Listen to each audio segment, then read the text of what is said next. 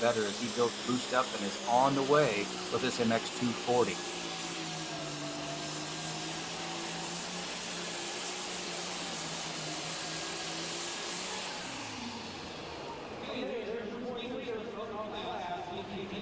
And he has been running very strong in this points race. You think about coming in here, he is your points leader in our Midwest regional points. He has a couple of strong finishes, 2 seconds, one at Tampico and one at Terre Haute, a win as well in Tampico, and he came in with a 29-point advantage. So he draws the option, and Austin, as a puller, a competitor, you watch that, you're going to look at a few things, but what is your take on that? Well, it's a little tough. There's a little bit of added discussion here because he comes in as the points leader. But it looks to me like he drifted a little bit to the left side of the track and had to get on the brake a little bit. Tractor seemed to be balanced pretty well. The front end wasn't too high in the air, so he's going to have a decision here. It gets a little harder as the sun goes down. Is the track going to get better or is it going to get worse? I guess we'll find out. Yeah, absolutely. And I think that's one of those things, like, you start to evaluate it, and there are many things and factors that you have to talk about. You said right off the bat, did he hit the brake? Was he drifting too hard? Did he pull his gear? That's a question a lot of times we want to ask. And what sort of happened there? Did he successfully do what he wanted to with the setup, tire pressures, and those sorts of things? And as you dig a little bit deeper and you study that, it looks like he has made the objective decision. He's going to do better later. So he's going to drop to the bottom of the class. He'll come back last. And this is a class of 21 competitors, I believe, that we have. Now we're going to come back to the starting line in our Super Farm class. We make our way to Cottage Grove, Wisconsin, and this is a really, really tough running international. For many years, sort of a 2-tractor team for the Vinny family that were coming our way, and now, of course, Dan, the only one running right now, out on the full tilt here with this international. So he gets that same option, and we see exactly what he decides as he's building some boost up. You watch him with that hand throttle exactly what he wants to do, drop the clutch, and we are off. Front end comes up because he gets that green flag from Jackie Kmetz, and now we're just burning down the track, and we are sailing. As you can see, Jerry Nelson hightailing it on the big end of the track, and I don't think he's going to have to make that decision, Austin. I think we might make it for him. I think they're going to make that one for him. I'm sure they're going to reset the sled and heavy it up. And interesting for Dan, he's the test puller on the first class of the first night. But he's a 2017 winner at the Vanderburgh County Fair, so he's got some winning notes to look back on and try to hit his setup right off the bat. Yeah, absolutely. And like, you think about that, I mean, obviously, for you guys, for your years, pro stock pulling, modified pulling, mini pulling, so 3 of the 6 classes that we feature here tonight in competition, you have driven 3 of those vehicles. You have an understanding of what it's like, but somewhere in your little black book you have a note, of how did you do at this, and what did you do, what kind of setups did you have. And this guy right here, when he won in 2017, he was on his way to becoming a Champions Tour points winner. He had a tremendous year that year, a lot of success as he powered down the track right there. So we go back to the hot farm side. Our next entry coming in here, that John Deere 4440. It is known as Constant Aggravation. Ronnie Cole coming out of Arcola, Illinois. You mentioned, Miles, those previous setup notes in that little black book every puller keeps. I think that's one thing the average fan probably doesn't know about the game, that all these guys have a little black book or an Excel spreadsheet on a computer, and they're recording everything: gear ratios, tire pressures, what sled they pulled with. Was it a draw track that year? Were they early in the evening? Were they late in the evening? Had the sun gone down? All kinds of little notes they're keeping. Now you can see right there, this is a perfect vantage point for us to look straight into the box of that sled that Logan operates. And obviously, folks, each of those suitcase weights that we will put on that sled weigh approximately 2,000 pounds. So you have 4 of those weights currently in that weight box. So we're going to talk about approximately 8,000 pounds in the box itself. And as we make our way down the track, obviously that box is going to top off, and when it does, it's going to have even more weight to think about it. That sled itself is going to be somewhere between 30 and 32,000 pounds. So just a rough estimate, we're going to say about 40 to 42,000 pounds for the Super Farm tractors currently. As we go back to the starting line, and the John Deere 4440 having a little bit of a problem on the starting line. It looks like we will take him back, give Ronnie a second opportunity here out of Arcola, Illinois. Conditions plenty warm as you expect here in Vanderburgh County, Indiana. Again, Evansville, Indiana, southwest corner. They refer to it quite regularly as the tri-state, as it is approximately right here where you are at this fairgrounds. You are approximately a 20-minute drive or so from the Illinois state line, and you're approximately a 20-minute drive from the Kentucky state line and being right there in Henderson, Kentucky. So right there in the tri-state, the heart of it right now, as we watch some more work happen here with that throttle hand. We're going to get ready to go underway again and give opportunity number 2 here to Ronnie Cole with this John Deere 4440.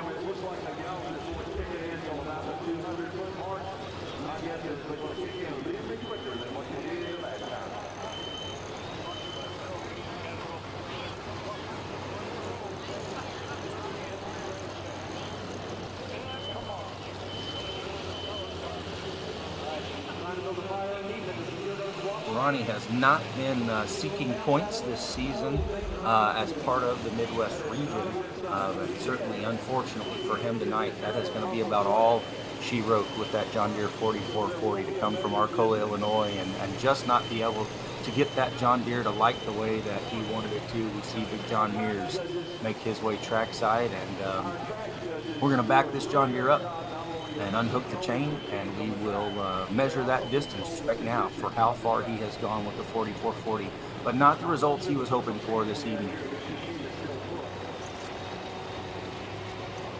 Looks like there might be a little issue with the throttle cable. Looks like he's pushing that throttle forward, but the tractor is not responding. Yeah, very well could be the case, and so let's talk about that. You know, most folks that if they're just tuning in here tonight on YouTube at the present time may not be aware of how that works, but how much practice does it take, and how much of a challenge is it to get used to a throttle that you utilize your hand for, as opposed to those of us that drive a car with the accelerator and gas pedal? It's certainly different. Tractor pulling, one of the motorsports that uses a hand throttle on all vehicles as a safety precaution as well, but it is certainly something to get used to as you're driving a diesel tractor, where not only are you focused on that hand throttle and getting your RPMs up, but you also got to focus your left foot on letting the clutch out all in perfect timing. We'll go back to the starting line with the Thunderstorm, and it is the newest tractor to come our way out of Franklin, Indiana, for Michael Snepp. Michael is a 2-time winner here in Evansville, Indiana. He captured his first win in 2014, and then again he won in 2019. He is one of the guys that's currently in a tie for all-time wins in the Super Farm category in Evansville, Indiana. So certainly a guy who's got some notes. Franklin, Indiana, if you're wondering geographically where that might be, I-65 between Louisville and Indianapolis. If you are heading north from Louisville, it would be just before you make your way into Indianapolis, just about 10 or 15 miles outside of the city. Again, this is Miles Krieger. I'm here with you tonight as part of the live stream on propulling.tv, and for those who are currently peeking in right now from YouTube, we are glad to have you with us. We are making our way through Super Farm tractors on the grandstand side, Hot Farm tractors on the infield side, and I am joined by Austin Boyd. Again, like I said, an 11-time winner on the Champions Tour across a couple of classes, winning in the modified and in the mini class many times over. So Michael Snepp, a good one. This John Deere 4455, known as the Thunderstorm.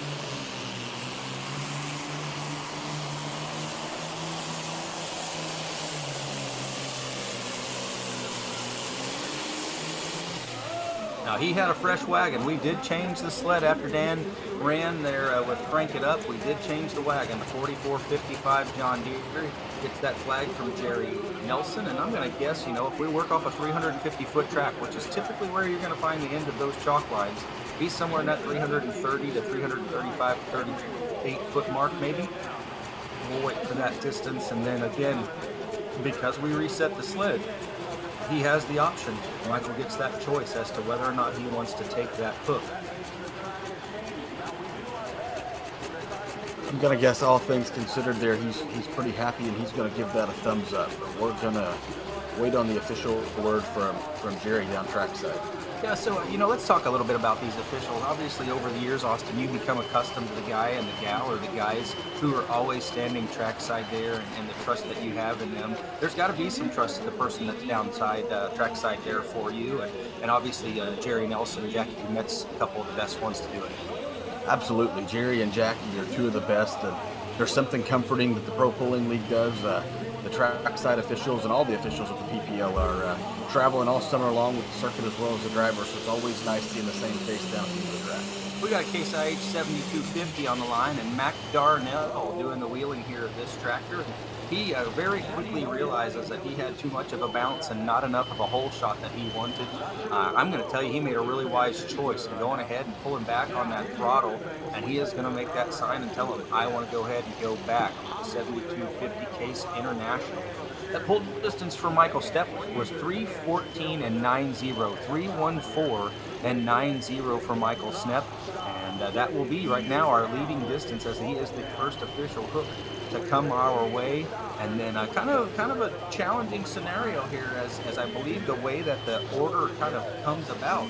The gentleman who is driving this very hot farm tractor is scheduled to be doing the driving of his maximum overdrive over on the super farm side as well here very soon. So we may have just a slight delay in the movement of these two tracks, as we have to wait just a little while possibly to let Mac make one pass to the other. You don't typically see this combination of driver where you have somebody running in the hot farm and the super farm class maybe, but we certainly understand that Mac, a guy who runs a business there in Cynthiana, Kentucky, he might be working right here with a customer with this foul play entry as well. The Pro Pulling League continues to be the world's largest truck and tractor pulling sanctioning body, featuring 250 plus sessions of competition across 20 states through the Champions Tour, Hartz Diesel Silver Series, Champion Seed Western Series, the AP1 Insurance Midwest region, which we are featuring right here with our hot farm class, and their member states. For the latest in news for the Pro Pulling League, stay tuned here. Of course, you can go to propulling.com and follow, of course, on social media, all of the platforms, Facebook page, on Twitter at Pro Pulling, or on Instagram at Pro Pulling League. On YouTube, of course, the Pro Pulling League right there as well. We offer exciting truck and tractor pulling action from all the past events, as well as we launch the 7250 foul play off the line, and Mac Darnell on his way here.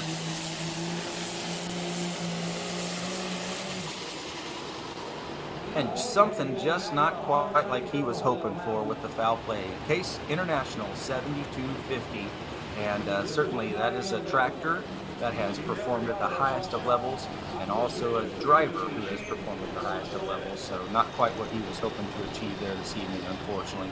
Again, folks, if you are watching on YouTube, we are glad you are here with us. We are going to end that stream here in just a little while for you, the live look in, and so make sure you join us at propulling.tv. Come and join us and watch this stream with us here as we continue to make our way through some fantastic competition. We have 6 classes here tonight. 1, of course, is part of the Midwest region, and then 5 is part of the Hot Shot Secrets Champions Tour with our friends from Pro Pulling.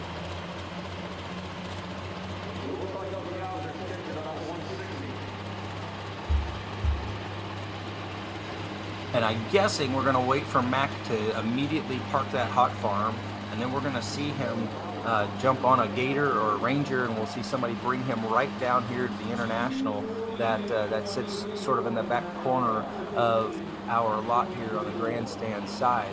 He is going to be our next competitor, bringing the maximum overdrive. You see Crank It Up on there in that number 2 hole. He had the option, and he is going to come back, I'm guessing, later in the class.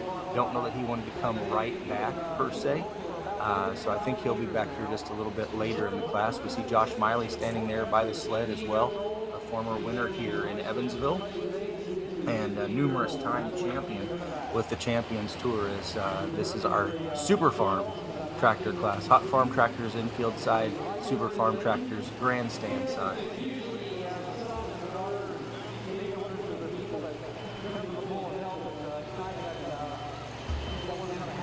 Austin, for many years, you went out and you traveled all across the country, chasing the points in these Champions Tour events. And Evansville, Indiana, we would categorically call your hometown pull often, based off of the schedule. So you may find yourself in Wisconsin. You may find yourself numerous times in Illinois. There were times where you made the trip to North Carolina. There were times where you were in Central Ohio, all across the Midwest, and even down south to South Carolina, North Carolina, and states in between. But then you get to come right here and you pull just 75 minutes from home. A pretty neat venue and a pretty special place for you. You think about your history there in Evansville. For sure, it's always always fun to get to pull local and pull close to home because unfortunately, as you tour the national event, like you said, we're all over the country, so it's not like you're in your backyard every weekend. And one of my favorite things about going to Evansville is there's not many pulls on the Pro Pulling League circuit that pack the stands like the fans in Vanderburgh County do. They show up early and they stay late. And this isn't the only pull they host down there at the Vanderburgh County Fairgrounds. They were there last night, pulling on 3 tracks of action with some local NA tractors, hot farm tractors, and some antique tractors. So one thing about Southern Indiana, they love their tractor pulling. Yeah, that's a very true statement. There's no question, and certainly it's become such a place to, for many to want to go. And many people have cut their teeth in Evansville. They've started to drive more and more and more. And several of our local folks here in this hot farm class have proven how successful you can be on the Midwest Regional Circuit while leaving straight from there. So, sadly for Mac, he runs straight from one to the next. He jumped on that Polaris with Christy Asher, and she delivered him right back to the starting line as he comes now back with the maximum overdrive. Not a lot of opportunity to kind of evaluate both tracks and really consider even more what he wants to do per se with his setup, but give him the opportunity now to back right in and get underway with what has just really kind of been a very constant in the super farm class over the years. He has been a very, very solid competitor and one who, for many years, campaigned a couple different tractors out of Cynthiana, Kentucky, with his son Clay and his daughter Brooke doing some driving as well. So, for many years, this guy has been in the game, numerous time champion and event winner. You go back in the archives for Mac, and he has some wins here to his credit back in the day of the ATPA. So you even have to go back into the archives just a little bit deeper to find his successes in Evansville, but one who has been a winner on a couple of different levels here with us as we bring the maximum overdrive to the starting line.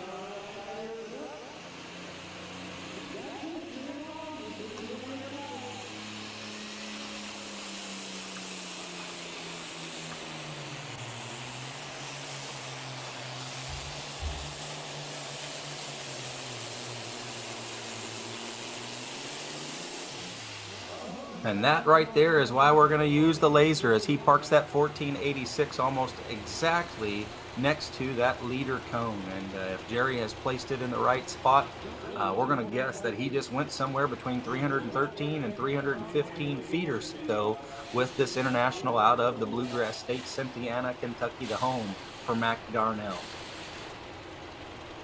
You know, as the years have gone on, others have gone and utilized Mac's dyno or utilized another dyno, but Mac owns and operates Darnell Dyno Service in Cynthiana, Kentucky. So he comes in, and while there only been a couple tractors running in front of him, he's able to utilize that dyno and know exactly what he's working with before he hooks to the sled.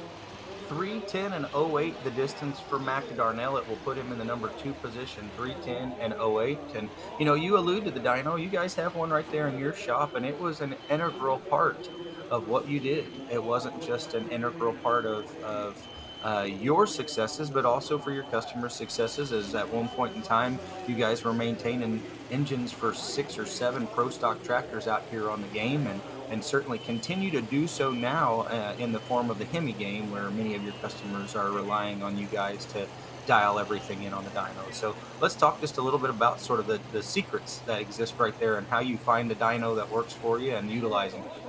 Well, the one unique thing about tractor pulling versus, drag racing or circle track racing, there's no practice laps. So you get out there, you get hooked up to the sled, and your attempt is your attempt. So bringing the dyno to the sport of pulling has been a huge game changer. It's allowed people, regardless of the class, to hook a motor up to a dyno and test a fuel pump or test a turbo or test a different fuel setting and have instantaneous results right there at the hit of a throttle. It comes with its own risk. You might pop a motor on the dyno and not even make it to the track, but a huge advantage in terms of knowing setups before you get to the pull and doing your own R&D before getting out on the track. Off and running here with Horseplay and Daniel Bugg out of Fredonia, Kentucky. He has been a fixture here with us the last couple of years as part of the Midwest Region Hot Farm class, and You start to think about our sled setting and where we're at right now. We've had that one official hook at 240, 42, and 34. That, of course, the foul play of Mac Darnell. And with that, we should have a new leader. We're going to set a leader cone down there for Daniel as he makes his run out of Fredonia, Kentucky. John Deere, known as Horseplay. We did have a couple of scratches, and obviously that 283 and 37 now will be our distance on the leader cone. 283 and 37. Mac Darnell number 2 at 242 and 34. As we bring our next Super Farm tractor back to the starting line now on the grandstand side, that of course will be Josh Miley. And obviously, Austin, you and I have kind of grown up watching Josh Miley and understanding what Josh Miley's capable of. He has been one of the most tough outs in this Super Farm category with the Pro Pulling League the last decade for sure. Yeah, Josh is a several-time points champion on the Champions Tour with the Super Farms, but this is also being referenced as Josh's hometown pull, and they always say the hometown pull is the toughest pull to win, and Josh has been coming here many, many years and only picked up one win in 2016.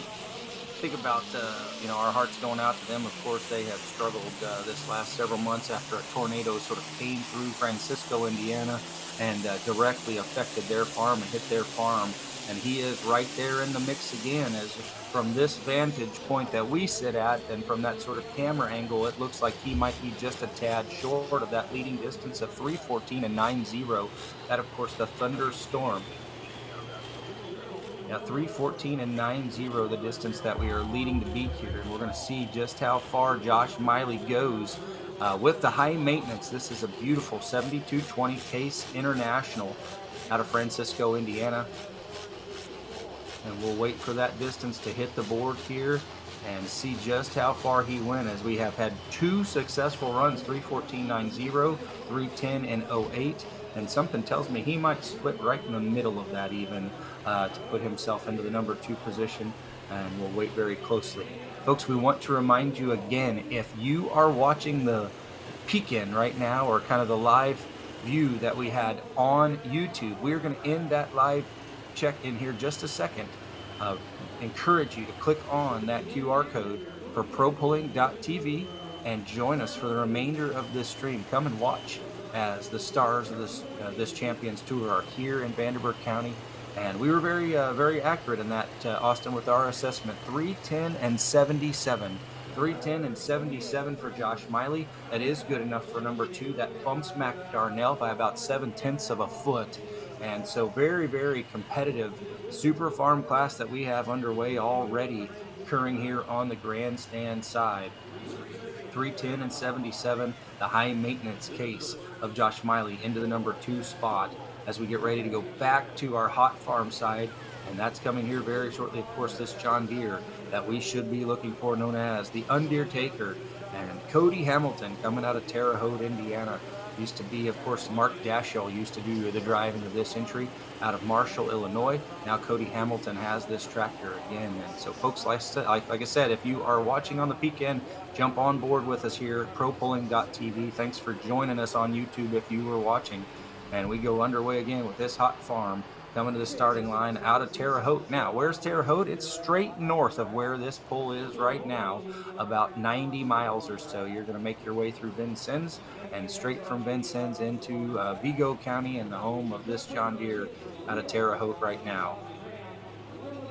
The Undertaker has been a fixture in the hot farm class over the course of the last 10 to 15 years when you think about it.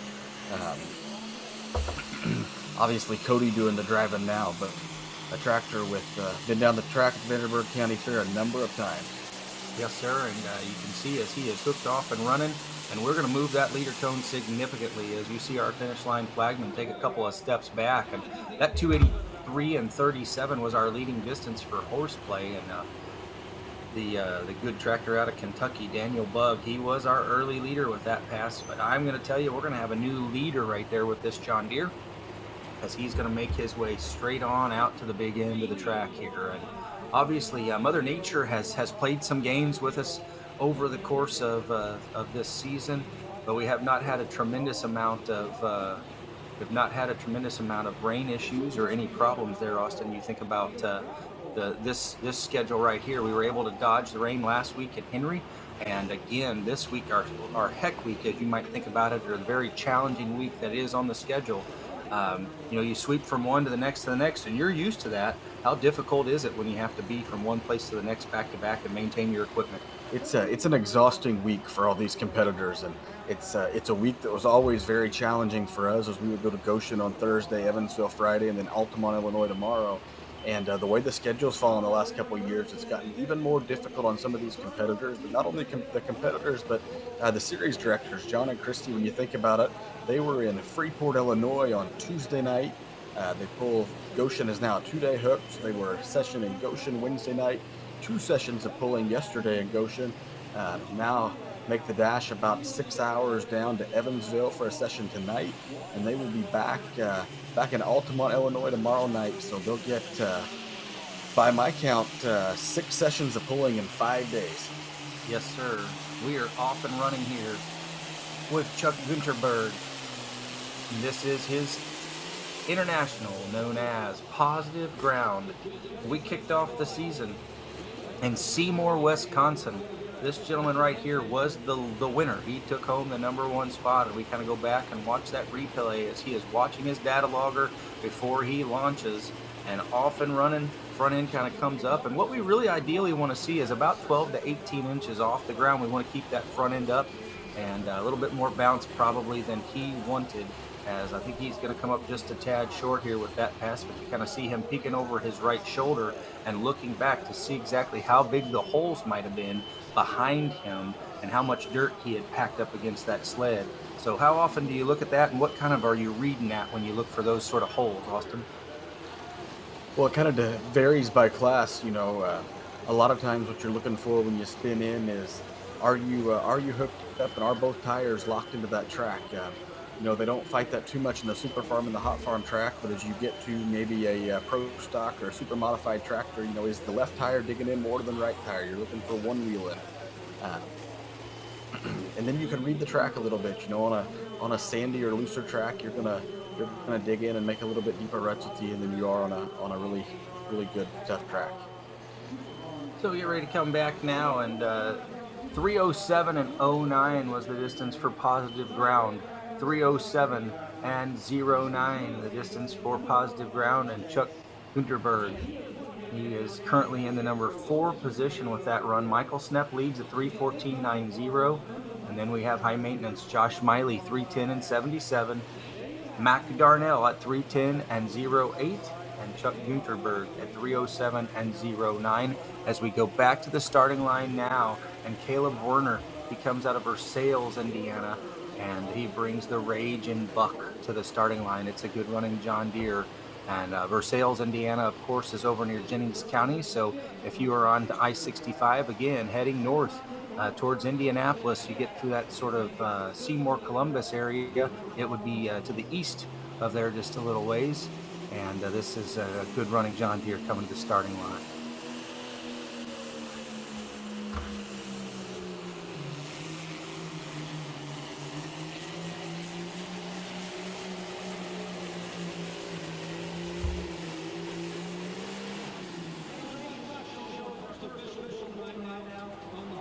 Well, the Raging Buck is going to make a big pass with that John Deere 8430, and I believe we may have changed our sled setting after running a few of those tractors. We had both the foul play and the horse play entries who were back around that 250 foot mark or so.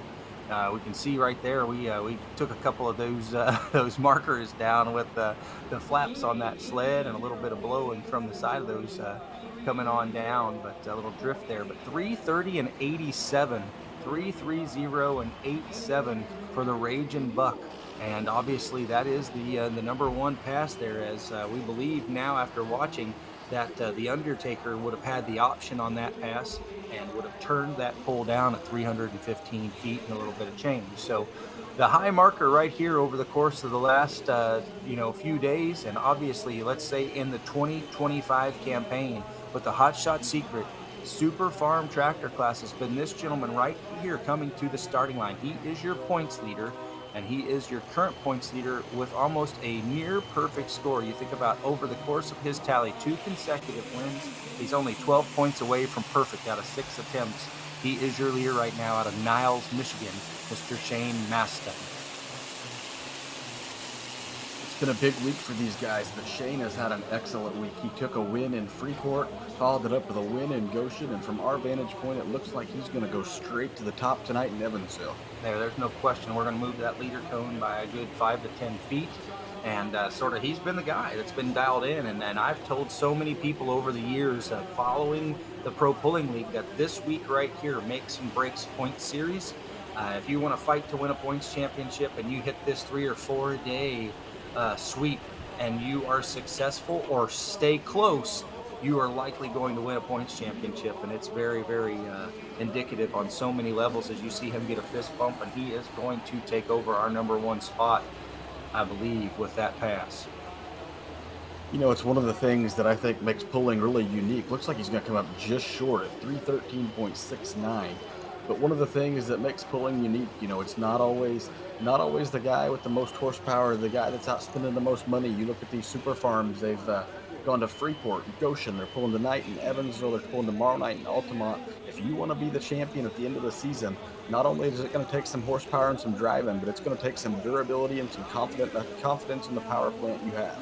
Yeah, you guys obviously, you did some testing, you did some work to make sure that everything was dialed in on all of your equipment. You dynoed, and you also did some, research and development testing for some of your vendors. You guys created wonderful partnerships over those years. So we go to the starting line, and this is the maximum throttle. Philip Rinke coming out of the state of Indiana. He comes to the line now. Calls this tractor maximum throttle. Dale, Indiana, his home area. And so for Dale from Evansville, you're going to head just east towards Louisville. As you make your way down I-64 towards Louisville, you will definitely see that Dale exit right there, heading towards Holiday World from Evansville. And Philip makes his pass with the International. Front end up there and kind of carries it just like he wants. You're kind of wanting those rear tires to sort of sit under your tush just a little bit as best as you can. He makes his power come to the track there.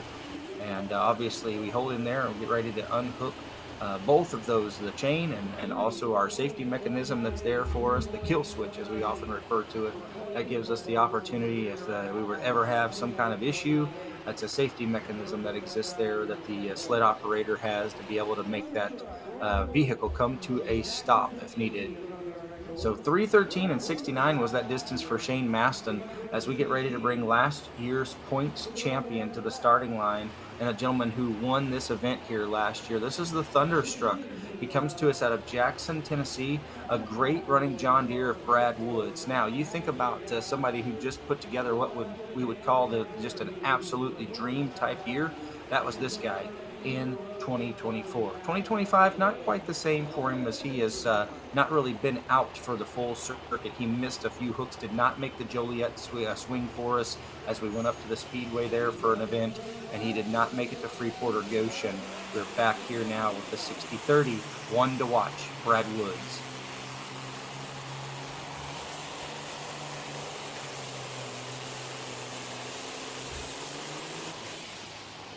And that leader cone stands strong again as our leader from the option at 3:14 and 9:0, the Thunderstorm of Michael Snepp. And maybe that's the one who is going to separate himself and take home his third win at Evansville. Maybe he becomes the first 3-time winner in the Super Farm category, as several competitors currently sit there in what we'll call a tie. Michael Snepp, Nick Score, Troy Schradel, Brian Barman all have 2 wins to their credit over the last 20 years of pulling in Evansville with the Pro Pulling League. 3:01 and 59, 3:01 and 5:9, and that puts Brad into the number 6 position with that shot in his John Deere 60-30. Brad Woods. He is a guy who for many, many years supported the Mid-South, which is a pro pulling regional state level organization, a member state that belongs to Pro Pulling League rules and follows them closely. Obviously, after many, many years of running there and following so very closely in the point side of things from the Mid-South, he jumped up and came last year for a full commitment on the Champions Tour, and he did very, very well as we get ready to go back to the starting line again.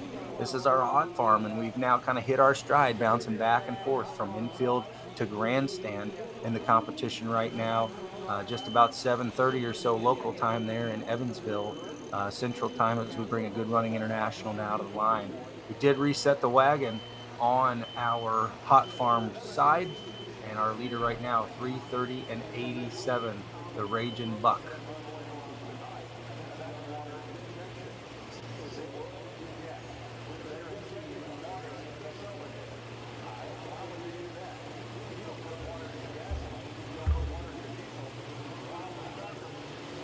Should be looking there, Brian Rexing, as he is going to launch off the line with his international.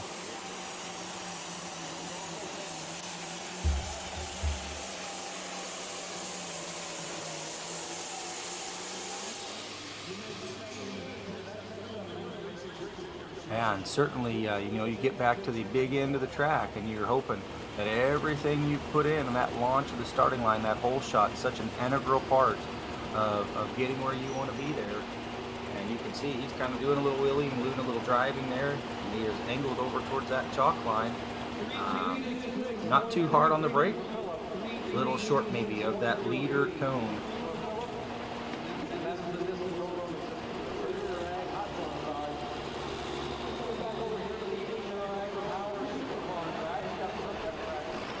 International 1066.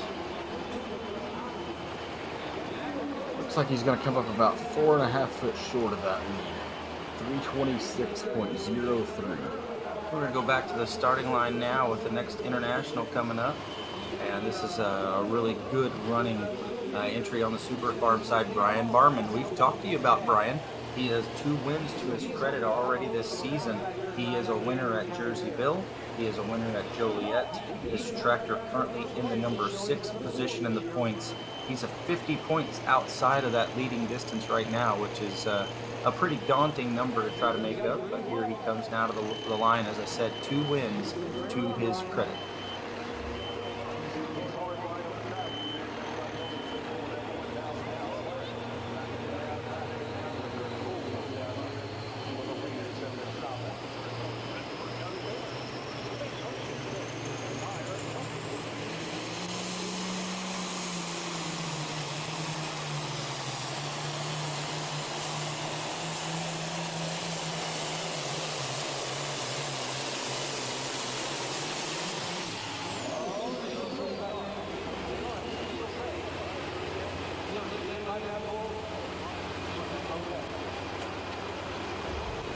Here we go now, and we watch that sort of distance come our way for Brian Barman, and hooked up, and he is off and launched. Kind of did exactly what he wanted to do, and so the balance of a Super Farm tractor probably just a little bit different as you kind of see that rear tire balance, and that's not necessarily something they always want to see, but not sort of characteristic of what you would think about in a pro stock class, where quite often you just launch and carry those front tires 12 to 18 inches off the ground. Super Farm's not going to quite be weighted that way, as we hook Brian Barman at 308 and 96, 308 and 96. That puts him in the number 5 position as we've reached that halfway point in our class. We should have 7 remaining here in the Super Farm side, and then next coming into the grandstand should be mini rods. And Austin, let's talk. You are a young man still, but you are a historian of this sport. And obviously, you grew up watching your dad and your granddad and your uncle running pro stock. Very similarly what this young man right here grew up doing. Yeah, I'm not going to lie. This might be, I might have to show a little favoritism. This might be my favorite tractor to go down the track tonight. As you think about the roots of the nightlife, a long time driven by Scott and Sharon Typen, and Scott and Sharon's dad, Phil, who we lost far too soon, would be smiling down. Proud grandpa of Brody. Brody actually was in Evansville last night with the Battle of the Bluegrass Series, in which he got the win. So he's got a little bit of track data coming in here. He just up to Evansville tonight. I believe this is his 2nd year doing some driving, so a relatively newcomer, but a young man who has just grown up with the sport of truck and tractor pulling. He's currently sixth in this points race and has been in the mix there many, many evenings. He come out of Crothersville, Indiana. Again, we're going to talk about Seymour and sort of that center point on I-65 coming up between Louisville and Indianapolis. And obviously, this nightlife tractor is such a rich tradition. His dad and his aunt doing some significant wheeling. It's now back and running great as a hot farm. John Deere 4450. And that's kind of what you want to see, sort of skim the tires there at the start. And he's got a head of speed, and we're going to move that leader cone. There's no question about it. Fantastic job. I don't think you could change a thing about that. No, he's going to be pretty satisfied with that one. Obviously, we'll wait on the laser to tell us how far by, but looks like we're going to move that leader cone by maybe 5 or 6 feet. You know, you think about that as that 330 and 87 might have seemed like a little bit of a daunting number when it was laid out there by the Raging Buck, but my goodness, a really, really nice pass for the nightlife, and we'll wait and see just how far Brody went with the 4450 John Deere. But you see Jerry grab that leader cone, and Jerry Nelson will move that cone to the south just a few ticks.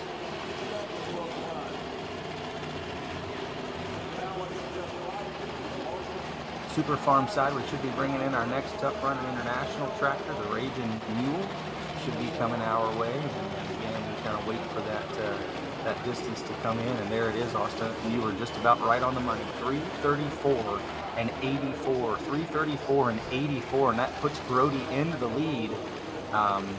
You look down the list, pal, and my goodness gracious, there's another 20 or so tractors that we're going to have coming out here yet. So by no means are we going to get Brody to win just yet, but he is the leader, and that's sort of what you want to do when you drive off the track, is be in the number one spot.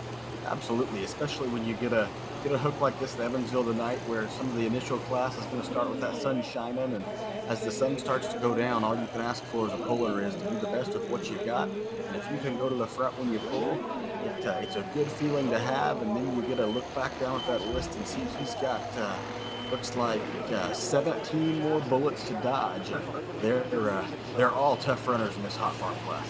Go to the line with Clay England out of Madisonville, Kentucky. That's straight south of here on 41 between here and Hopkinsville, Kentucky. You'll come through Madisonville and now I-69, kind of that corridor that they have created on the interstate. The Raging Mule, Super Farm International, and a good run, 1466 International. I haven't seen this tractor very many times go out and compete, but we welcome them to Champions Tour, and so glad to have him. I think he's going to have to work that brake just a little bit, as his launch took him pretty hard to the right there, right off the pit. And anytime you're going to work on that brake, it does challenge yourself some. But I do want to ask you that question from the driver's perspective. I learned something last week at Henry as part of the Champions Tour. There's really one lane sort of that infield track that you need to be at. And when Tyler Swall finished his pass, I asked him, were you on the brake? And he said, absolutely. He said, I had to be on the brake in order to keep it over there, but it did not seem to affect it. He picked up the win. So how often are you doing that, where you're kind of massaging the brake just a little bit to keep the tractor in the right spot? Yeah, it's really interesting you bring that up, Miles, because that was getting ready to be my comment. We've run 8 of these super farms now, and there's something that these drivers are seeing they like on the right side of that track, as they've all been in that lane. And it just depends, kind of. Obviously, we're not on the ground there, but you get a track that maybe it has a dip in it at 150 feet, or maybe the left side of the track is wetter or drier than the right side, and just the groove tends to be that right side. It looks like. And there are times, as silly as it sounds, you might not want to be on the brake to win a tractor pull. But if that right side of the track is drier, and there's a wet spot in the left side of the track, or there's a hole in the left side of the track, you're better off to ride that brake and stay down the right side than you are get off in the wet spot or the hole. And just as you referenced last week, Henry, with Tyler Slaw, that appeared to be the case. Yeah, it's just something you don't really typically think about, because as an announcer, far too many times I've been guilty of saying, well, he hit the brake and that cost him. In this particular instance, working the brake helped him stay in the spot that he needed to be. We're going to bring Justin Kaiser to the starting line now. This is a John Deere 4250. Comes to us out of Needham, Indiana. Needham is just northeast of Franklin, east of Whiteland in Indiana there, central Indiana, up towards Indianapolis again. This 4250 John Deere, and And again, one of the things we're going to talk about is the ground speed these guys are starting to find. It's really, really coming there. And you think about Brody Titan's leading distance. My goodness, the whole shot and the ground speed that he had was significant there over the course of that first 150 feet.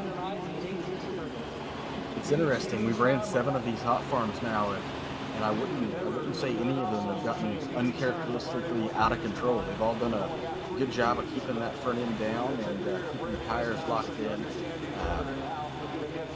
Probably a little heavier than you'd like there, but a nice A to B under control pass.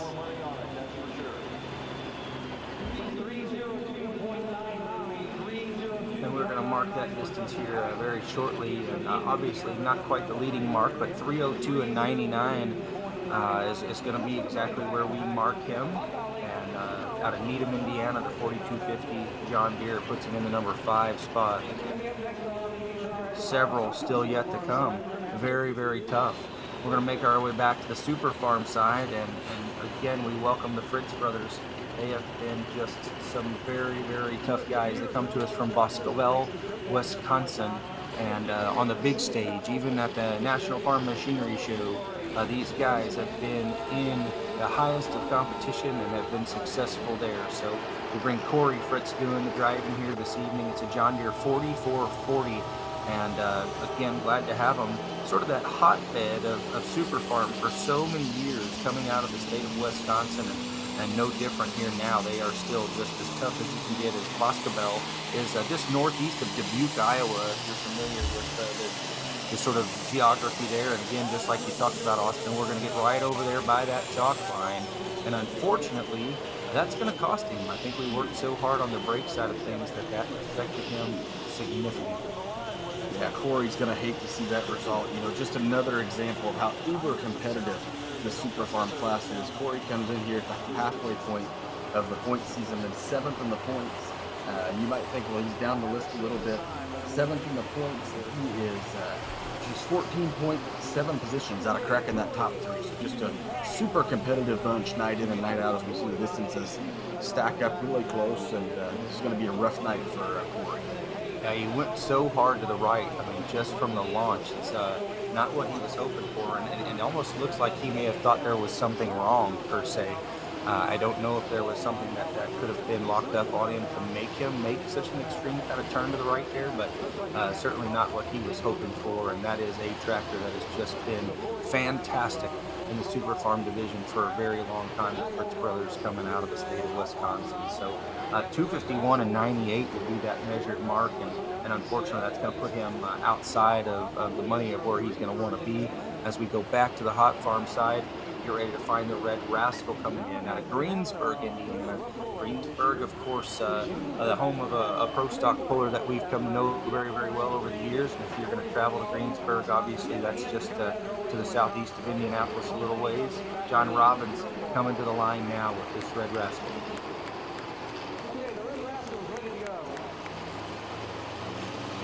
Just as a little bit of a housekeeping update for you folks, we did reset the sled after we had run 3 tractors here this evening in this hot farm class. Those 3 tractors are all going to come back at the bottom of this competition. So we're getting ready to bring them back in just a little while, obviously a little bit later in the class.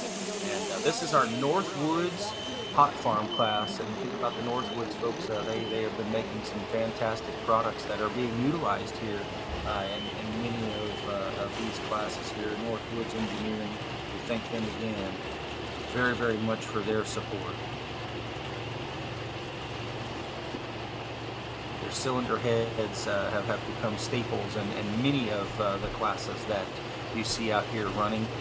We made the pass with the Red Rascal. It is good enough to go into the number 3 position at 3:28 and 73. 3:28 and 73, good enough for number 3. Your leader continues to be Brody Typin, 3:34 and 84 on the Family's Nightlife tractor. And obviously, historically, pretty neat there to think about that and all of the success that his daddy had for many, many years doing the wheeling of that tractor.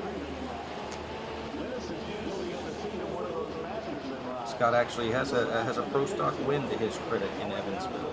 That would have been back in the days of the other organization, the ATPA at that time, in the late 90s, early 2000s. Scott was a winner in the super farm category. But, pro pulling started in 2006, so we quickly approached celebrating 20 years, and that is awesome. I saw him standing trackside there just a little while ago in a fire suit, and obviously that helps us a lot to know. As Dennis Miller comes to the starting line, we just saw Josh Miley back him in. This is the second of the two tractors that kind of come out of that stable out of Chandler, Indiana. This is the Never Say Never entry.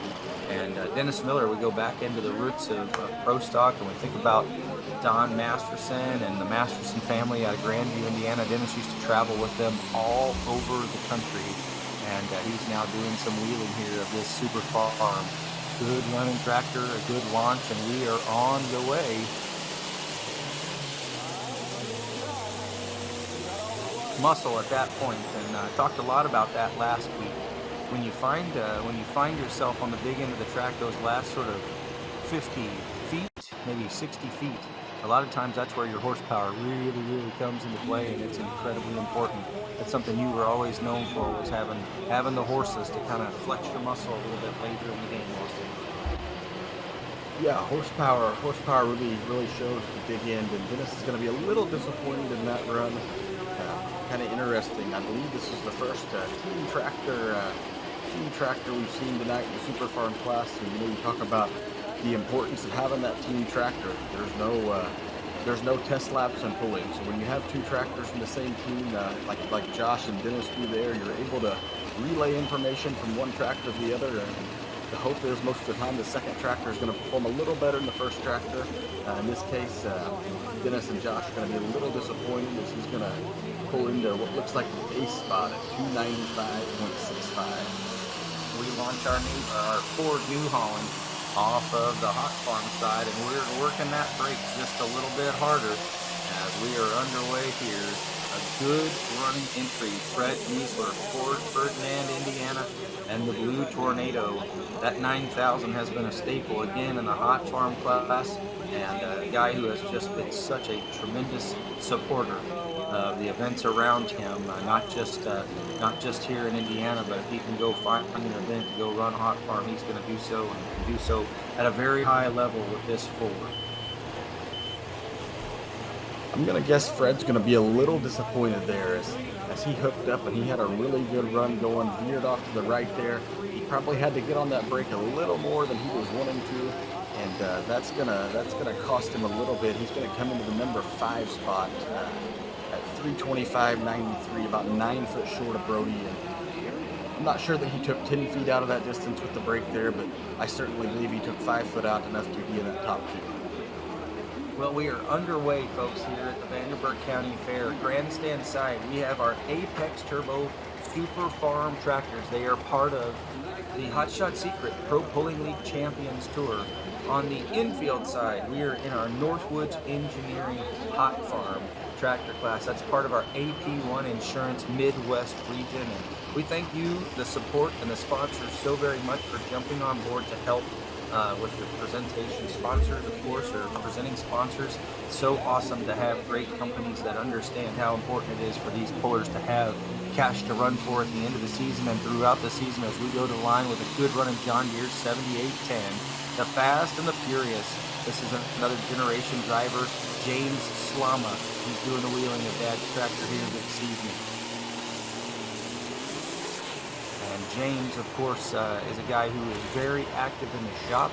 Family owns and operates a couple of John Deere, actually 3 John Deere dealerships up in Wisconsin. And then in the shop, they have a dyno and do a lot of work on a lot of these tractors. And this is a former champion, one that just continues to be a big threat. And over the years, we've had several different drivers here over the last 3 or 4 years as James's niece, and we've had several others who've done some driving. 303 and 61. 303 and 61. Putting him in the number 7 position there. The John Deere 78N. James is going to load up and head to Altamont, Illinois tomorrow for the next swing, and when he gets back from Altamont, not only is he going to have his pulling cap on, but he's going to take it off and he's going to put his promoter cap on. As the next hook for the Super Farms after Altamont will be the Hillsboro Charity Pull, one of the best events of the year for the Hot Shot Seekers Pro Pulling League. Don, James, they've done a great crew. Sally up there have done a great job building that into really a marquee event of the Hot Shot Seekers Pro Pulling League. Yeah, I couldn't agree with you more, Bud, as you think about just how tough it has been over the years. And that's been one of those where you seek the opportunity to win the belt buckle. And they have done so on many occasions. We back the next international to the starting line.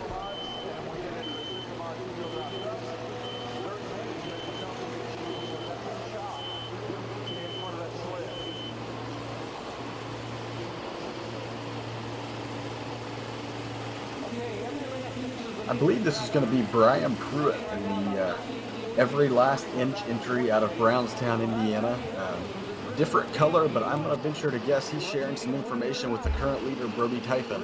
I know close families over there in Brownstown. It'll be interesting to see if he can get it out there with Brody.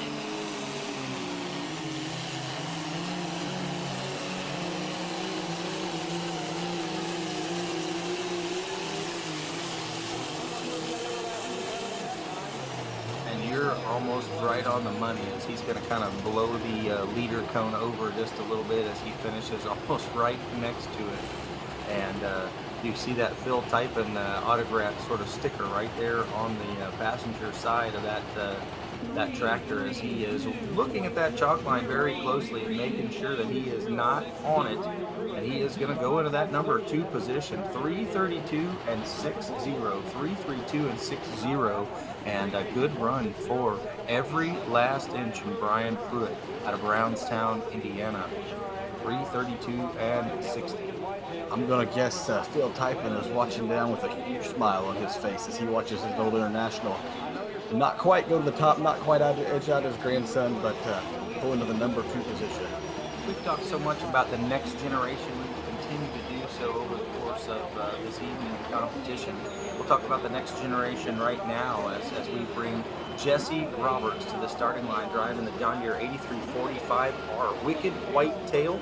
And Austin, obviously you were one of the next generation. At one point in time, you strapped right into the tractor that Dad or Granddad had driven, and now he gets to do so. A pretty neat deal. It's really cool. Jesse has obviously grown up his entire life traveling the country with his dad, Jeremy, watching that Wicked Whitetail go down the track. And I can promise you, speaking from experience, there's nothing cooler than Jesse being able to sit in that tractor that Dad drives. He's watched all these years and get to take it for a spin himself. You think about all the times that you watch pulling vehicles go down the track, and you sort of thought in your mind, what could I do and what would I do different? Get that opportunity now, and then obviously he's getting that chance.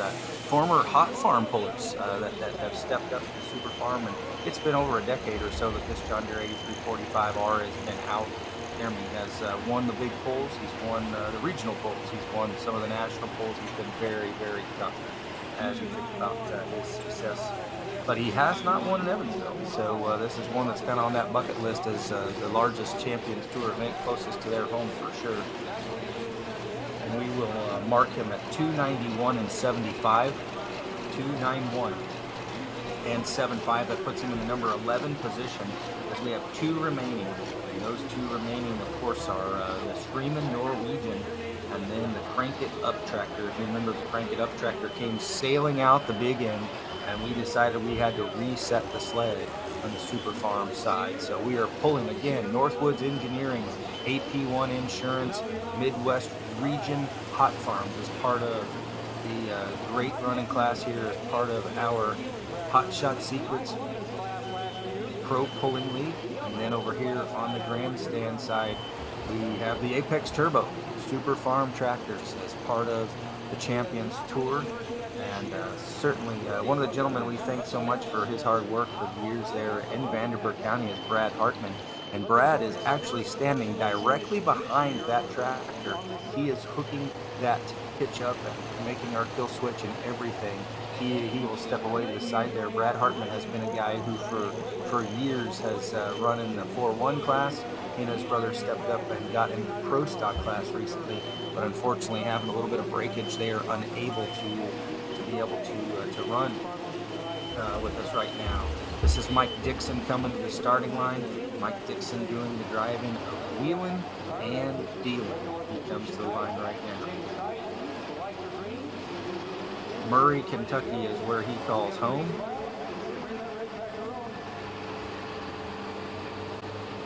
And if you were to dig back into the archives, Austin, I am pretty sure that this guy right here might have set the high water mark last year at this very event. We're going to go back and look real closely at our results and study it, but I'm pretty sure he was the one who had the winning distance when all of the dirt and dust settled in Evansville last year in a very deep class of competition. And we dig there just a little bit deeper to make sure that I am telling you proper, but I'm pretty sure he was your winner, and he was. He went 3:28 and 82, and he was the winner last year in our Vanderburgh County Fair Midwest Region event, hot farm class. And last year's numbers significant again in the competition. You think about just how many they had in there. We had 22 of them in competition again. It's pretty fair on the number again, right where we're at. And we're going to change our leading top three. The distance to be in that top three is going to move for the high water mark just a little bit more. 3:31 and 60. 3:31 and 60. We go back to the starting line, and we should be bringing that screaming Norwegian and Sean Boyd to the starting line. Punky moves himself over the side of the track. Of course, that's Nick Score, a two-time winner. He is one of the partners on this tractor. Sean Boyd, Justin Johnson, and Nick all do wheeling and driving of this great running machine coming to us out of the state of Wisconsin. Stoughton, Wisconsin is the home for Sean. Leading distance 3:14 and 90. That was set by Michael Snepp at the very beginning of the evening. First hook, 3:14.90 with the thunderstorm. Good launch from Sean Boyd, and we're off and running with that screaming Norwegian. That's awfully close. Awfully close. That is a Case International 3:40. I don't want to be the one to call that by any means at all, but we're going to have a new top three finish, we'll say for sure. And whether or not we've got a new leader, did he get by the John Deere? Does that mean Red will take home the win tonight? Or does it stay with the green right now? It's safe to say if there were any doubts about the track going away and it not being there for the taking, Sean just proved all that wrong as we wait for the laser to tell us whether he's going to go to the front or not. But it's going to be awfully close. Yes, sir. And I mean, you think about it seems like the sun's starting to set. We see that from this vantage point as well. And it's obviously made a big difference. And, you know, he needed to go past 3:14 and 90. You see it on the screen. He goes 3:12 and 97. 3:12 and 97, and that is good enough to put him in the number 3 position. So less than 2 feet separating our first and third tractors, and less than 5 feet separating our top 5 at this point right now, as that leaves us with just one super farm tractor remaining. The Crank It Up of Dan Benny coming in here to conclude our evening. We go back to the hot farm class now. Should be looking for our next competitor to come in, and there are several still kind of sitting back in the wings. This international tractor on the starting line.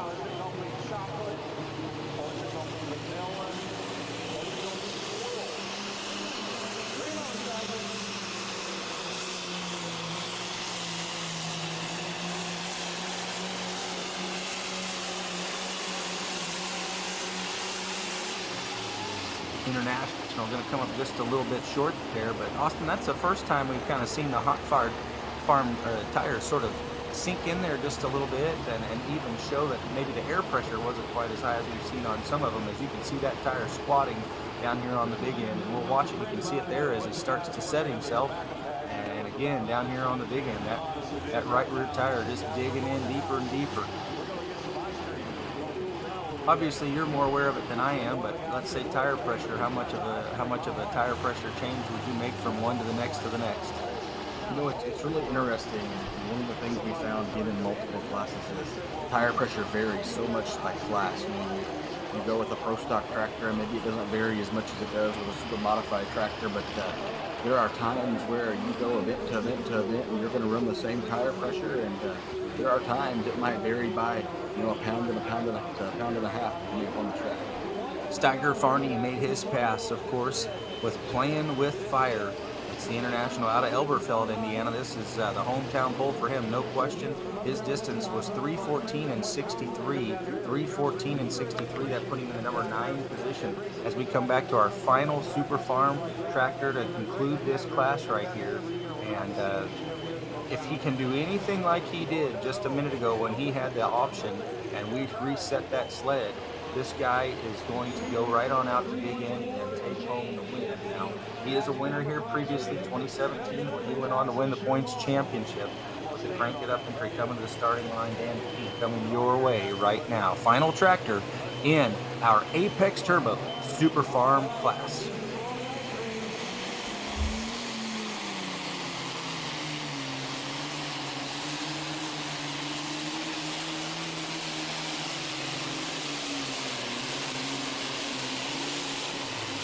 Maybe one too many bounces there in that first 100 feet or so as he kicked up pretty high in the air. That crank it up international. He's going to be on the short side of where he wanted to be this evening, and I think that means for sure that 3:14 and 9.0 is going to be the winner of Michael Snepp. And if that's the case, Austin, we get to update our winner's sheet here, and we will declare our first 3-time winner in Super Farm. And that is indeed the scenario. And we'll wait and watch, as you can kind of see a little disgust there on Dan's face as he drives away with his international at 297 and 65, 297 and 65, and that puts him number 10 in the competition with Super Farm class. 297 and 65, and that puts him in the number 10 position in the class. And we'll have a rundown here for you shortly, give you a general idea of what the top 10 look like in our class of Super Farm tractors, of course presented by our friends at Apex Turbo. We thank Ryan Selmine and family right up there in Michigan. They do a fantastic job with innovation and development and continuing to sort of push the limits with their turbos, and they're doing a fantastic job as we get ready to go back to the starting line with our next Hot Farm tractor. And at this point in the Hot Farm class, we've sort of reached the halfway point, just right at the halfway point, as we have run 10 of our 20 or 21 tractors that come in here next. I believe, correct me if I'm wrong, Miles, but I believe Michael Smith just made some Hot Shot Secrets Pro Pulling League history, becoming the first 3-time winner of the Super Farm class in Evansville. Yes, sir. That is a big deal. We have updated our sheet there, and we now have 3: Brian Barman, Troy Schradel, and Nick Scorer, all with 2 to their credit.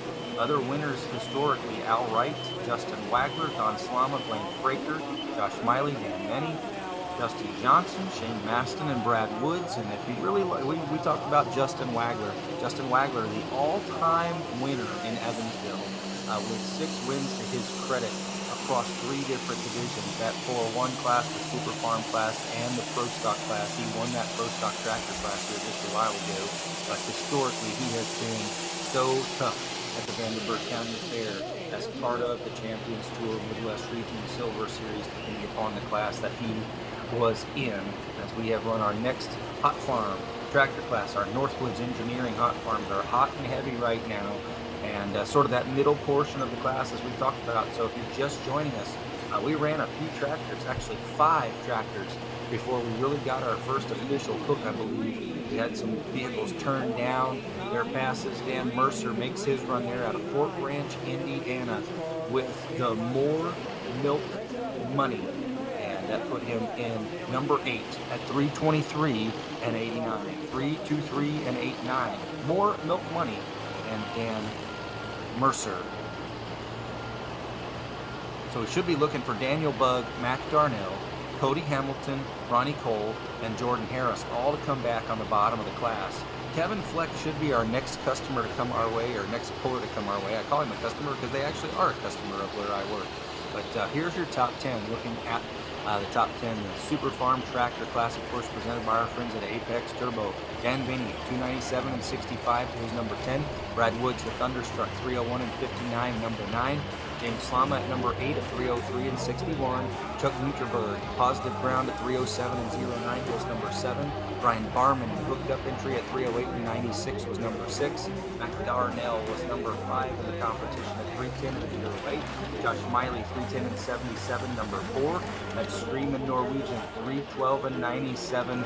Sean Boyd doing the driving.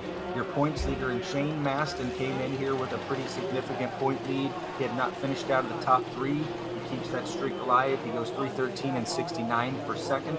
And your winner, and congratulations to Michael Snepp. He goes into that number 1 spot with the option at 314.90. Austin, when he made his pass, you said, you know what, I think he's happy about that. He'll keep it, probably drive off the track really excited about it.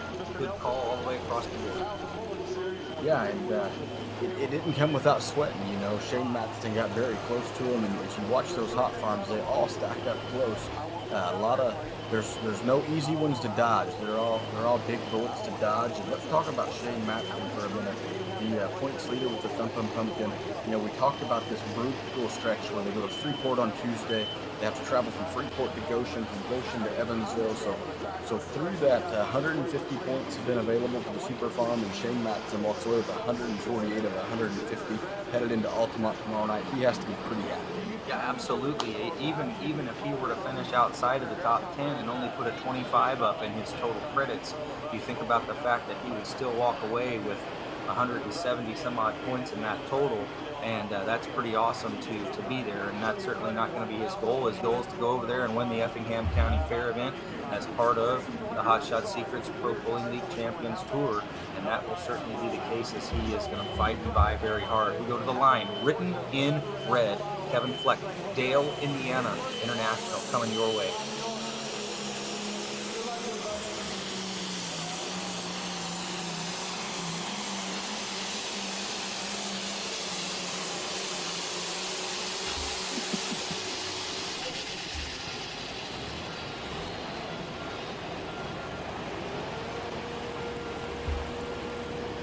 And we watch that launch and sort of look at exactly what he's doing. He's watching that data logger in his screen to kind of determine exactly what he wants to do and what his launch point's going to be. And my goodness, did he make a pretty violent right-hand turn again, where he had to stab the brake and do everything he could. And you know, if he were able to just launch, find that horsepower that he needed and the hole shot that he was hoping for, there's no question I think we'd be talking about a new leader, as he went 329 and 82, and he did all of that right-hand turn in that first 50 feet of the pass. So you want to be happy for sure with your pass, and it's very possible that that Kevin would be 329 and 82, just 5 feet out of the lead. Unfortunately, he is on the short side of where he wanted to be. As you can see, our lineup coming your way for the mini rod class, and it is getting ready to be underway here very shortly, straight from Goshen, Indiana, where we ran last night in competition. It is coming your way here next to a very, very good group of tractors. Last night's winner in Goshen, Indiana, we're going to talk a little bit about him. Tractor will hook in the number 6 hole. That, of course, was Tanner Nelson. And he is the third generation family member, of course, to come your way as part of the Midnight Motorsport team. It lists his uncle Jared as doing the wheeling of the tractor. I'm pretty sure tonight, the way the schedule falls, Tanner will do the driving of half past midnight. And we'll talk to you a little bit more about what kind of history was made in it last night and what all that meant for the family as we get ready to bring the mini rod tractors here to the starting line. And in this mini rod class, it is presented by our friends from SCS Gearbox, Mr. Craig Sage and his family. Thank you so much for your continued support. You see our sled just kind of switched out there. We went ahead and got rid of the big sled, and we bring the mini rod sled here. And Austin, as somebody who has grown up watching these events and of course has announced hundreds of events across the country, there are very few classes across the country that are as much of a fan favorite and followed as closely as a 2,050-pound mini rod class. Yeah, nothing screams excitement like 3,000 horsepower on 2,000 pound. When you look at the horsepower to weight ratio, I believe it is the highest horsepower to weight ratio in the sport of truck and tractor pulling. And these little things might look cute to the appearance, but they are nothing but when they get hooked to the sled. Yeah, for sure. There's absolutely no question about that, and it's been proven on many occasions that there's just some significant horsepower there. You can take a really wild ride. You can absolutely just throw yourself back in the seat and enjoy yourself as well. On the hot farm side, our Northwoods Engineering class coming to the starting line. This is Greg Lamb, the Black Viper. He comes to us out of Madison, Indiana. It's over on the Ohio River there. If you were to leave Louisville and make your way over through Jeffersonville and follow up Highway 62, you'd make your way straight into the Madison area. And this Black Viper 4455 has been a gentleman who has run kind of in a few different varieties. He has run in this class, though, most recently, and a very, very good runner, a knowledgeable puller in Greg Lamb coming to the starting line. Just winding things down here, just about 8 or so to go. Get ready to fire up class number 2 on the grandstand side of 4 pro stock tractors, modified tractors. They still sit and wait in the wings. Our mini rods coming out here next as well.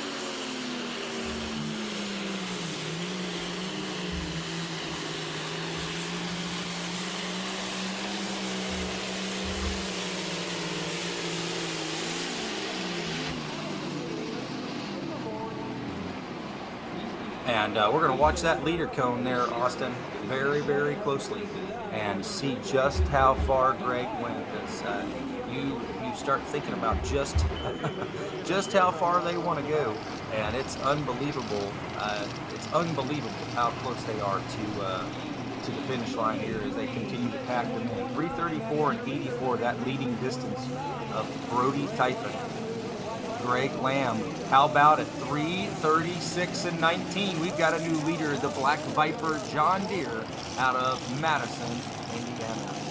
We just talked about it with the Super Farm class that finished up, but Greg Lamb and the Black Viper proven the track's still there to get down to that #1 spot in the Hot Farm class. We've got about 8 or so competitors to go. I'm going to talk a little bit about our friends at Hot Shot Secret. They came on board this year as the presenting sponsor of the Pro Pulling League. Hot Shot Secret's Diesel Extreme is the official fuel additive of Pro Pulling League.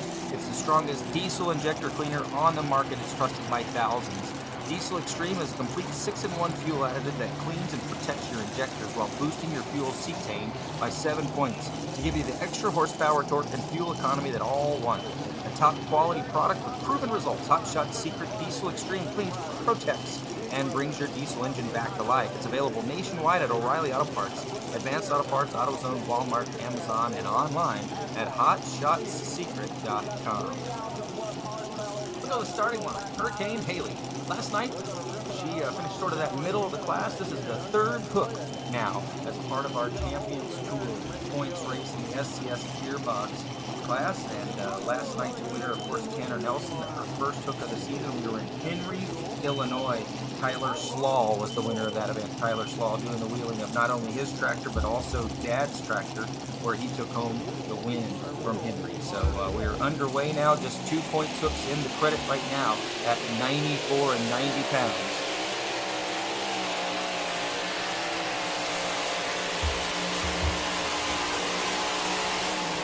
94 and 90 points, we'll say, sorry.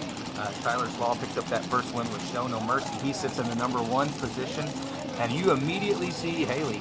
She is not going to waste any time. She was shaking her head hardly before she backed out of that throttle, and we'll watch that on the replay as she launches. And much like we saw so far in this Hot Farm class, she immediately went to that right chalk line, and she is standing on the brake.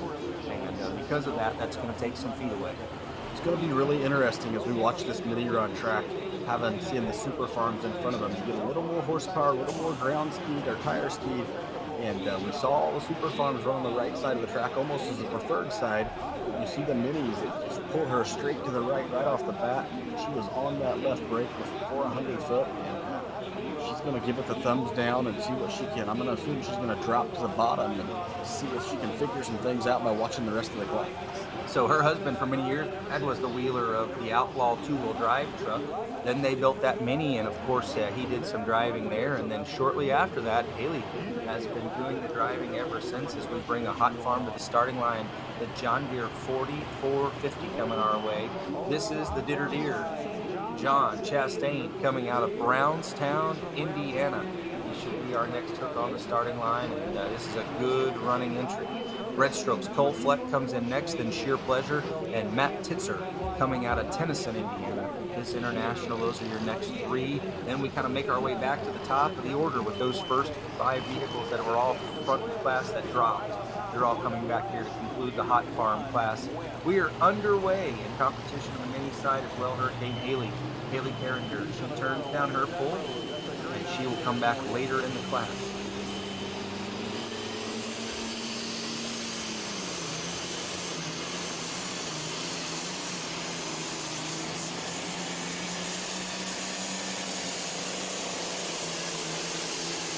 Looky there, we've kind of built ourselves a bit of a path, and we're going to change things as he blew the leader cone over and made his way right on down to the big end of the track.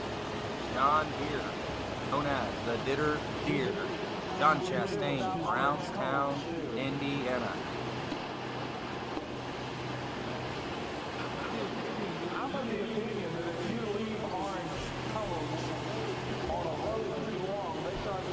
Yeah, as you watch here, and man, that launch was really kind of important for what he wanted to do. And he's going to go 3:41 and 33. He is the new leader, the Ditter Deer. That puts him in that number 1 position with a little bit of comfort as he goes by 5 feet.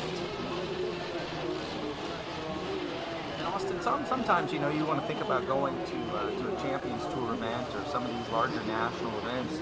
You don't typically categorize Hot Farm per se as being at a national level event a lot of times, but one of the most competitive and best classes to watch every time I get a chance to announce them is the Hot Farm class. And it's for this very reason that you continue to watch. You see the consistency. You see them put on a great show. We have a tremendous number and around 20 to 22 hooks, and they all seem to come prepared to do a great job.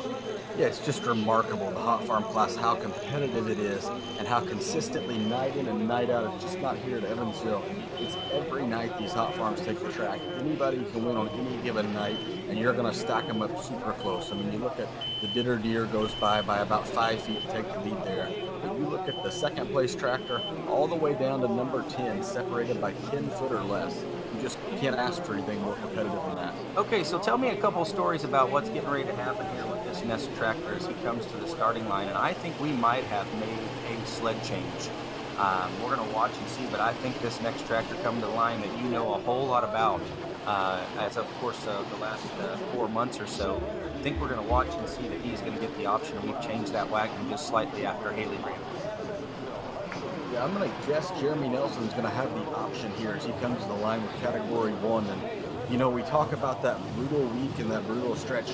These mini rod competitors pulled just last night in Goshen, Indiana, and it's not all roses. This tractor last night at Goshen, he broke a valve in his attempt last night and has made an effort, and we've got this thing fixed. They arrived at our shop at Lloyd Performance today at about noon. They put new pistons, rods, and heads on this motor, and they were out of the shop and headed to Evansville at 6 o'clock. They arrived on the fairgrounds just as we were starting the Super Farm and Hot Farm class, and they have made the call tonight because this is our 3rd points event of the year for the mini rod tractors. Yeah, absolutely. And once you're in that points race, there's no real jumping out of it. We're going to go to Sidney, Illinois. This is the hometown of the gentleman who's doing the wheeling of this tractor this evening. He's kind of the hired gun. It's owned and sometimes can be driven by Peter Norton out of Franklin, Indiana, a guy who has just jumped on board into the mini class after many years of Super Farm and Pro Stock pulling. He now has 2 minis. These minis are staying in Sidney, Illinois for the most of the time while Jeremy does some maintenance work, but a lot of the Hemi work coming right there out of your shop in Washington, Indiana, as we go to the line with Jeremy.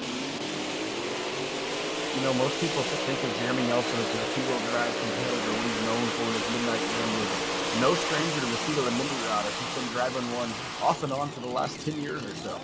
Yep, a former winner on several occasions. Now, let's talk about the mini rod class as well in Evansville. Historically, not hooking there, and while you would think they would typically be a big draw, they have not typically hooked in Evansville. This is just the fourth time that I have found on record that they were in competition, in national level competition there. And the legend himself from Wadesville, Indiana, Larry Kester, a two-time winner in this competition. And then in addition to Larry, we have a first-time winner, of course, last year in Jeff Hurt. Jeff was went on to be the champion in the points battle. Jeremy's going to go 303 and 82. 303 and 82. He will wheel a two-wheel drive truck a little bit later on this evening as well as he drives the Category 1 out of the stable, of course, the Hurricane Transport stable. And you see Jared Nelson kind of sprinting off to the side. That makes me wonder if we're not going to get fuel or potentially do something here to prep a tractor again.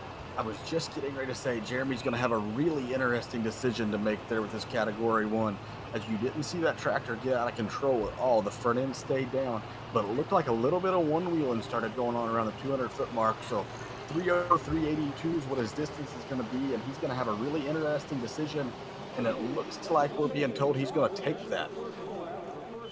Well, and it might be that he decided to take that based off of a few factors. First hook on a new fresh motor is oftentimes something you want to do too. Get a little data before you turn the wick, and he's just the hired driver, so maybe Peter, of course, has told him to do so as well. We do have 11 in this class, and obviously you're going to try to battle as best you can. As we come back to the starting line now with our next hot farm, it's the second to come our way from the Flex stable, and this is the first tractor that they've had for many years. The Red Strokes entry, of course, coming our way. And Cole Fleck is going to do the driving of this entry out of Ferdinand, Indiana. So the first one is right here in the mix. That's kind of sort of the patriarch, I would say, of it. And then, of course, we come back here now to the line, this Red Strokes entry, and Cole doing the driving. So just about 7 to go in this class. And then we will bring 6,200-pound super modified two-wheel drive trucks. They're coming in next. Looks like the team tractor for Cole, the written in red, driven by Kevin, is currently 7th. So right in the middle of the pack. It'll be interesting to see what kind of notes they've taken from one tractor to the other, and we'll be able to see if Cole can best his teammate a little bit. Yeah, 329, the distance that Kevin went, 329 and 82. That has him 7th. He's 12 feet away from the leading distance, and obviously we've just sort of packed him in there in the middle as we get ready to bring that international to the line. And right now we have a John Deere sitting 1, a John Deere sitting 2, and a John Deere sitting 3. John Chastain, Greg Lamb, Brody Typin.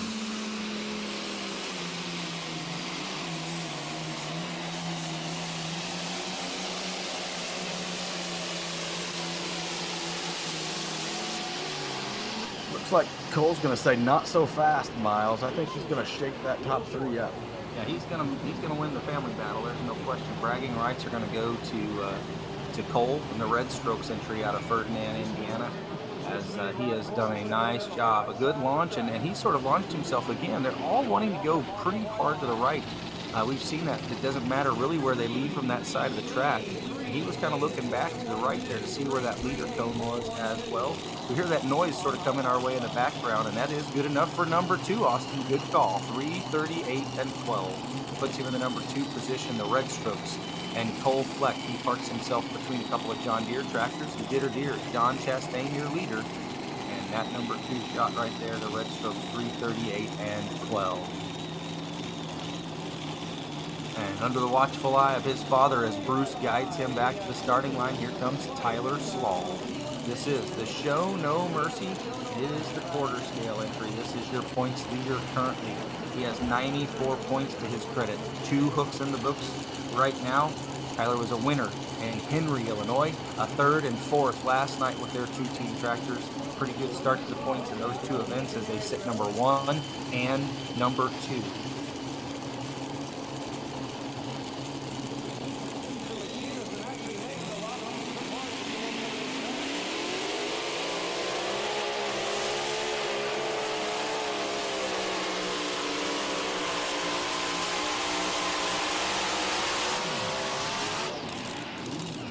The next question we'll ask you, and you think about these guys, they've moved themselves forward, obviously, sort of innovators, and they've changed things a little bit of the way we've seen things. They've changed fenders and had a bunch of different stuff they've done over the course of the year. But, you know, driving a mini rod, is there a lot of feel to it, or are we just cracking the whip on the starting line and hoping that the balance is there? What's interesting, one of the things I was going to point out from Tyler there, you know, most typically you think about watching a mini rod or driving a mini rod, you're really leaning into that throttle and buzzing the tires and then going full throttle most of the time by 10 or 15 feet. But if you watch the replay on Tyler, he's going to drive that Show No Mercy tractor out to about 70 to 75 feet. And looks like he's going to come up just short of Jeremy. So it'll be interesting. It'll be interesting for me to watch as he transitions to that Have No Mercy entry. Will he drive it out to 70, 75 feet like he did? Or will he take more of the approach Jeremy Nelson, the current leader, took and buzz those tires and have that throttle wide open by about 15, 20 feet?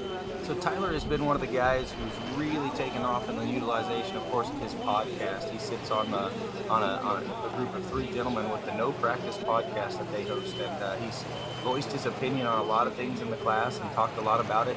They've talked a lot about how important it is to be lightweight in the mini division and how important it is to have movable front end weight. He clearly has lost some weight himself. And, you know, he talked the other night about Jeff Hurt and some of these other mini rod drivers who are just focused so much on trying to get thin again to be able to have that movable weight. It's a big deal when you only have 2,050 pounds. Yeah, the driver weight makes a ton of difference on a mini rod. You know, we'll talk about it a little bit later when Tanner Nelson comes to the line. But the other thing about the Bruce and Tyler Slaw, they've really been kind of on the cutting edge of innovation, in my opinion, on the mini rods. Is they might not be the lightest drivers out there, but the approach they've taken is they've moved that seat much closer to the front of the tractor, allowing them to utilize their weight not so much on the back end, but on the front of the tractor. We're going to go to the line here with our next hot farm. This is a beautiful Case International Matt Titzer starting line, Tennyson, Indiana. And this is one of the final hooks before we go back across the top again, as we do bring 5 more back in after that reset. He is the final hook. He was scheduled to be hook number 22 in our class, I believe, or hook number 23, somewhere right around there in our class of competitors. Did have a couple of scratches that were unable to make the call here, and we have launched with the sheer pleasure. Going to dance with that out of bounds line there, but I believe he kept it in.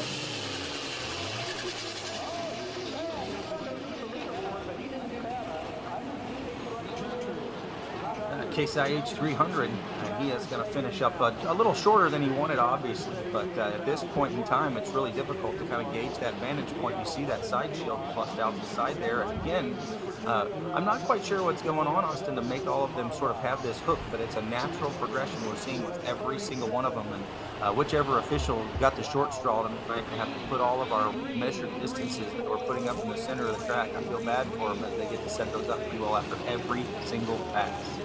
Yeah, the track officials are certainly getting their workout tonight, running that 100 feet to pick those signs up. And Matt Titzer are going to crack the top 5, 334.48, and we just continue to stack these hot farm tractors in one after another after another. I'm guessing maybe a cotter pin was missed to be able to put that side shield on. Typically a pretty easy fix there by all means, but we are ready to bring our next competitor to the starting line, and it's going to be the stress relief entry. This is a tractor that has been around for a good while, and certainly one who ran on the regional circuit for many years. Very, very competitive, coming out of Zeeland, Michigan. And certainly Zeeland, Michigan, the home of not only Bruce and Tyler Slaw, but also of Mr. Todd Bolton, as he backs to the starting line now. You know, we just talked about the Slaw family and the innovation with moving that seat forward to create that weight on the front. Another one you talk about when in terms of innovation on the mini rod side, Todd Boltman in the stress relief. Todd is a chassis builder. So Todd has built himself this chassis that he's got the Hemi mounted on out front of. Yes, sir. And many other folks over the years have utilized his ingenuity and his technology. A gentleman who needs very little introduction in the Mini as he pulls that visor down and we crack the whip on the Hemi.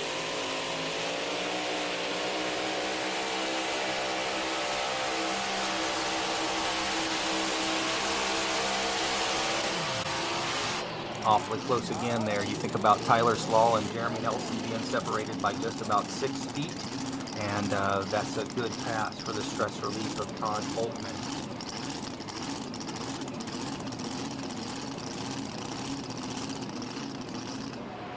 We wait for that distance, but I don't think he'd want to change much of anything. He was not quite over there on that chalk line, didn't really have to hit the brake. He struggled a little bit last night. He only went about 250 feet. So that's going to make him much happier as he's going to finish a little bit higher up in the list. 297 and 48. It puts him less than 2/10 of a foot, just about 12/100ths of a foot outside of that number 2 spot of Tyler Slaw. You can't stack him much closer than Tyler Slaw and Todd Bolton just did. Here's our current points leader right now in the Northwoods Engineering Hot Farm class as part of our AP1 series here with the Midwest region, and that's the Magnified entry. Magnified has been down the track now twice as we did reset the wagon. Jordan Harris, Edmonton, Kentucky, and he drops here to last. There'll be a few that will come after him yet, but he's going to mix the order up as well. I don't believe we got to the front of that John Deere, but he could be anywhere between that second and number 5 spot again as we get the final distance measure for him.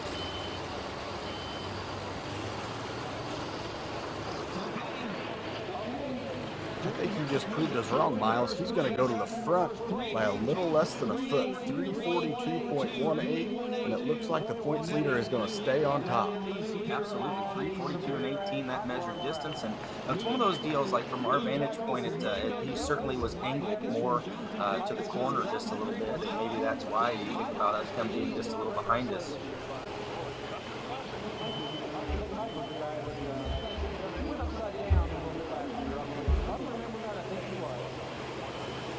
Again, this is Miles Krieger. I am one of the commentators here tonight for this ProPulling.tv event. It's presented by our friends at Hot Shot Secrets, of course, part of the Pro Pulling League Champions Tour as we roll into Vanderburgh County in Evansville, Indiana for the 104th Vanderburgh County Fair.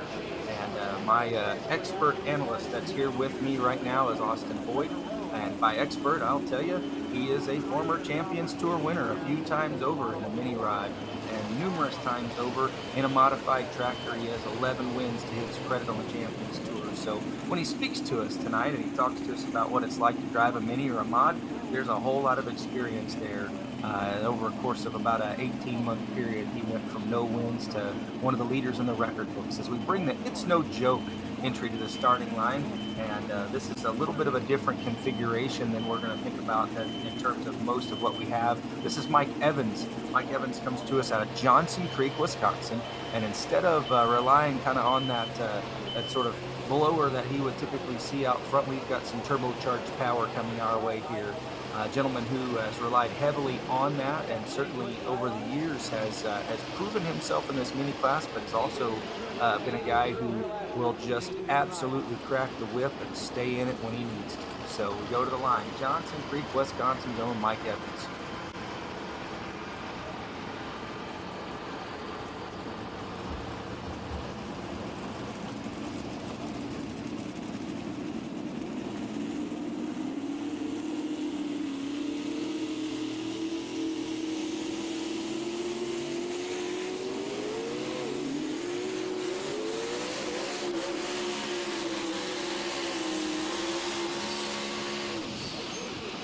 Well, he had to do some driving there, Austin. We were getting ready to get a little squirrely possibly at the very hit there, and he worked his way through it, kind of drove through that first sort of bounce, and you'll see it right here on this replay. As you watch, he was able to kind of get himself balanced right back here off of that first kind of awkward bounce. He got right back at it and did very, very well here until he got towards the big end of the track again. And unfortunately, a little bit of brake work and kind of playing with the throttle maybe a little bit caused him to not quite go as far as he would have hoped. And that is unfortunate. The It's No Joke entry out of Johnson Creek, Wisconsin at 265 and 05. It puts him number 4 right now. We have 11 in our class of competitors. So that 265 and 05, we'll wait and see just where he settles in the mix. We'll go back to the starting line. This should be Ronnie Cole coming your way out of Arcola, Illinois with his John Deere known as Constant Aggravation. And you think about from the start of our class here, we started just before 7 o'clock or right around 7 o'clock, we'll say. We're coming to the line now at about 8:35, and he was the second or third hook in the competition. So it's been about 90 minutes or so since he went down the track. Track has definitely changed. There's no question. The sun is set, and we are now kind of in the final stages of this class. So we'll see what he learned, see what kind of changes he made. You may recall, Austin, this is the one that we talked about that you thought may have had some kind of throttle cable issue, or something where he just wasn't able to quite get that tractor to react to his throttle. And the 4440 now to the line. It's going to be really interesting. We just saw Jordan Harris go to the front in that Magnum fight. Every tractor that we're going to see for the remainder of the Hot Farm class is one that has gone down the track before. So we'll see what kind of notes and data they can do, and see if that helps them here at the end.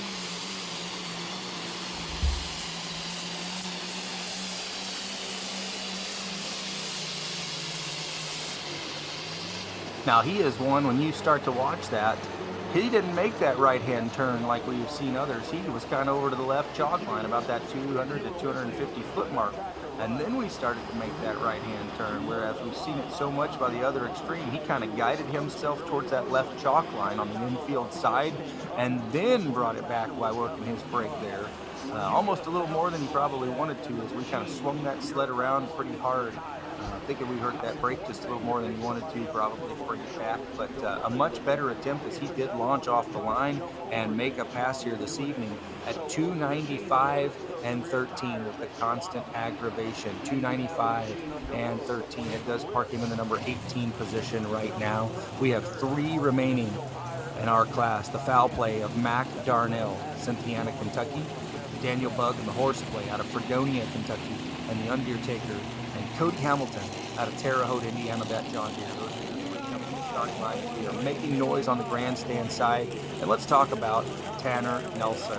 Last night, Goshen, Indiana, this young man right here picked up his first ever Hot Shot Secret Pro Pulling League Champions Tour victory right here in this mini division. And in doing so, becomes one of 3 families, we believe, to have 3 generations win on the Champions Tour. Now, in addition to that, what's pretty unique about this young man is he becomes the first, we'll say, of those 3 generational groups to do it twice.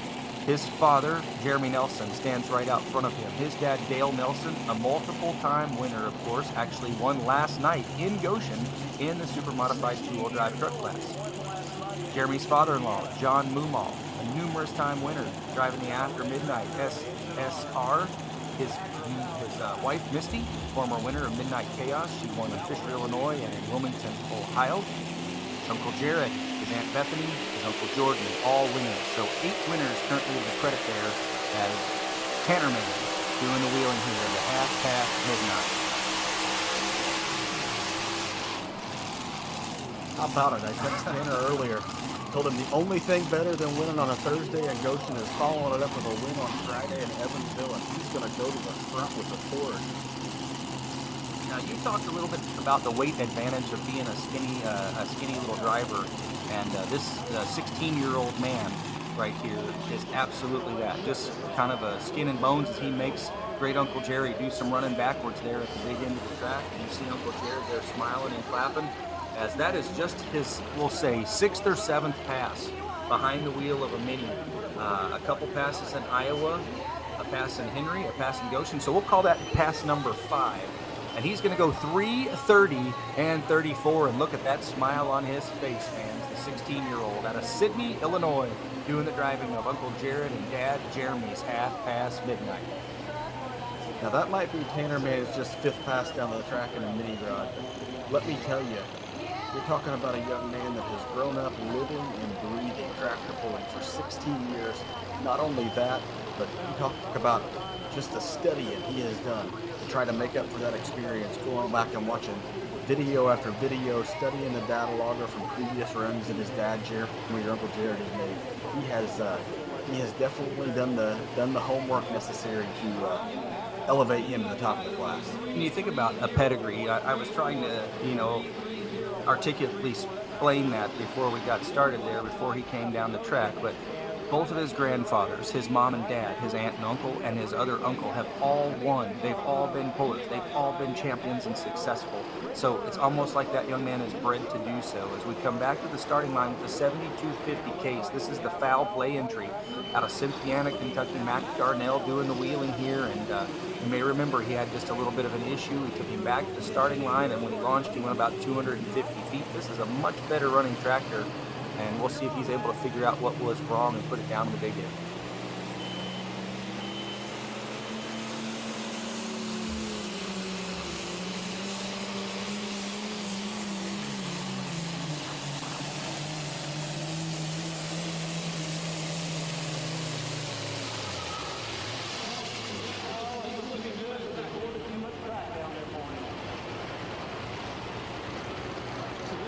Yeah, so we'll call that a better attempt for sure for Mac Darnell as he launches with the foul play case and sort of makes his way right on down the center of the track, and the tractor was not in that sort of making the right-hand turn. I think Mac kind of piloted that through with his brake and drove right on through that. And is he going to take over that number one position? We'll see how close he gets there, there's no doubt. 328 and 62, and 328 and 62 puts him in that number 12 spot. So 14 feet separate number one all the way down to number 12 currently, as we have two remaining, Daniel Bugg, Cody Hamilton, and we will conclude this hot farm class.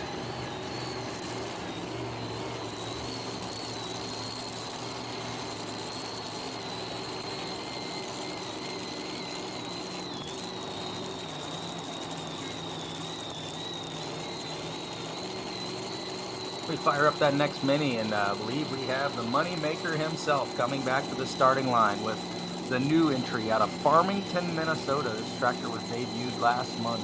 He now has two minis, and he has the Rink Seed Money Maker that will be out later in our modified tractor class. And so Brett has been doing some wheeling of this tractor. So too has Jordan Nelson. Jordan was in the seat last night of the tractor that they've now named Cash Cow. And he finished up in the number 3 position in competition last night in Goshen, Indiana. But we go now to Farmington, Minnesota, and we bring a legend in his own right, Mr. Brett Berg, to the line. Super stock, really where his roots were, where he cut his teeth. Modified and unlimited tractor pulling, and now, of course, mini rod driving. He can drive it all here.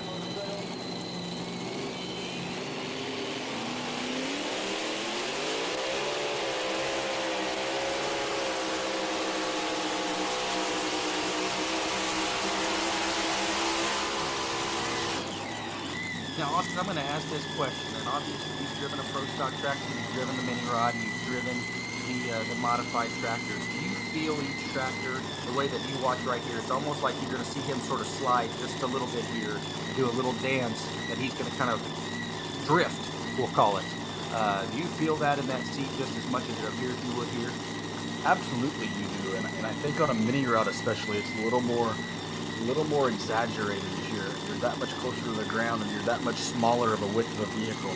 You really feel every move that thing's making. And one of the interesting things with Brett, driving a mini route and driving a mod, one of the things you really want to try to do as you get drifting left to right is get on that brake early.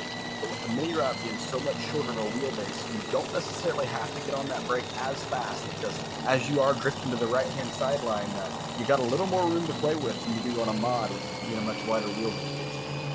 Yeah, absolutely, and he's going to mix the order up for us here. We wait for that distance to hit. This is our SCS Gearbox mini rod division. You can see the first of our trucks kind of coming around the wing there in the two-wheel drive class. We're getting ready to get underway there very, very shortly. We go back to the starting line with a 4050 John Deere known as Horseplay.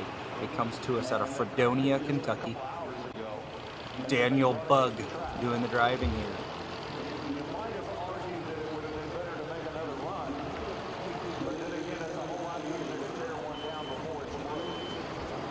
Jordan Harris in the Magnified still sits out front, but looks like we're going to have two more in the hot farm class, and John Deere is going to have two more chances to take that number one spot.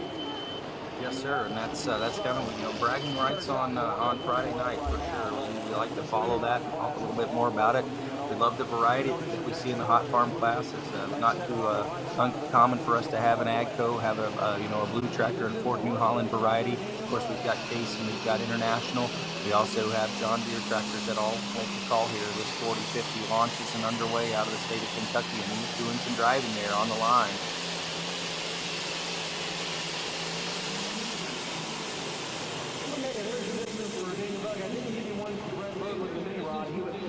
Yeah, so nothing you would want to change too much. Just didn't quite go far enough here with that 4050, and it's going to take an absolute monster of a pass. There's no question for somebody to get back past Jordan Harris. He's sort of been the guy who has been gold standard over the course of the 2025 season in this very division of our AP1 Midwest region Northwoods Engineering hot farm tractor class. He's going to go 313 and 77. It puts him number 18 right now for Daniel Bug in the horse play.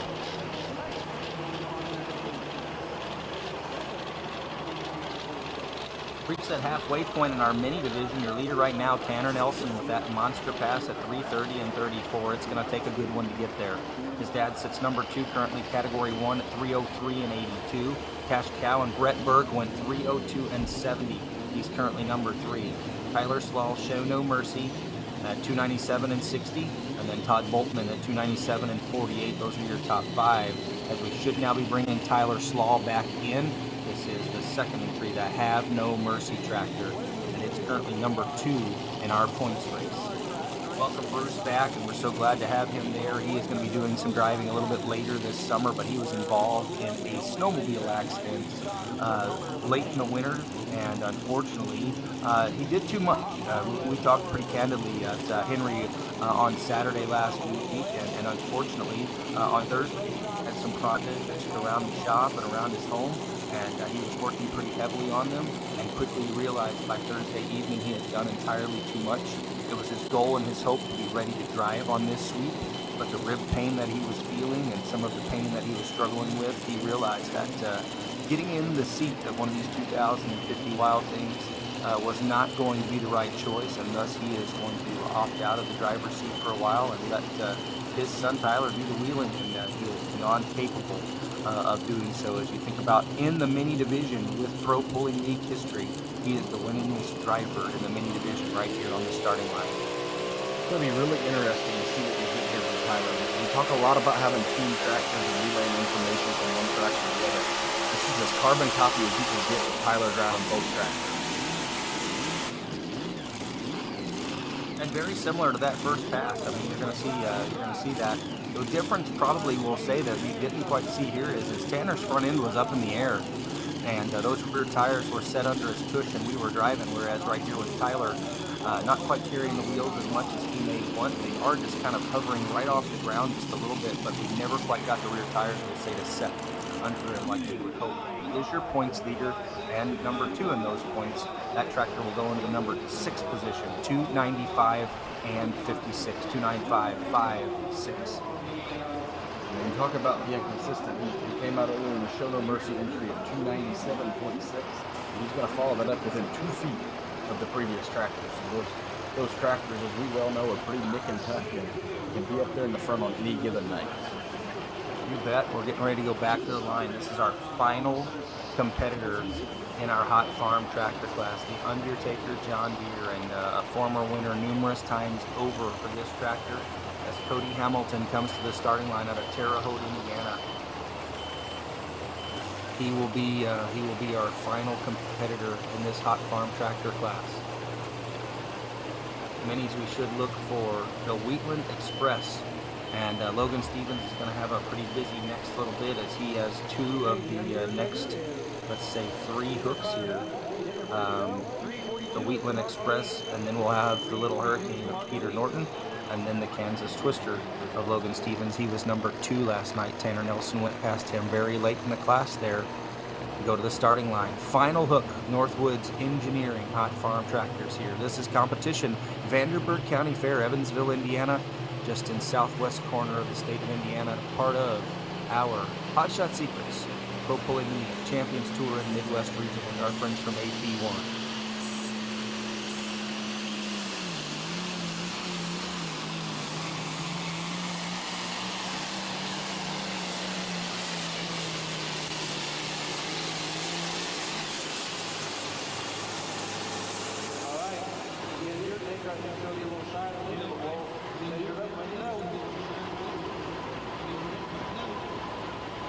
We'll watch the replay here pretty closely and watch him launch. He's right sort of in the center of the track, and it's at the discretion of where the puller wants to do this. You'll see them place the cones throughout the evening, and that is where we're going to back that weight transfer machine up to. And we watch that leader cone as he pulls up just short of that with that John Deere from this vantage point at the big end. We're going to put him somewhere in the middle of the group, there's no question. But your leader at 3:42 and 18, and that points leader that it's been such a tough out, is going to continue to be that, as Jordan Harris, I believe, is quite comfortable with the win in that pass right there. At 3:32.75, put him in the number 7 position, current number 7 spot with an Undertaker. And that will conclude our class. We'll give you that top 10 rundown here shortly of our Hot Farm class.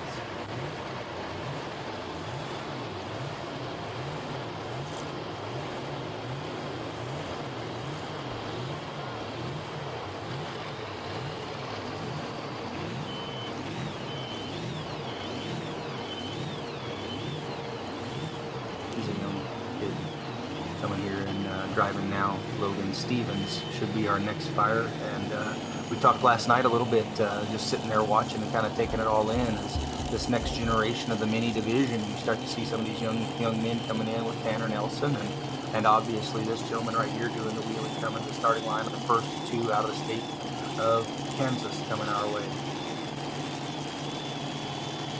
Lewisburg, Kansas, the hometown. And this one is the Wheatland Express. A little bit later on, he'll be out with the Kansas Twister. Going to reweigh that wagon over there on the infield side, and we get ready to go pulling in the super modified 2-wheel drive truck class. That's coming here very, very shortly. Great competition over the course of the last couple of evenings in competition here, obviously between the super farms and the 2-wheel drives and the minis that we've just seen here. They're all very, very competitive classes, and the points races are quite tight in many, many ways. We'll explain to you what the points look like in the 2-wheel drive division here very shortly. As we go back to the line here, Logan Stevens, he's coming your way now.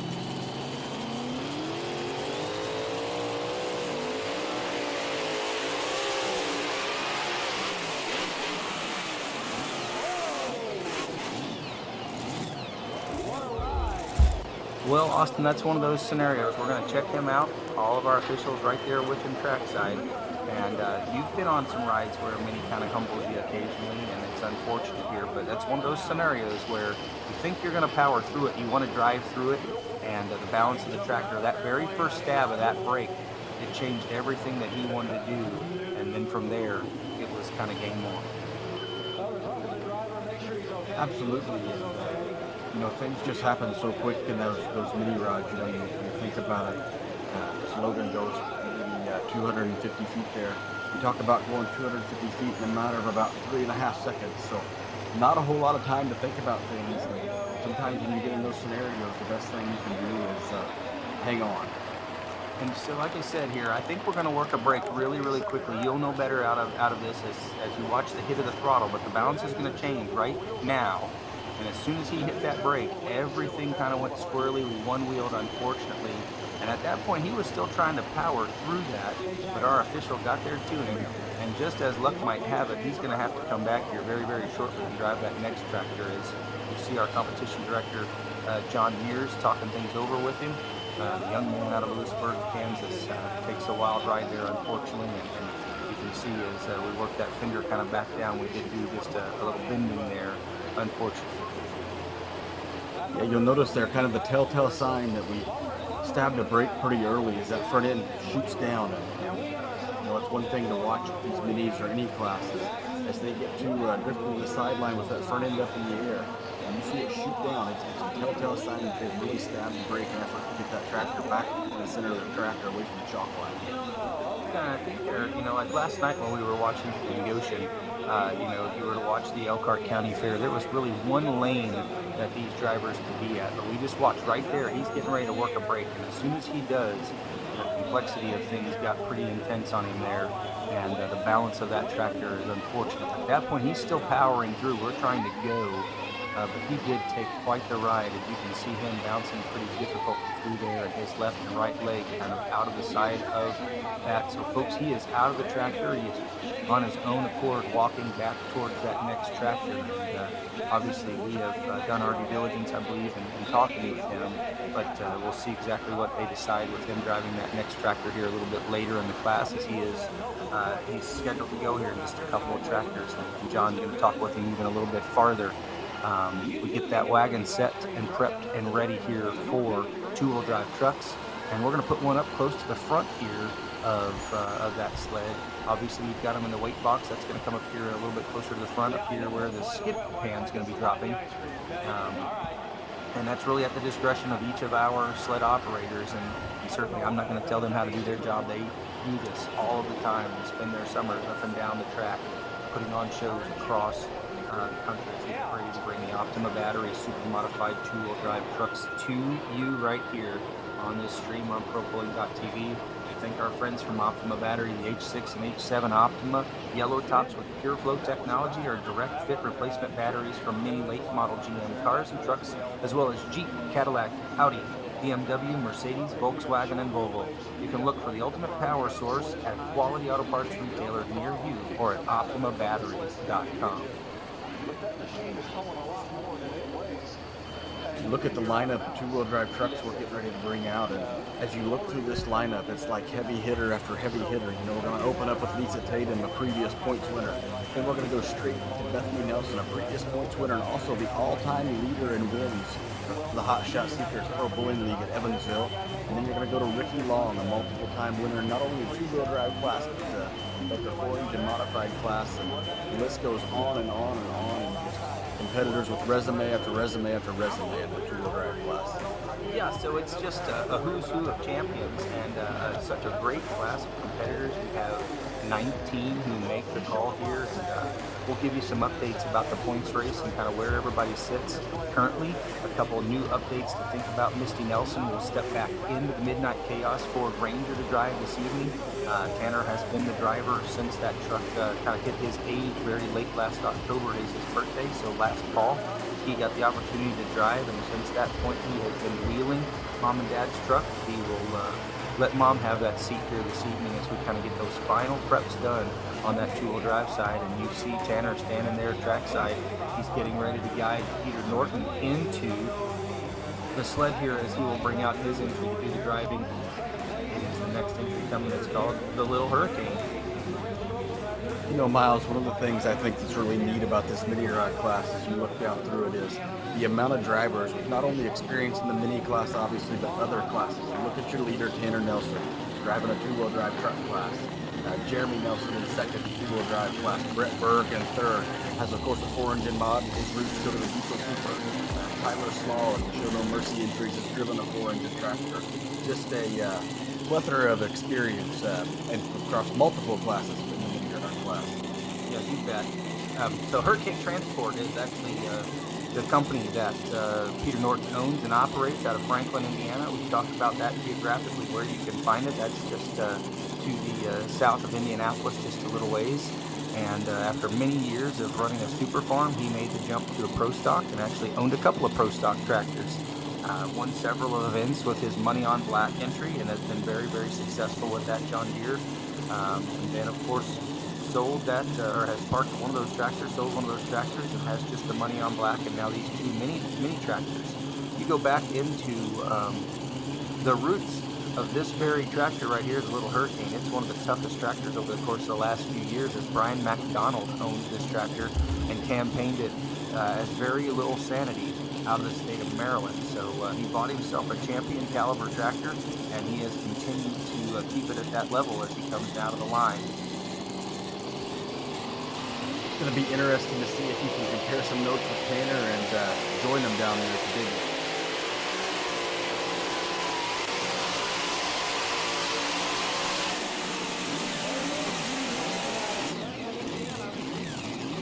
Well, we're going to say that might have been a few hits to the brake. Not entirely sure But that front end coming up and down the way that it did, and sort of unloading those rear tires, and not really what he was hoping for. As you think about Tanner just kind of getting kicked up and sitting right there, there was one brake touch. There may have been a second right there, of course, to steer that thing away from that chalk line, and he never quite got the rear tires to set back under us. And then even had some flame coming out there on the right side bank. So that has been a tractor. Last night they had some issues. Unfortunately, had to work on the drive shaft to make sure everything was ready, and he got down to crunch time in that last minute or so before he was really able to go make a pass. He goes 295 and 06. It's been a long night with little sleep for him, for sure, with that many. And the other tractor category 1, unfortunately, that he had to work through the evening with. So Peter will check things out. Jeremy Nelson and he get back together and make sure everything's square, and I'm guessing that rig will make its way over to Effingham County for tomorrow evening. And it sounds like you can hear the noise in the background. We're getting ready to go two-wheel drive truck pulling with Lisa Tatum. You think about the name Lisa Tatum, a champion with the full throttle entry prior, and this is the truck that her dad Tony has drove for many years. And I think I saw on social media the other day he and her brother TJ step back in the seat. Yep, he drove, I believe, at their Nelson County Fair right there in Bardstown, Kentucky. So this young lady hails from Bourbon Country. Mom and Dad own and operate a Park City Auto Parts store with help from their son TJ, of course, and then Sis has started her own business just about 2 years ago or so. She launched into a brand new business where she is going across the country to do a whole bunch of work with soil sampling and soil testing. And so you think about the history of this lady doing the wheeling, the very first woman to ever win the National Farm Machinery Show, a former points champion at the national level, and certainly one who needs no introduction in a two-wheel drive truck, as she is under the watchful eye of her father Tony. This is Dad's truck, the full throttle entry, still parked there in the shop in Bardstown as she draws the option. And Austin, let's talk a little bit. You know, this two-wheel drive class, sometimes the modified tractor class, in the early years or maybe in the middle years of the 2000s, it was a numbers draw a lot of times, but that's definitely changed now with all this new dirt. It has certainly changed. I can't speak for the two-wheel drive class, but I can the modified class. There was a stretch of years, for 6 or 7 years, that if you drew the option, you were fortunate to be the winner. And the Hartman family's done a really good job of bringing in some fresh dirt, and that has not been the case over the course of the last several years.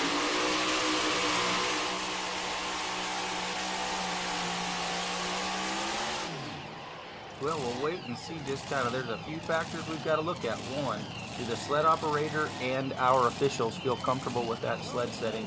Two, does Lisa feel comfortable with that sled setting, as they are going to let her turn that Hemi off and certainly go over and evaluate exactly what she would want. But did she turn her gear the way that she wanted to? Is the front end kind of off the ground? And it's going to change here in just a second as she'll lift that front end up just a little bit.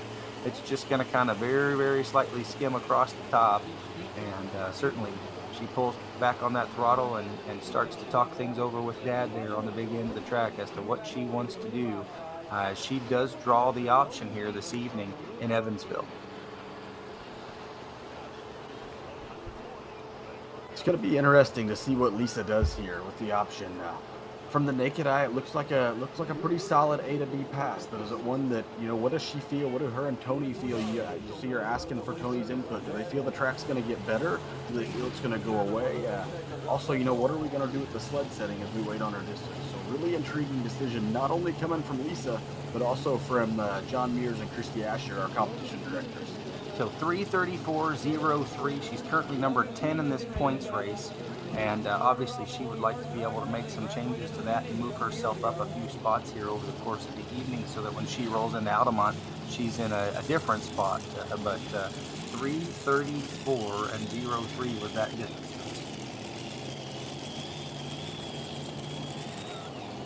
And the young man, he comes right back, no question about it. He's got some confidence in his ability and obviously feels capable and good enough to do some wheeling here of this second entry. We bring the Kansas Twister, Logan Stevens, to the starting line out of Lewisburg, Kansas. He's going to have to go past 330.34 to take the number one spot from Tanner Nelson. He's looking to double up and take not just his first win in his career, the Champions Tour, but his second here in consecutive days. So we'll see just how well he can do that, as we do have 2 remaining here. This Kansas Twister entry. Then remember, Hurricane Haley, she turned that pole down. She went 3:03 and a little bit of change, I believe, was that distance that she turned down. And we'll wait and see just how far she goes on her second pass as she comes to the line here after Logan.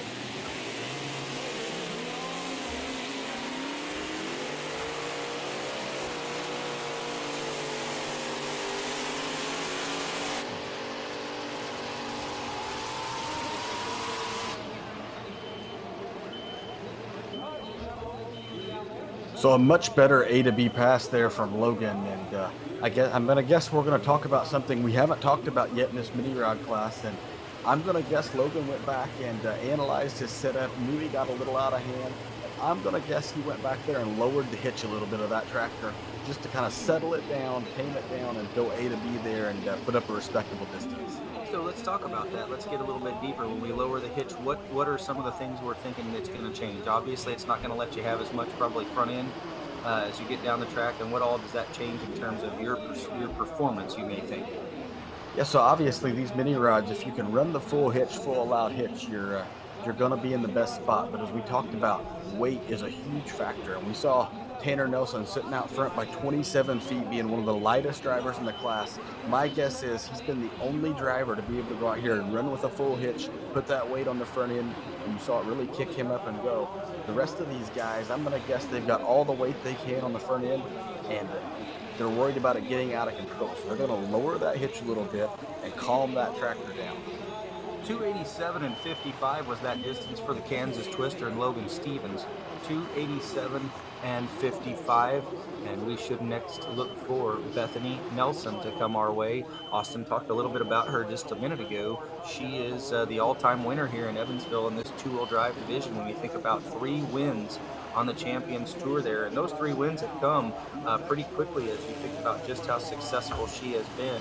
She got her first win in 2017. She followed up again in 2018, and she did so in 2023 to gather those 3 wins to her credit.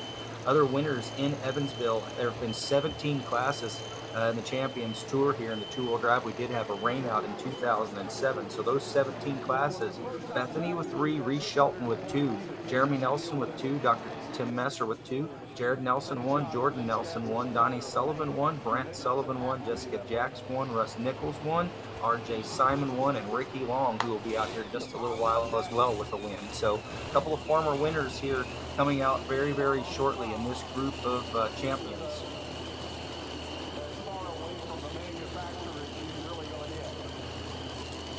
I'm guessing because they wiped the distance, she turned it down, but I'll ask.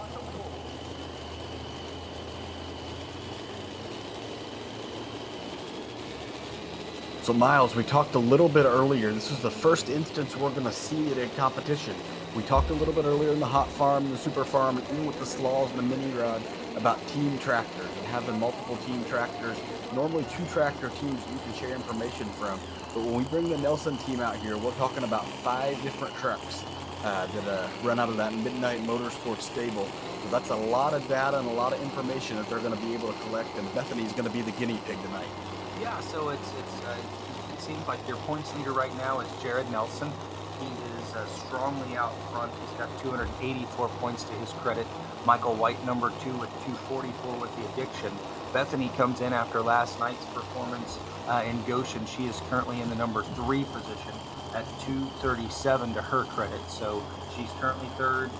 Jonathan Payne moved himself up to that number 4 position at 232, and he's tied with Chad Mayhill. So to be into that top 5 right now, you've got to have more than 232 points. She wants to make a big A to B pass, keep everything in line for her, and find herself in the front for a 4th win here in Evansville.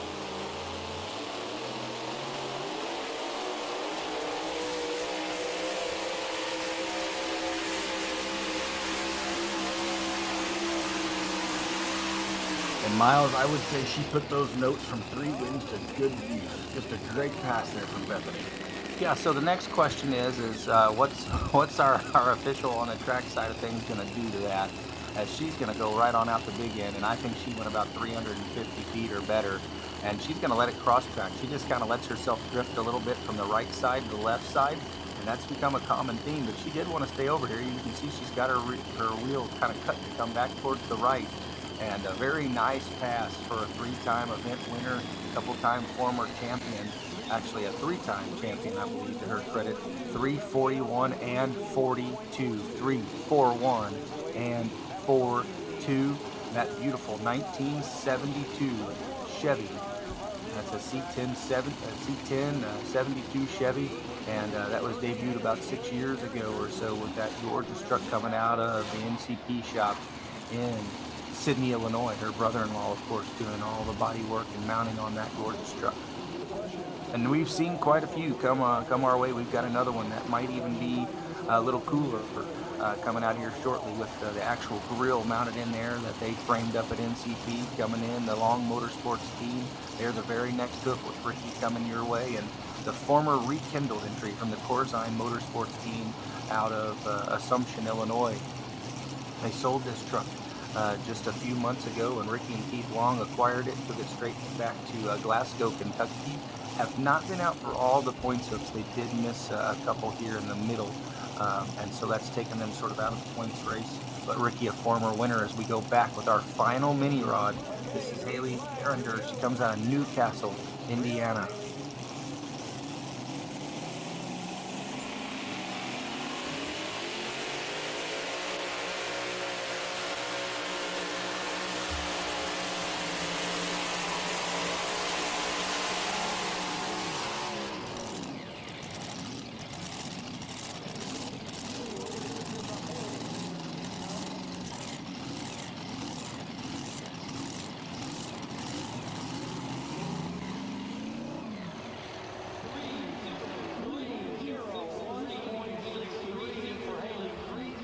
We'll wait and see just how far Haley goes. To go into that top 3, she's got to go better than 302 and 70. That's Brett Berg's distance right now with the Cash Cow.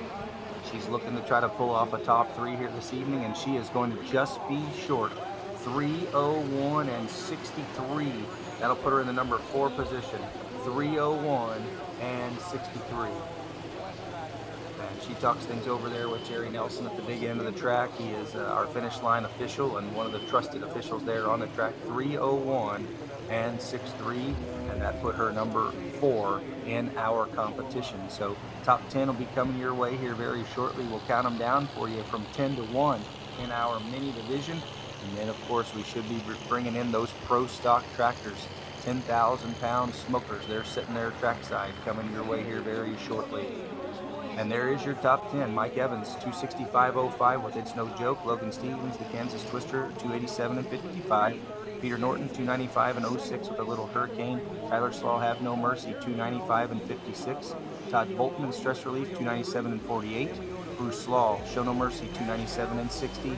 Haley Carrinder, Hurricane Haley, 301 and 63. Brett Bergen, the Cash Cow, at 302 and 70. Jeremy Nelson with the runner-up in the Category 1 at 303 and 82. And Tanner Nelson, half past midnight, 330 and 34. He will take over that second career win here in the Champions Tour. He is successfully now, not just on Thursday night, but on Friday night, a winner here on the Champions Tour in the SCS Gearbox Mini Division. Kudos to you, Tanner, man, on your second win. And what a career he's off and already running towards, Austin. Yeah, not only is Tanner going to come out here and take back-to-back wins at Goshen and Evansville, but if my math is right, 3 events into this mini rod season, the rookie is going to take over the points lead by 2 points. So we are a long way from done, as we've got 5 more hooks in the season, but it's always a good position to be when you're out there in the pole position. Yeah, so we'll go from Altamont to Mount Sterling, and then from Mount Sterling to Hillsboro for 2 and Nashville for 2 in this 2-wheel drive truck class. In the modified class, we leave here and go to Altamont for 1, Hillsboro for 2, and Nashville, Illinois for 2, where we will conclude in September. So I talked to you about the former rekindled truck, the Corzine family, the Long Motorsports team out of Glasgow, Kentucky, now the happy owners of this absolutely gorgeous 1970 series Chevy. It's coming to the starting line now. And like I said, some differences that you might see as the NCP guys formed that grill in there, constructed an absolutely beautiful replica on the front end here of this C10 Chevrolet. So very seasoned veteran, a crafty veteran, doing the wheeling here under the watchful eye of his brother Keith. This is Ricky Long. It's awesome to see the Long family back out. They took a little bit of a hiatus for a couple years and realized they couldn't stay away. And, they've acquired this rekindled truck from the Corzine stable, and Ricky got to come up a little bit short of what he was hoping for tonight, but I believe that is just the fourth or fifth pass down the track.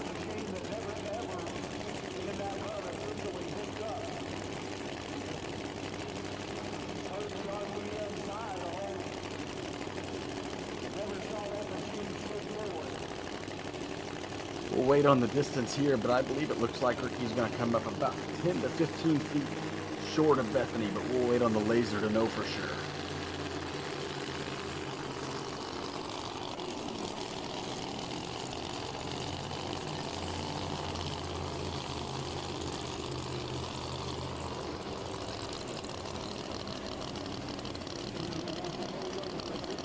And we have gotten word from trackside, Lisa Tatum originally took her hook, and John Mears and Christy Asher, our series directors, decided that they wanted to tighten things up. This class of 19 truck's highly competitive, so we tightened the wagon a little bit. Bethany Nelson, the first official distance at 3:41.42, and Ricky Long in the Long Motorsports entry going to pull into second as we wait on the laser to tell us how far he went.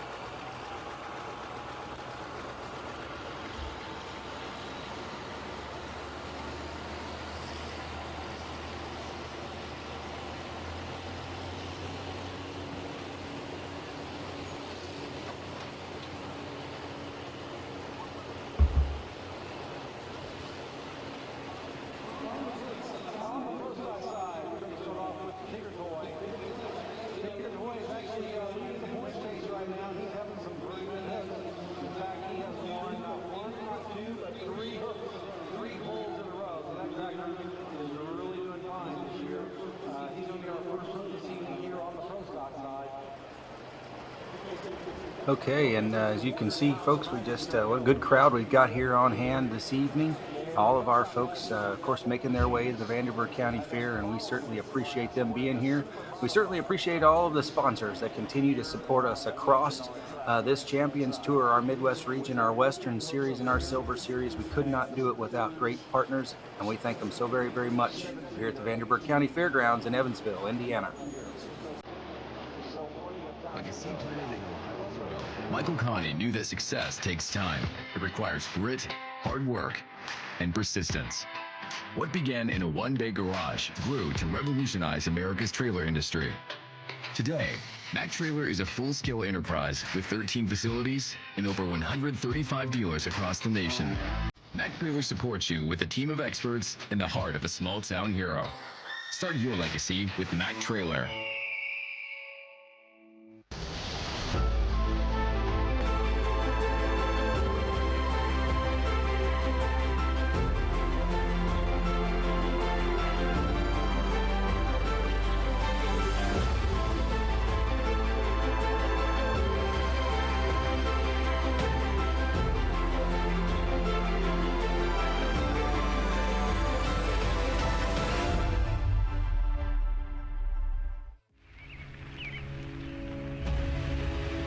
Hot Shot Secret, the fastest growing diesel and oil additive brand in the country.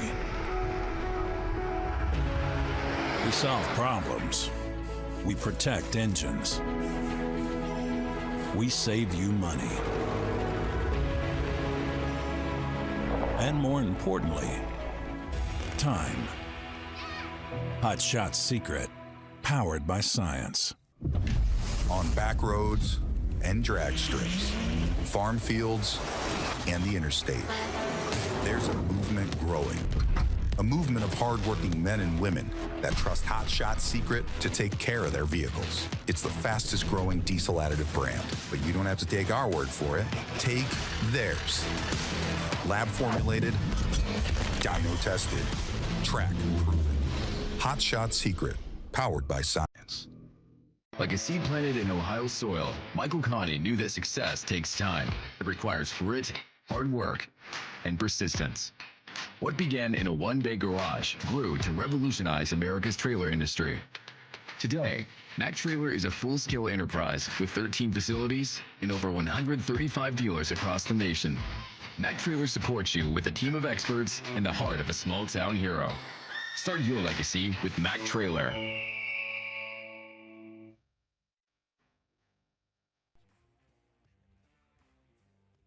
Again, we thank our wonderful sponsors for their continued support, folks. We have made our way to Vanderburgh County and the Vanderburgh County Fairgrounds in beautiful Evansville, Indiana, for the next stop on the Hot Shot Secret Pro Pulling League Champions Tour. My name's Miles Krieger. It's an honor to be back here with you in competition as we get ready to kick off the first of our 10,000 Pro Stock tractors. They're coming your way here next. We are underway already in our Optima battery super modified two-wheel drive trucks, and our friends from Lemke Motorsports, they present this Pro Stock tractor class to you right here in Evansville, Indiana. I'm joined this evening by expert analyst and former Pro Stock, mini rod, and modified tractor driver Austin Boyd. He is here tonight with me to kind of just provide a little bit of insight and talk to you what it's like when we're driving these tractors, and we're going to bring a 10,000 Pro Stock tractor to the starting line that's just been one tough dude over the course of the last few years. And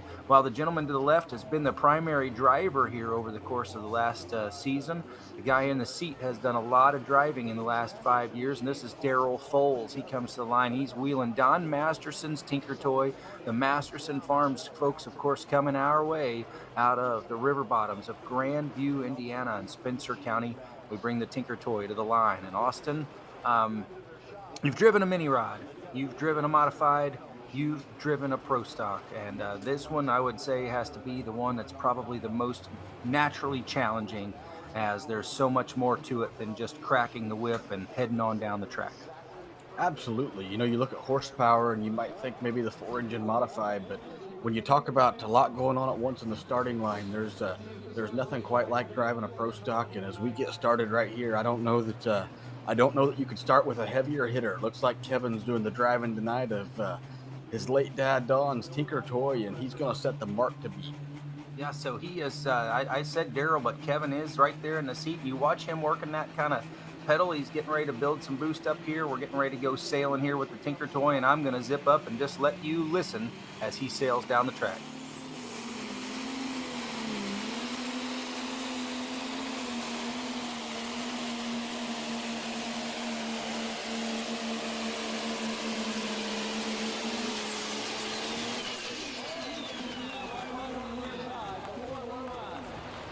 Kevin walking a tightrope down that chalk line. We're going to see. I don't think Jerry flagged him, so we're going to see he's going to have the option whether he's going to take that or turn it down. Yeah, so you think about the chalk line and just how difficult it is as he angles over there to the chalk line, but I'm not sure we ever kicked any chalk up with that right rear. We certainly did with the fin on the side of the sled. But Kevin, Tinker Toy, obviously that tractor has been the gold standard over the last few years in Pro Stock competition, not just on the Pro Pulling Champions Tour, but across the country. And they have been so tough. They've been to Mound City, Missouri for 2 hooks. That tractor right there won the first hook of the season there. It also went to Mound City for the sweep. They went to Osceola, Iowa, where they collected a win. And then that tractor won in Henry and in Goshen. As we come back to the two-wheel drive side now, and we bring American Made to the line. This is Keith Sladen. Keith coming our way out of Clinton, Kentucky with this Ford F-250 Super Duty entry. A good running machine, a gentleman who has been around for many years. Does not run the Champions Tour, will not commit to run a full point series typically on the national level, but oftentimes will support the Mid-South Pullers. Of course, a member state of the Pro Pulling League, and we bring Keith to the line with this 4.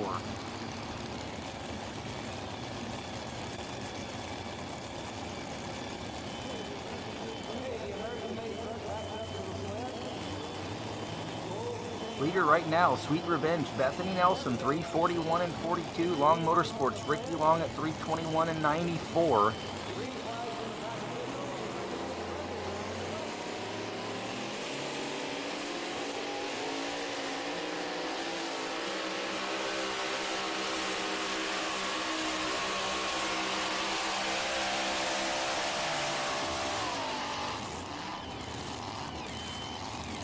He's going to come out here and make a respectable A to B pass. Probably not as much as he was looking for, but nevertheless a respectable A to B here in a tough class of 19 two-wheelers. Yeah, so the field is loaded. There's no question about it, and we've got some great ones here. So he's kind of dancing just a little bit left to right, and you never really quite saw that rear end set like you wanted it to and get those tires to grip quite as much as you may have hoped with the American-made Ford out of Clinton, Kentucky. He's going to go 292 and 44, 292 and 44, and that puts him in the number 3 position right now. As we remember, Lisa Tatum, she had the option. We did change the wagon, I believe, and she came back late in the class. She's going to come on the bottom. Next competitor should be the Midnight Revenger, Jared Nelson, Altima, Illinois. He comes with his Chevy Silverado. He is your points leader right now coming in. A couple of wins to his credit this season already, as we've been to Tampico, Indiana, where he collected a win. We've also been to Macon, Missouri, where he won the wrestling belt. That was the weekend winning award there. And he has found himself to have a very successful points season. Out of a possible 300 points, he has 284 to his credit. We're back to the starting line next. We bring the Money on Black out of Vanderburgh, Kentucky. Driving this tractor tonight is Mr. Brad Moss. This is owned by the gentleman walking away there, Peter Norton. He drove a Mini just a little while ago to a top 5 or 6 finish. But this is the tractor that was built by the gentleman in the seat, Brad Moss, out of Dareville, Shockoe, Kentucky. He is a farmer by profession, and occasionally he gets the opportunity to do some wheeling here with this great running John Deere tractor. One of the winningest drivers in Pro Pulling League history. He sits number 1 in the archives of all-time Pro Stock wins right here coming to the line. Not only does Brad sit number 1 on the current PPL Pro Stock all-time wins list, he's also one of 4 competitors to win the event at the Vanderburgh County Fair twice in the Pro Stock tractor class. So we'll see if he can take some of his notes from his previous wins and apply it tonight. 326.77, the mark to beat from Kevin Masterson.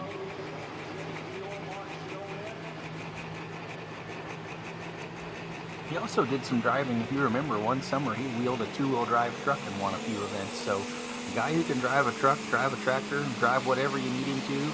He launches Money on Black, and on his way down here to the big end, and we'll see just how far he can pull with that 7930. It's based in Franklin, Indiana. The driver comes to us out of the bluegrass here in the form of Brad Moss. A good runner, no question. A guy who knows how to wheel a tractor.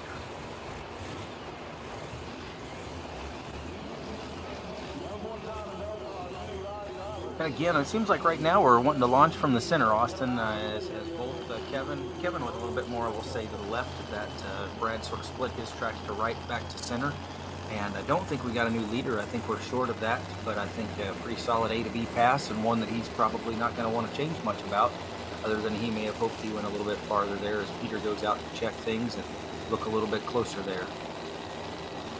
Yeah, it's going to be really interesting as we wait on Brad's distance. You saw Kevin Masterson, the Tinker Toy, closer to that right-hand chalk line. You saw Brad move down basically right to the middle of the track, and he's going to fall 10 or 15 feet short of Kevin. So it'll be interesting. The River Rat drew up next. If he'll come back right to that sideline the Tinker Toy was on, if he'll stay in the center there with where Brad was. I'm going to guess he's going to float back towards the chalk line where he was with the Tinker Toy.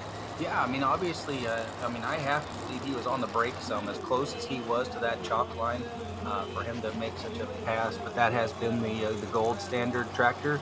And we talk about the gold standard tractor. Here comes what we'll categorize as the gold standard truck right now. Distance for Brad Moss, 287 and 73, 287 and 73. Here comes Jared Nelson, all-time winner in two-wheel drive, Pro Pulling League history. This guy has the bar set right now, couple-time champion. He's got a win to his credit here in Evansville. He did so in 2006, inaugural year of the Pro Pulling League. Bethany the leader at 341. Let's see if Jared can best her.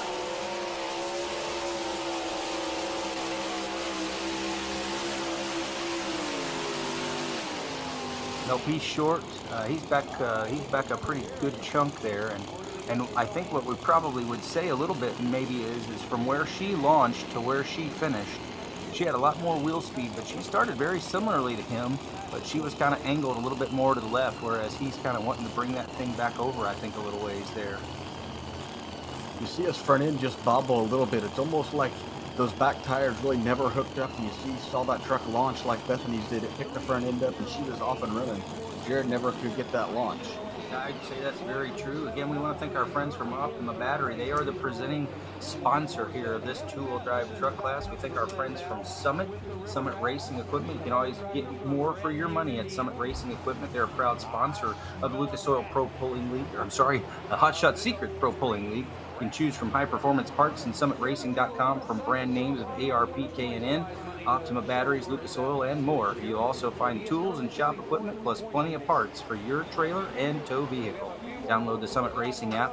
Shop anytime, anywhere. Winning takes work. Get parts is easy at Summit Racing. We thank our friends at ARP. Their today's product line contains thousands of part numbers and is expanded to include virtually every fastener found in an engine and driveline throughout the suspension frame. These range from quality high-performance OEM replacement parts to exotic specialty hardware for Formula One, IndyCar, and NHRA drag racing. Marine applications. We thank them again so very much as we come back to the line now and we bring that old river rat. And that, of course, is John Deere 6030 on the starting line. Looks like Kevin's done what we refer to in the pulling world as split the tracks of Peter Norton. To the right, looks like he's going to launch his tires just to split between the tracks of where Peter did. And we'll see if he can chase down the team tractor, the Tinker Toy.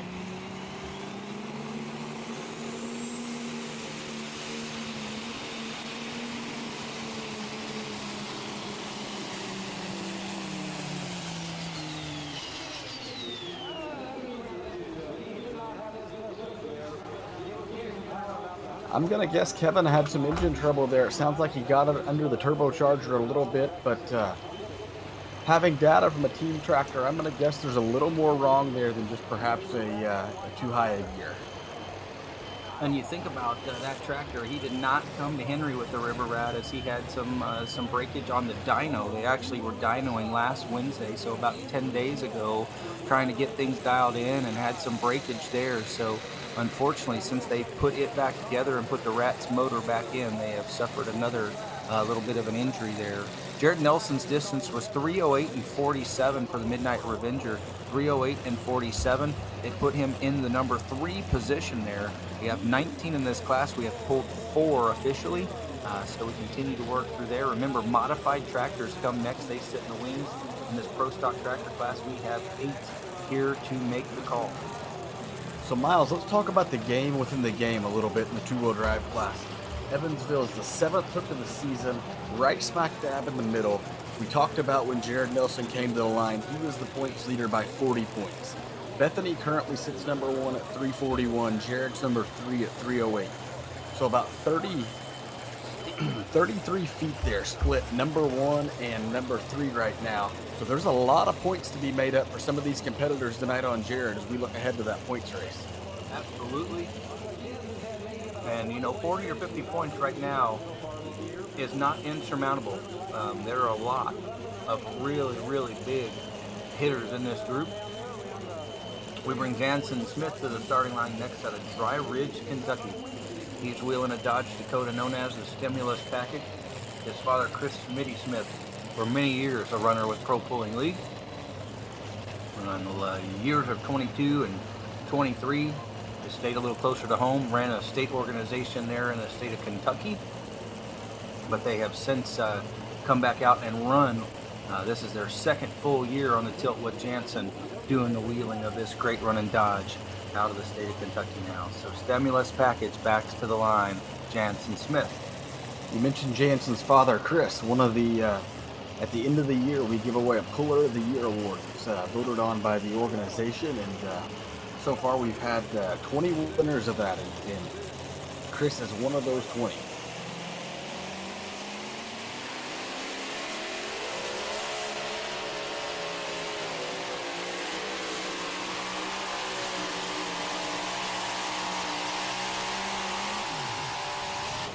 Not really sure why there, Austin. You start to watch it, everything looked great, and then all of a sudden, front end came up pretty high. It's not like it unloaded his tires by any means at all with the stimulus package. He still kept his ground speed, but you just didn't expect it based off of the balance and the launch of that first 100 feet. You didn't really expect him to launch that front end up towards the sky, but here she came. No, it almost looks like we had a little bit of one-wheeler going on the first 50 to 75 feet, and then that truck really launched about the 100-foot mark.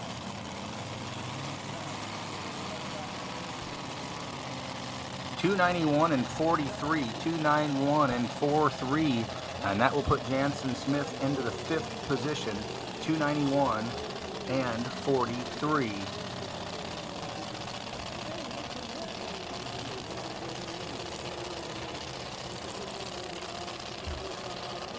And we're going to bring the Workhorse Pro now, one of the legends of the sport, coming to the starting line out of Prescott, Iowa. His case about Rob Russell, his roots go back pretty deeply into the diesel super stock tractor class for many, many years, where he ran multiple tractors over that, let's say, couple of decades.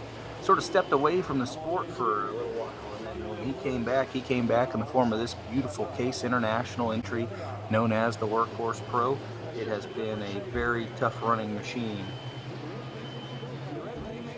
And we're going to bring him straight to the line from Prescott, Iowa.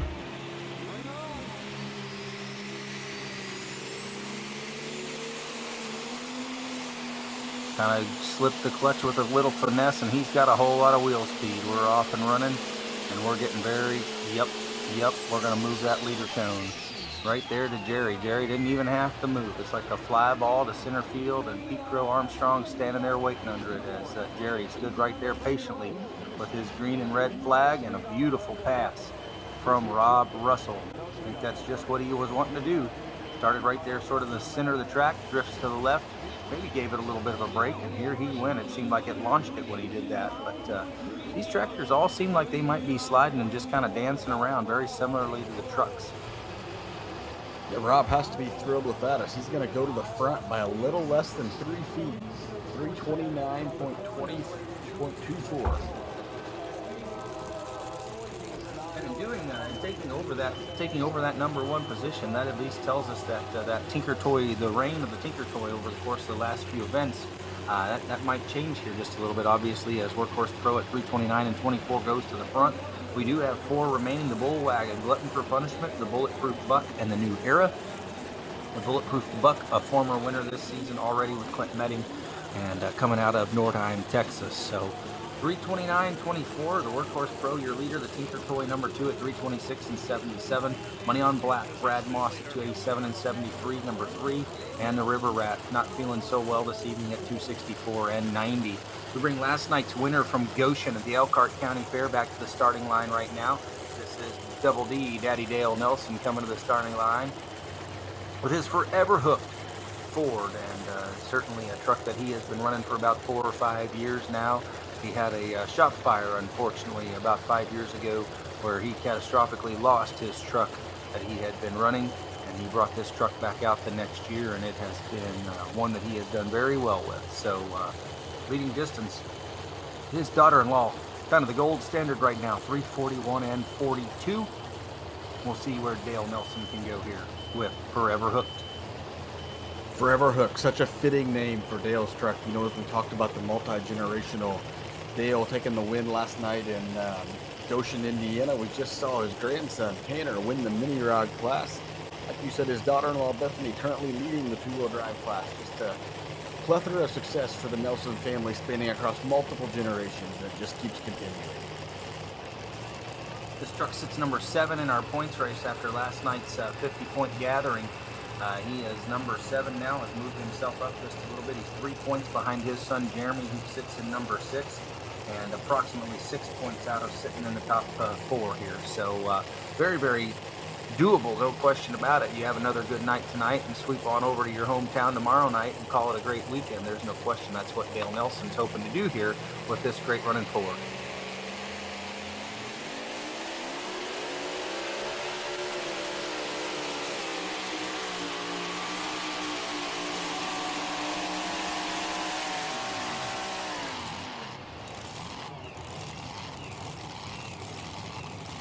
Now, we can't really see from this vantage point, but he's pretty close to that chalk line, if not on it. And we'll have to see exactly what the officials tell us here. We might even see it from this vantage point. I don't know. I'm going to say we won't stay with this angle probably, but we'll see here as he is just a trucking right along. And are we going to get there? I think so, unfortunately. Dale, just a prime example, Miles, of how hard these vehicles are to drive. You talk about somebody that has been down the track countless amounts of times, and you hate to see him end up on the wrong side of the chalk line for disqualification coming off a win last night.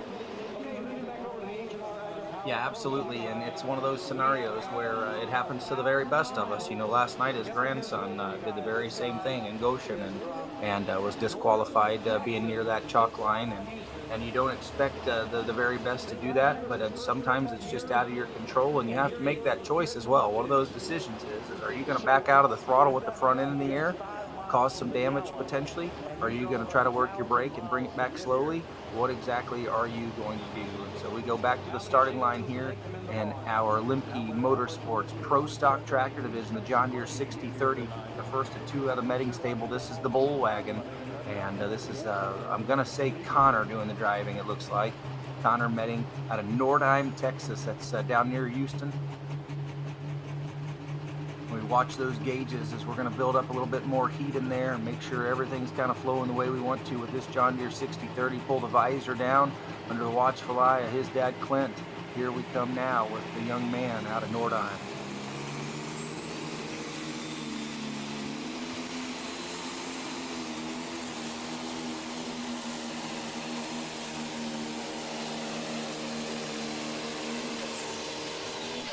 And so after a few years of running on a full tilt circuit that goes across throughout the states of Kansas and Iowa and Missouri, and even some hometown hooks right there in their home area of Nordheim, Clint decided he wanted to try to see what it would be like to come out here and pull with the Pro Pulling League. And he has done very, very well over the last 2 years with he and his boys, both Connor and Conley Medding. And basically now, while they do live in Nordheim, Texas, he has built a shop and bought some property in Spencer County, Indiana. These tractors are now staying in Spencer County. They are maintained right there by the Grandview Gangsters, of course, the guys in the Masterson stable.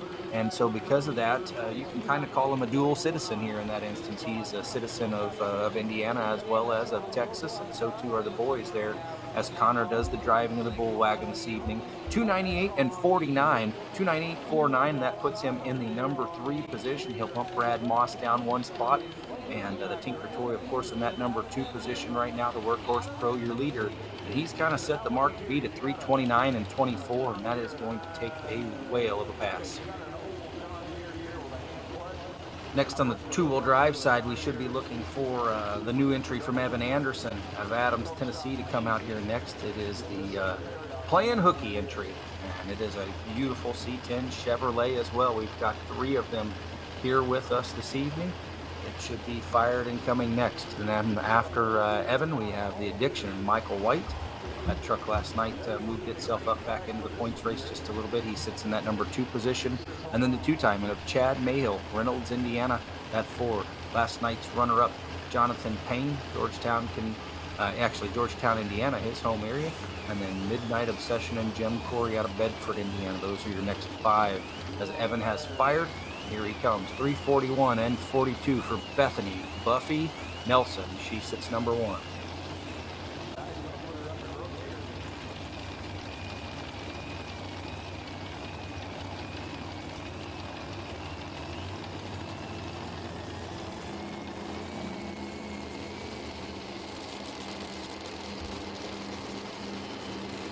So Evan has been a good runner for years here. He's got the 2 entries here this evening. This is the Playin' Hooky, and then Playin' Dirty will be out just a little bit later. It is a Ford Ranger that he acquired in the off-season as well. A farmer down in his home area of Adams, Tennessee. Back here to the starting line now, and like I said, that leading distance, 341 and 42. Your leader for Bethany Nelson. Ricky Long, number 2 at 321 and 94. Midnight Revenger of Jared Nelson sits number 3 at 308 and 47. Keith Sladen is number 4, 292 and 44. And the stimulus package of Jansen Smith, 291 and 43. Back to the center of the track now. We've even split ourselves a little bit further over there, and we're going to kind of start to see this dance start to happen a little bit more, Austin, as I think we kind of wore out that whole shot, and then definitely by the time Bethany made her run, and maybe Ricky, we've got to find a new place. We've got to find a place where we want to start. We may even have to find a place where we want to finish, and we're going to work towards that here for sure. 3 pro stocks remain in our Limke Motorsports Pro Stock Tractor class coming up.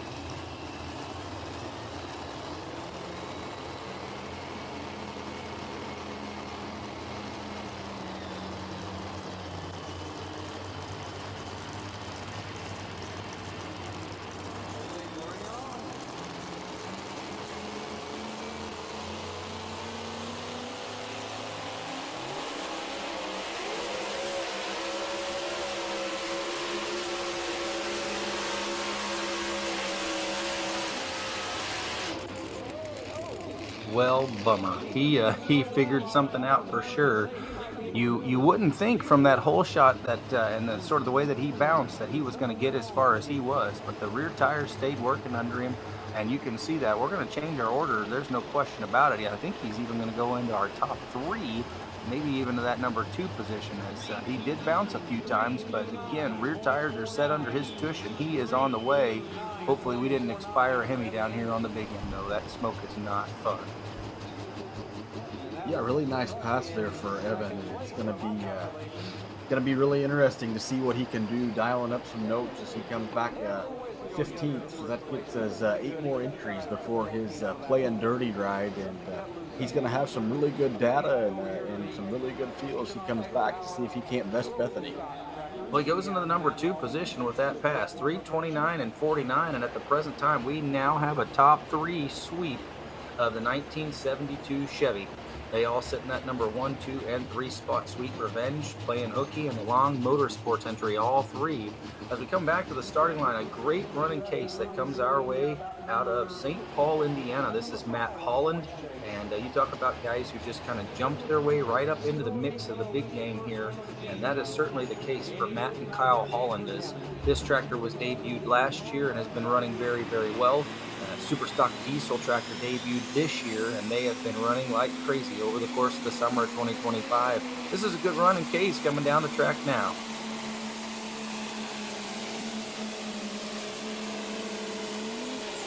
And he will shake up our order. There's no question about it. That should be right at the edge of the top 3 as he was working the brake on that case. IH 380. It's a Magnum hood, of course. A really nice pass there for Matt. We saw him, looks like he even had his wheels turned a little bit trying to get over to that right-hand chalk line. We saw him do the same thing Kevin Masterson did on the Tinker Toy. Get up there with that chalk line, and he skirted just a little bit away from it, but I think he's gonna be darn tootin' close to that top 3.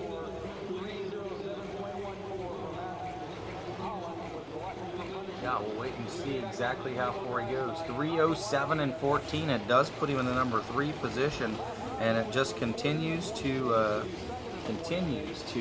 be packed in there pretty tightly. That front leading distance, 329 and 24, pretty comfortable right now, as we have 2 remaining. The Bulletproof Buck, that's the 830 John Deere, to come out here next, and then we should have Hayden Arnold and the New Era. Those should be our final 2 in the Pro Stock division.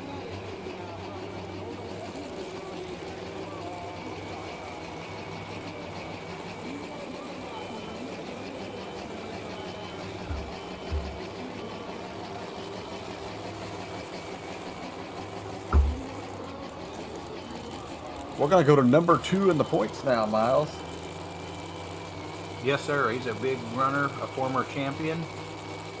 You go back just a couple of years, and he was the points champion in the Pro Pulling League Champions Tour, and certainly a guy who has just been working very, very hard.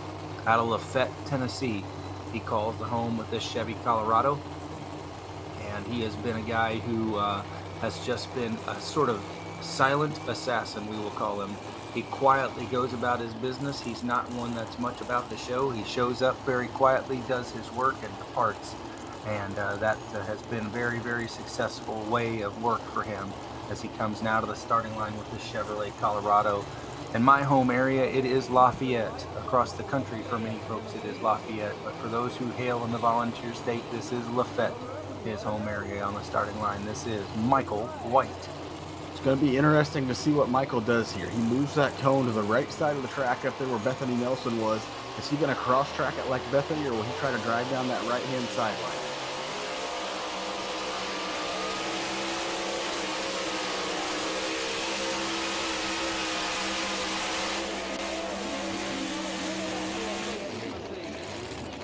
Well, we are gradually trying to get there, and it seems like with each passing attempt, they are figuring a little bit more out. Now, I thought you were right. I thought we were going to try to stay to the right because he drove it to the right. And then you're going to see that when that front end comes down here in just a second, the tires were cut, the front wheels were cut for him to come back to the right. He did not want to drift to the left, as we did see Bethany kind of do that little sidetrack diagonal to left to right, or right to left. But that's going to be a top two hook right there. I think he moves to second, and we'll wait for the distance to tell us that and confirm it. And we do 3:36 and 75, 3:36 and 75. He gained 8 points last night on Jared Nelson. And at the present time, he's going to gain some more here with that pass pulling into the number 2 position.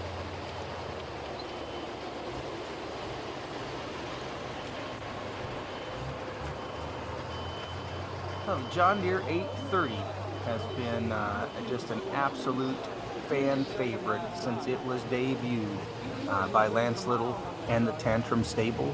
This tractor was put together a little over a decade ago, we'll say, and Lance Little, of course, and the Tantrum Stable in Tuscola, Illinois.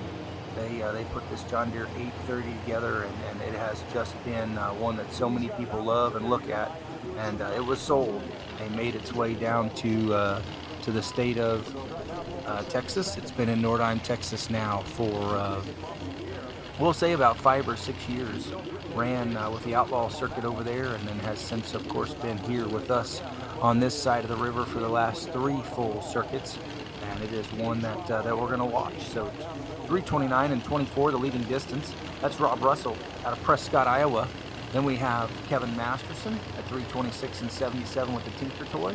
And then Matt Holland at 3:07 and 14 with the Glutton for Punishment. Those are your top 3 right now. This is our Lemke Motorsports Pro Stock Tractor class. We're also underway in the Optima Battery 2-wheel drive trucks. They are over on the infield side here. We are celebrating the 104th Vanderburgh County Fair in beautiful Evansville, Indiana, right off of Highway 41. Thanks for joining us this evening here, folks, for our stream on ProPulling.tv. This is Miles Krieger. I'm joined by Austin Boyd. We're doing our best to keep you up to speed with how things are going in our competition as part of the Hot Shot Secret Pro Pulling League Champions Tour. Going to be really interesting here, Miles. We've talked about this all night long. The team tractors, the second of the 2 entries to the Medding family. We'll see what notes they were able to take from Connor and see if Conley's able to improve upon that. Yes, sir, absolutely. And this tractor has been the one that's been a little bit better. It's already a winner this season, as Dad Clint was a winner at the first weekend on the first hook of Osceola, Iowa. He won that first night there, and he currently sits in the number 2 position in these points, just 12 points off the lead. 278 points to his credit. Now this is Conley doing the driving. He is the youngest of the Medding boys. Connor did the driving of the Bull Wagon. This is the Bulletproof Buck now. And Conley's still a high school student, I believe.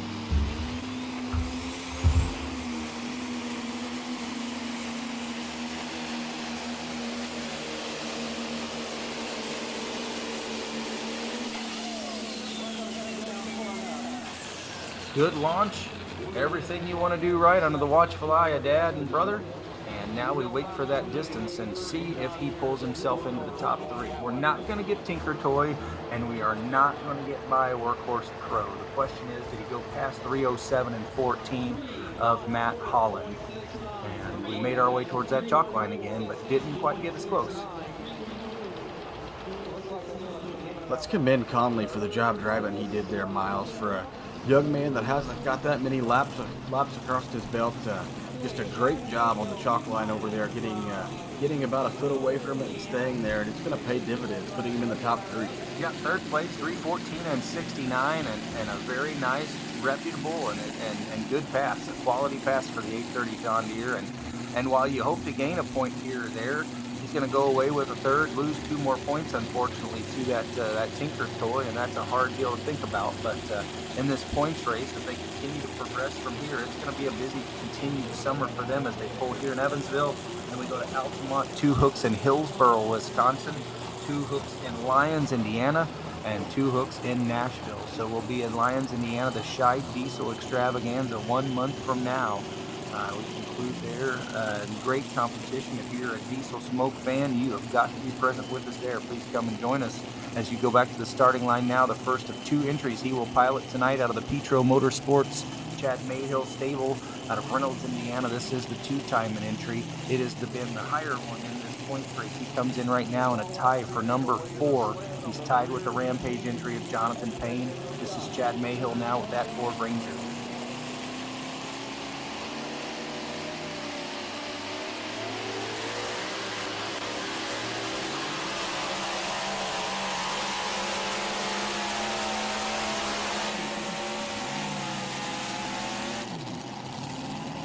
There's more of that cross-track miles we talked about earlier from Bethany Nelson. I don't know that Chad's going to venture his way into the top 3 there, but he's certainly going to venture his way into the top 5. Yes, sir. We're going to get right back in the mix of it, and we continue to kind of move past that top 5 liter distance, past about 320 or no at this point. We'll start to get to that point here with Chad's run. And again, that's the first of 2. He'll be out with P5 just a little bit later. And we'll see if he learned anything different. He changes anything. 326 and 83 puts him in number 4. He's going to bump Ricky Long down 1 more spot. That puts Jared Nelson in the number 6 spot. And your leader continues to be the Sweet Revenge. Bethany Nelson, Addiction and Michael White, number 2. Playing hooky, Evan Anderson, number 3. And Chad Mayhill now number 4 as he makes his way back down. And he is one of the guys, of course, that's been so actively involved in tire technology. He owns and operates CM Pulling Tires, and it does a lot of work with those tires, of course, not just in the two-wheel drive division and mini division, but also in the Pro Stock and Unlimited. Any class you want to go run in, he can cut you a set of tires and do a very nice job of it. So we go to the starting line with Hayden Arnold, and this is the new era entry. You go back into the historical archives, and we'll talk about Mark Lawyer. Mark Lawyer used to pull a tractor called Wrapped Up, and he was one tough dude, no question about it, in the Pro Stock class. Well, this is the next generation for him as Hayden comes to the line doing the wheeling of this tractor. And over the last few years, it has been a 5.0 Pro Stock tractor that has been sort of a class that has grown throughout the country. And they have decided now in 2025 that they are going to convert and fully run this tractor and the trailer mate as well as in the full conversion process right now. So Mark will have his tractor out to run full Pro Stock as well as Hayden here, hopefully by middle of the season or season's end here in the Pro Stock class with the Champions Tour, the Pro Pulling League. It's got to go past 314 and 69 to go into the top 3. It's got to go past 329 and 24 to take over that number 1 position from Rob Russell, that Workhorse Pro. Back up on the right side of the track. We'll see if Hayden keeps it up there, if he lets it drift.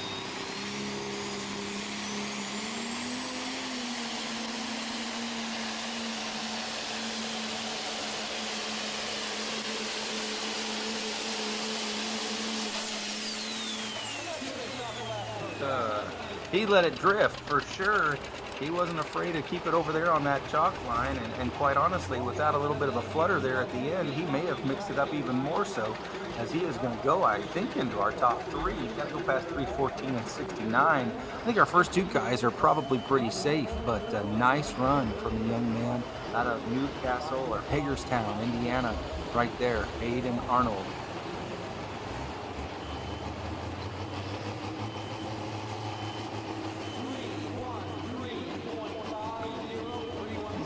Just missed that top 3. Now 313 and 50 will be that official distance for the 8R410. And that puts him in the number 4 position, 31350. And that puts him number 4. That will conclude the Lemke Motorsports Pro Stock Tractor class here tonight as our event number 7 in the books here for our Pro Stock Tractors as part of the Lemke Motorsports class. And we certainly thank them so very much for their continued support. Lemke Motorsports out of Helensville, Wisconsin. Those guys are doing a fantastic job. Here's your rundown. Number 8, Kevin Masterson, the River Rat, with some breakage tonight, 264 and 90. You see if he can get that tractor back together for tomorrow evening in Altamont. Brad Mosco's number 7, Money on Black, 287 and 73. Connor Metting, the Bullwagon, 298 and 49. Matt Holland goes number 5 with Glutton for Punishment at 307 and 14. Hayden Arnold, the New Era at 313 and 50 goes number 4. Conley Metting, the Bulletproof Buck, 314 and 69, number 3.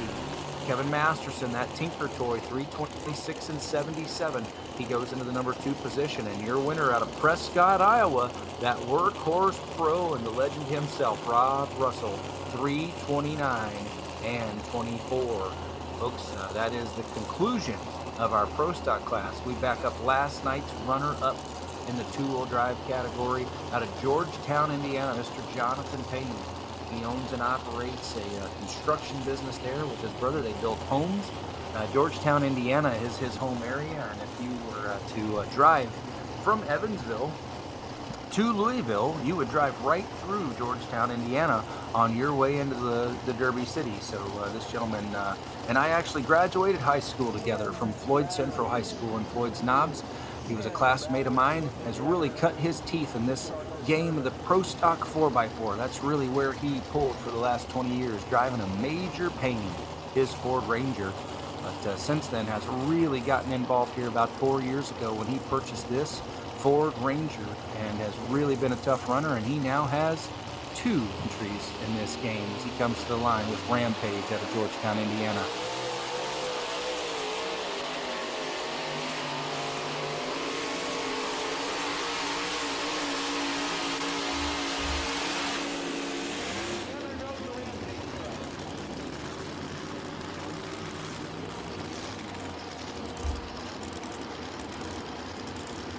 We'll watch this replay and see just how well Jonathan can do here. As you can see, he's sort of back in that same spot where we were with Chad. And maybe split those tracks towards the center a little bit. We've got those front tires cut to come back towards this way, as he did not want it to go any farther over there towards that chalk line. And I think we're all just trying to kind of find some grip and try to find exactly what we can here on the big end of the track as he goes 313 and 07, 313 and 07. That puts him in the number 6 position. Truck comes in the points race right now in a tie for the number 4 position, and right now Two Timon was in that tie, and he is just going to go at 326 and 83, so he'll gain a couple points there on Jonathan. We'll watch and see where everything settles out here, and we'll have a really points tally as we dig through there, getting things set up and ready to go as well in our modified tractor class as they get ready to come here very, very shortly. That'll be our final class on the grandstand side, and we've had 4 classes of scheduled competition there, 3 in the books already, 1 remaining, and that, of course, these great running mods coming your way. Points leader coming in has been Brandon Simon, pretty well from the get-go. He went on a hot streak and won 3 in a row. He'll pull number 4 in this class.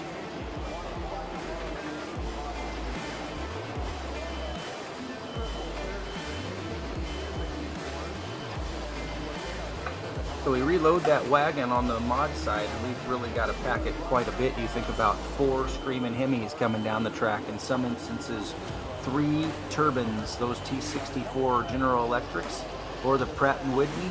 There's a tractor, of course, out there with 2 Pratt & Whitneys coming out here in just a little while as well in the turbine variety. And we're certainly anxious to see all these modified tractors coming here to the starting line very shortly.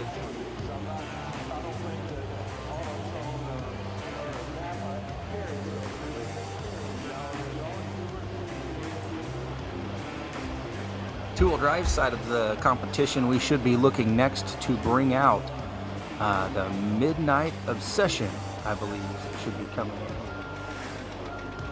And that is Jim Corey. Much like we talked about with Jonathan Payne, Jim Corey cut his teeth doing the driving of a Pro Stock 4-wheel drive as well.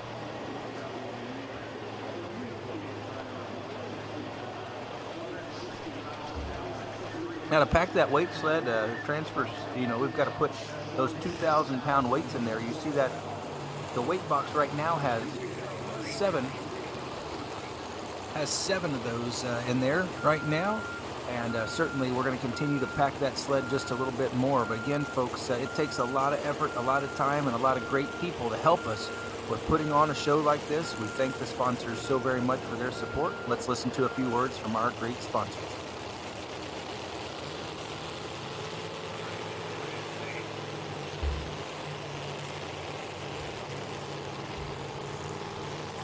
We thank them so very, very much. We thank the continued support and sponsors that we have. Our friends from Hot Shot Secrets, of course, have continued to be an integrative part of our team. We thank them so very, very much. And certainly, folks, we hope that you'll come to another event where you can learn about some samples and some products from our friends from Hot Shot Secret as they come on board as the presenting sponsor of the Pro Pulling League in 2025. We bring the Midnight Obsession two-wheel drive to the starting line, and that, of course, is Jim Corey. We talked a little bit about this gentleman just a minute ago, and him cutting his teeth very similarly to Jonathan Payne in the Pro Stock class. Now, if you follow this sport closely, you know that this truck was formerly the Wicked of Doug Theobald out of Shelbyville, Indiana.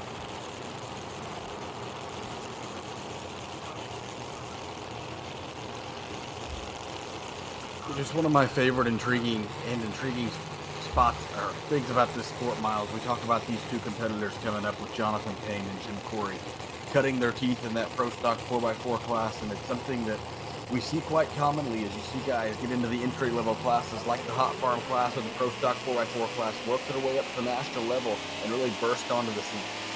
Yes, sir. There's no question about that, and this gentleman has done so very well. Still kind of learning Hemi, learning driving, learning all the techniques he's got to have, and try to where to put himself in the mix here. But that's a respectable pass. It's going to put him right there in the middle of that group. There's no question. And we'll wait to see just how far he went. But right now to go into the top 10, you got to go past about 290 feet, and to go into the top 5, 321. So Jim Corey, the Midnight Obsession. He makes his run here with the Chevy S10 out of Bedford, Indiana.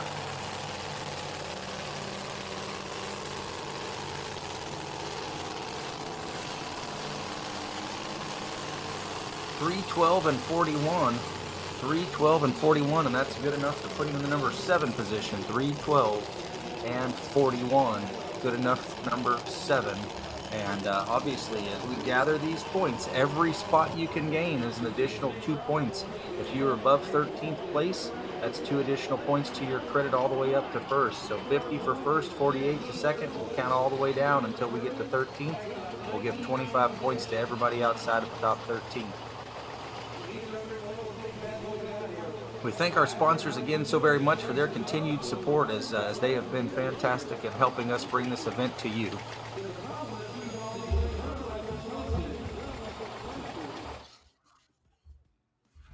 It's the event of the summer, the Hillsborough Charity Tractor Pull, August 8th and 9th. 3 thrilling sessions over 2 days with 8 Pro Pulling League classes. Horsepower, dirt flying, and fun for the whole family. Tickets are just $25, and kids 10 and under get it free. Feel the power. Support a cause. Don't miss the Hillsborough Charity Tractor Pull, August 8th and 9th. Like a seed planted in Ohio soil, Michael Connie knew that success takes time. It requires grit, hard work, and persistence. What began in a one-bay garage grew to revolutionize America's trailer industry. Today, Mac Trailer is a full-scale enterprise with 13 facilities and over 135 dealers across the nation. Mac Trailer supports you with a team of experts and the heart of a small-town hero. Start your legacy with Mac Trailer.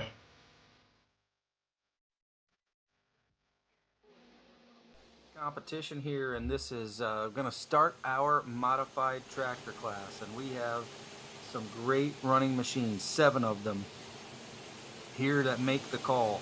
And this is all part of our Toss Tires sponsored modified tractor class. 3 T64 General Electric turbine-powered engines making their way back to the starting line right now, and this is the first of a few that will come our way. We actually have 3 out of the Walsh stables. Marist M sponsored and supported their crop performance. Of course, we thank them, of course, for supporting our teams in this game. And we are going to back them into the starting line now with the first of 3. And Dave Walsh has been one of the guys who has been driving in the turbine category for almost 30 years now with turbine power. We'll say somewhere around 3,000 horse per each of these turbines right now. And what we're going to do next is we're going to plug this support vehicle right into the side of that tractor, and we're going to let him watch his gauges. He's got to watch those gauges as he brings a small little prop engine out here to let us get back to the starting line. From this point, we plug in and get a little bit of support from the battery pack. These engines have to be at a capacity of around 90% or so in order to spin at the proper rate of where we really want to be, and we got to turn those engines very, very fast. So he's going to watch those gauges, and we're going to start to build up some heat and build up a little bit more power in them. As we start to work through this process, he'll watch those gauges and kind of work with his crew members as they all stand there trackside.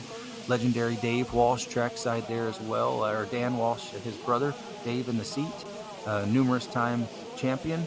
Dan, a numerous time champion. The combination of the two of those gentlemen, very, very big and successful winners, no question about it. This is the first of 2 that Dave will drive. He'll be out a little bit later with the 4 Aces with 2 Pratt & Whitney powered turbines. About 4,500 horse to those, about 3,000 horse to these right here. And we'll watch those gauges again as you can see him just studying that data logger and making sure before we do anything. And he's giving them a little bit of a head shake here to make sure that they know exactly what we're doing there on the side with the crew. Now, last week at Henry, we had a little bit of trouble here with the green tractor out of this group. I believe last night we had a little trouble here possibly with the red tractor. So each of the tractors has been a bit contrary. When I asked the Walshes, I'm like, gentlemen, your roots are in Aries, and we've had some success with Hemis. You've been a winner in the past with Hemis. Why are we running the turbines? And quick answer very, very quickly was maintenance. So it's very easy to take care of these turbines. You kind of wash them very easily, and if you've ever watched them wash a turbine, they kind of turn them on and put some dish soap down in there and let them spin over a few times. And after they've done so, they've kind of got them clean and prepped and ready. But Dave Walsh, a former winner here in Evansville, he collected his first win just a couple of years ago, but that was with the Hemi-powered tractor when they still had it. They have since sold the Hemi-powered tractor. So watching things over here very, very closely, and we're going to get ready to go. Now, Austin, obviously, you are in a modified tractor class as well. I believe 8 wins to your credit over the course of just a couple of years of doing the wheeling of the family's tractor, and obviously this is kind of where your passion and your heart lies.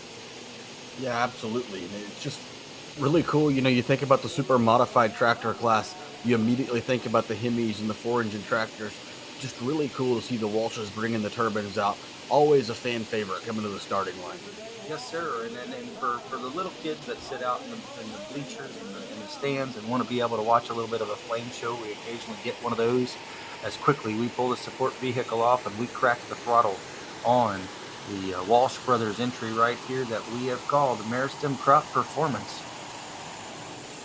Now he'll get to make a choice. He gets to make the decision here as to whether or not he wants to turn this pull down or take it. These guys are coming from Malston, Wisconsin. It's not too far up from the Badger State, of course, up near Madison. And we back there, that line comes right on down the path here. And very similarly, as we watch, he's right in the center of the track. A to B pass down here to the red flag of Jerry Nelson, and we'll wait and see just kind of what he decides to do. Does he want to turn that pull down and come back and give it another attempt, or is he happy with what he did? 268.92 the measured distance, 268 and 92. You talk about the super modified tractor class and the wheel speed these tractors are generating. You see a pretty good example there with the Walsh tractor, just how cockeyed it is. Shows you the one wheel in there doing, trying to bite into that track, where the left tire was clearly clearly hooked up harder than the right tire. Yes, sir. And so he does, I think, take that pole 268.92. And we come back here with Chad Mayhill. And Chad, of course, was out just a little while ago with the 2 timing entry. He's now going to drive P5, the second entry for the stable and its partnership with the Petro Motorsports team. P5 came right off the jig there, out of the shop of the Petro Motorsports stable. And a good running Ford Ranger coming your way right now.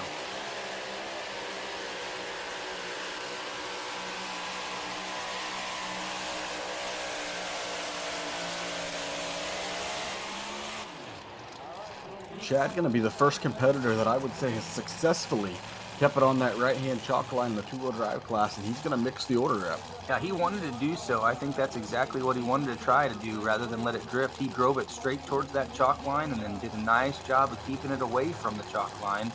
And obviously, you're trying to find the hole shot, but as that truck comes down here and the front end's coming our way, we're dancing pretty hard, no question. And it's not going to take over the number 1 position, but he might take over a number 3 position. We'll wait and see just how far he goes with the Ford Ranger, but a very nice effort for the gentleman who cuts tires out of Reynolds, Indiana. Interesting there to point out, Miles, you look at where Chad Mayhill's truck ended up. The average fan might say, well, that front tire was over the chalk line. Those chalk lines only run to 330 feet, and then it is free game. So that right-hand side of the front of the truck getting out over the chalk line doesn't really matter there since he's past that 330 mark. 3:20 and 17, the measured distance. 3:20 and 17 for Chad Mayhill. That puts him in the number 6 position at this point. And your leader continues to be Bethany Nelson. She went 3:41 and 42. Michael White, middle of the class with the addiction at 3:36 and 75. The playing hooky of Evan Anderson is number 3, 3:29 and 49. 2-time in 3:26 and 83, Chad Mayhill. And then the Long Motorsports truck currently sits number 5, 3:21 and 94.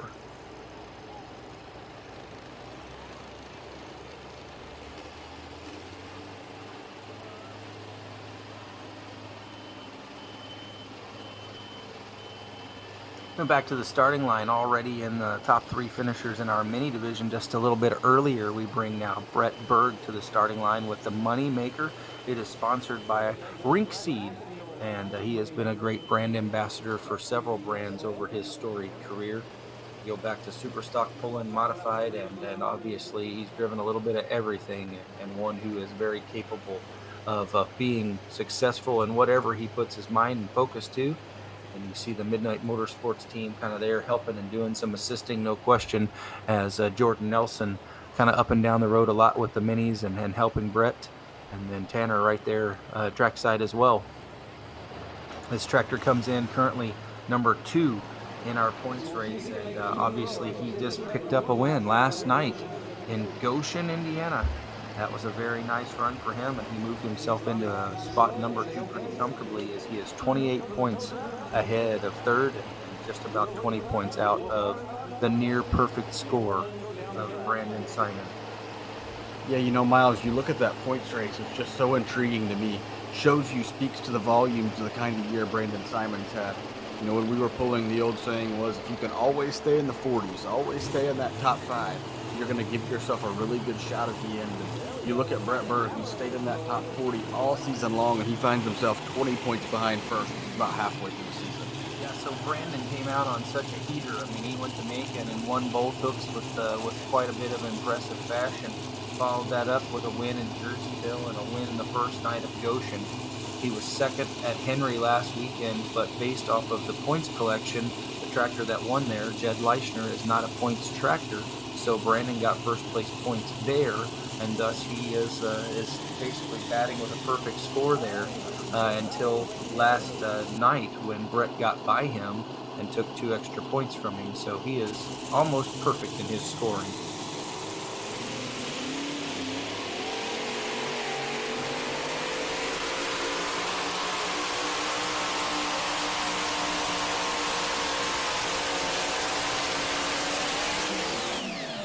Wow, I don't think you can change a thing.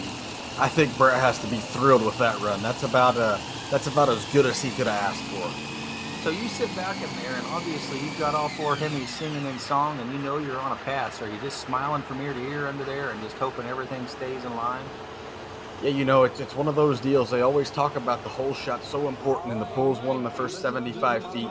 I have to believe Brett cracked that throttle and got wide open and kicked back in the seat and had a huge smile on his face. As he parks it there, obviously the rink seed money maker is going to go 347 and 62, 347 and 62, and that was a very nice pass, no question about it. 347 and 62 for Brett Berg, and he jumps right off the tractor, grabs the tow bar, and then going to help give us some assistance to get the tractor pulled right on off of the track here.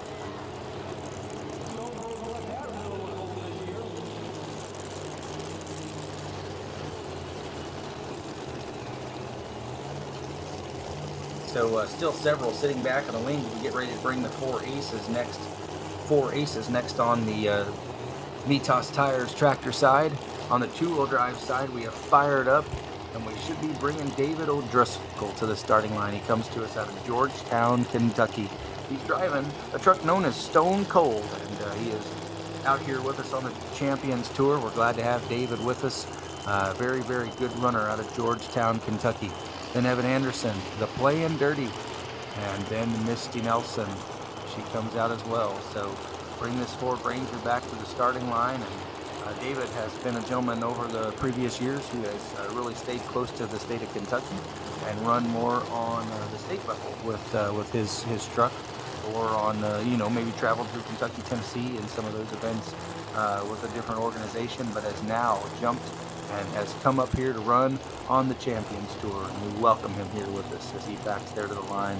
You see, obviously, this is a deep group. We have 19 trucks, very competitive. Several times, first time appearance here in Evansville, and then learning about the soil and just kind of how things are going to be on this track surface. He's going to go back towards the center of the track here. Got to go 341 to take over the number one spot, past 321 to move into the top five.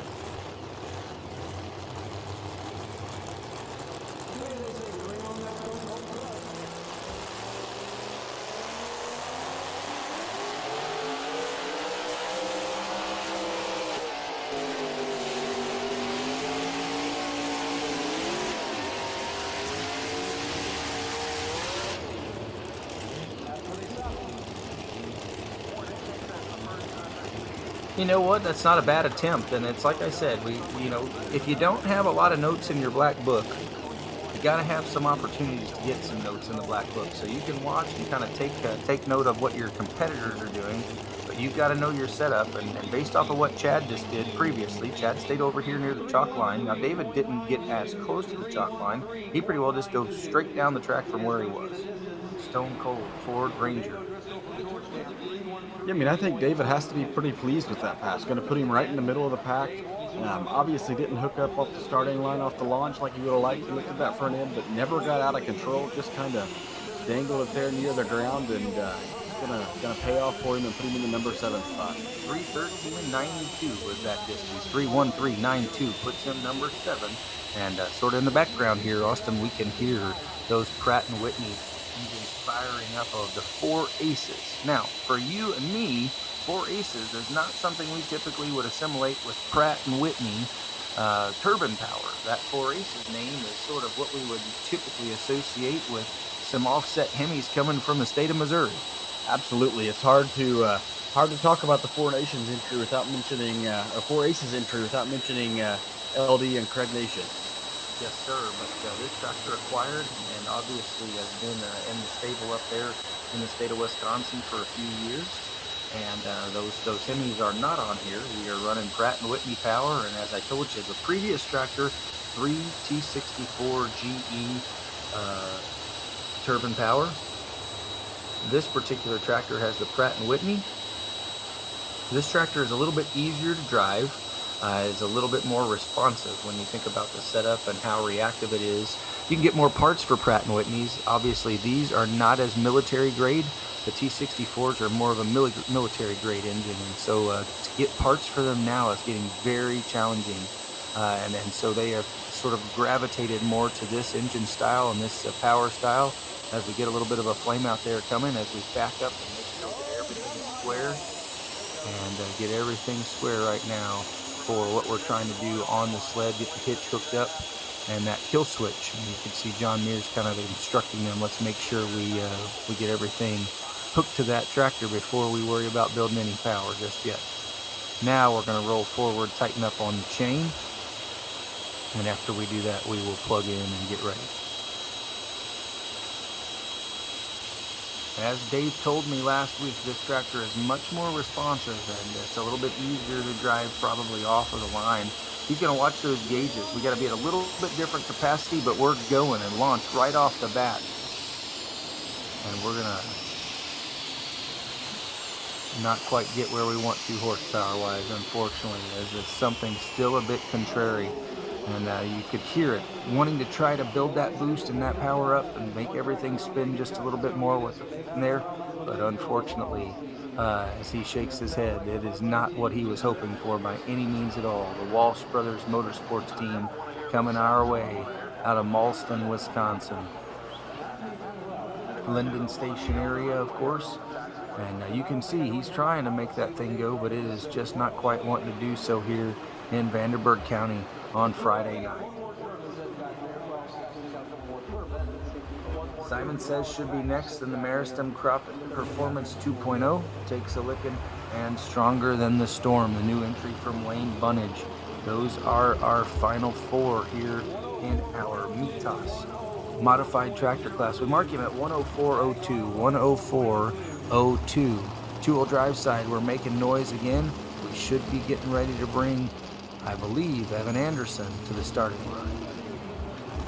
Going to be really interesting here on the two-wheel drive side, Miles. Evan Anderson comes with the Play and Dirty entry. He currently sits in third at 329.49 with his Play and Hooky tractor. It's been about 7 hooks since he's ran, and be really interesting to see if he takes the same line he took with Play and Hooky and tries the same setup. Suffered a little bit of motor failure with Play and Hooky, so it'll be interesting to see what the tune-up difference is from one truck to the next.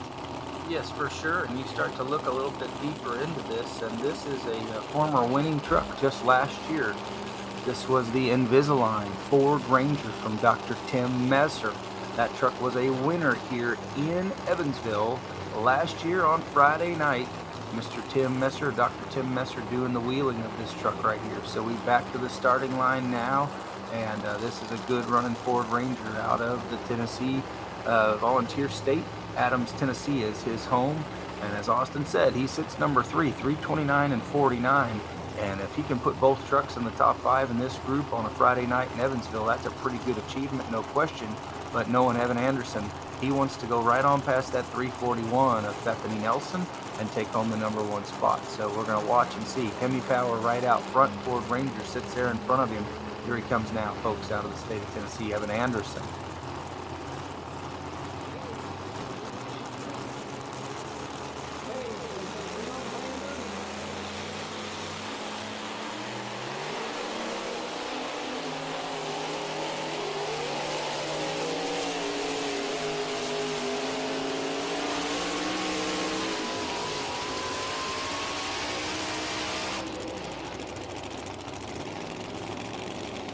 Yeah, I think as you start to look down there, it's obviously a little bit different. The track has changed. There's been about, say, 6 or 7 trucks maybe have run, and as he comes with it, I think he was a little bit later in the throttle based off of the way that it sounded possibly there, but looking at the butterflies, he's fully open and launched, so maybe that's just how it sounded for us.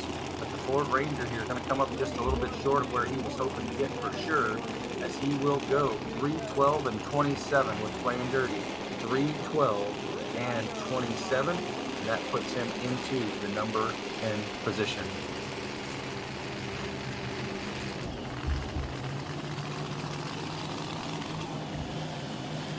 Drives off the track there, but a beautiful truck, a new paint scheme and everything. You match up those two trucks together, and he's got some collector pieces there, no question, coming out of the trailer as we get ready to bring what has been the gold standard and possibly the most dominant tractor in the game among all classes over the course of the last, let's say, 12 months. This guy right here has just kind of been on autopilot, and once he gets in the seat and cracks the throttle, the tractor appears to just go straight to the front. So Brett Berg, your leader right now, 3:47 and 62. He's done so with some authority. Other number 2 tractor, 268 and 92, and then 104 and 02. Those are our distances right now. Out of Farley, Iowa, Brandon Simon comes to the starting line, a 3-time winner to his credit between pro stock tractors and modified tractors. He was a winner here in the modified game last year, 2024. Already a winner 4 times this season under the watchful eye of mechanic Brad Wackham. He will run down trackside and sort of wait to see what happens. The Simon family, very involved. Pro stock tractors, 4-wheel drive, 2-wheel drive trucks, modified tractors, you name it, they've got it. They even have a semi that they run in the hot rod semi division here with the Hot Shot Secret Pro Pulling League. We concluded that points race yesterday. We congratulate Spencer Rook on his points championship. He is the first of our 2025 points champions. Here's Brandon Simon, folks. We're going to watch him see if he can go right to the front.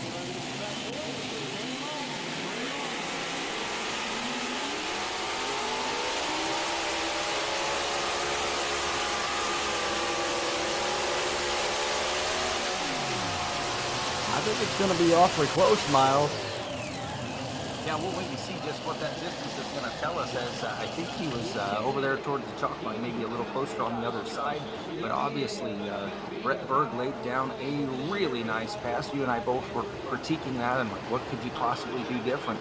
As you watch Brandon crack the throttle, that tractor does come to the left here pretty hard, and that causes the balance to go away, as I think he may have worked that just a little bit. Coming over there, maybe he didn't want to be there per se. We'll wait for that distance and see just how far he went, folks.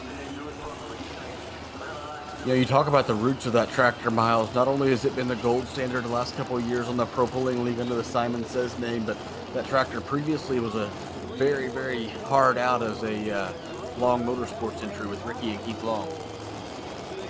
Yes, sir. You think about it being the former NAV TV entry, and he is 7/10 of a foot short, putting number 2, 346 and 94, 346, 94. And, you looked at me after Brett made his run and said that is going to be a tough one to get by. And obviously, that only further illustrates it. 346 and 94 for Brandon Simon. And he's just on a little bit of the short side of that. Again, that tractor has been the absolute one to beat. As we go back to the 2-wheel drive side now, we see Tanner backing Mom to the starting line. Now, a lot to be expected here of the lady backing behind the wheel here, the Midnight Chaos.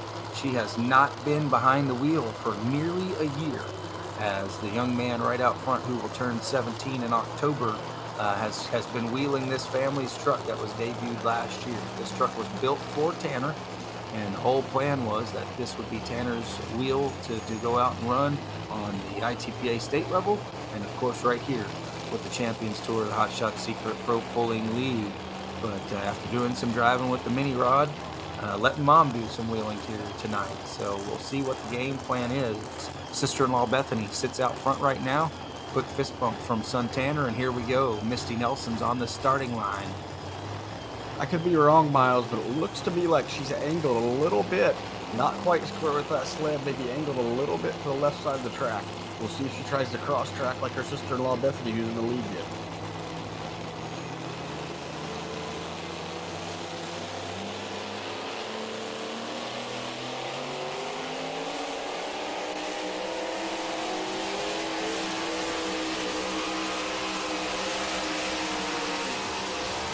Yeah, I think that's what you thought. So it's certainly the case there. You think about that pass from sort of right to left, and obviously not going to take over that number 1 spot, but a pretty respectable number.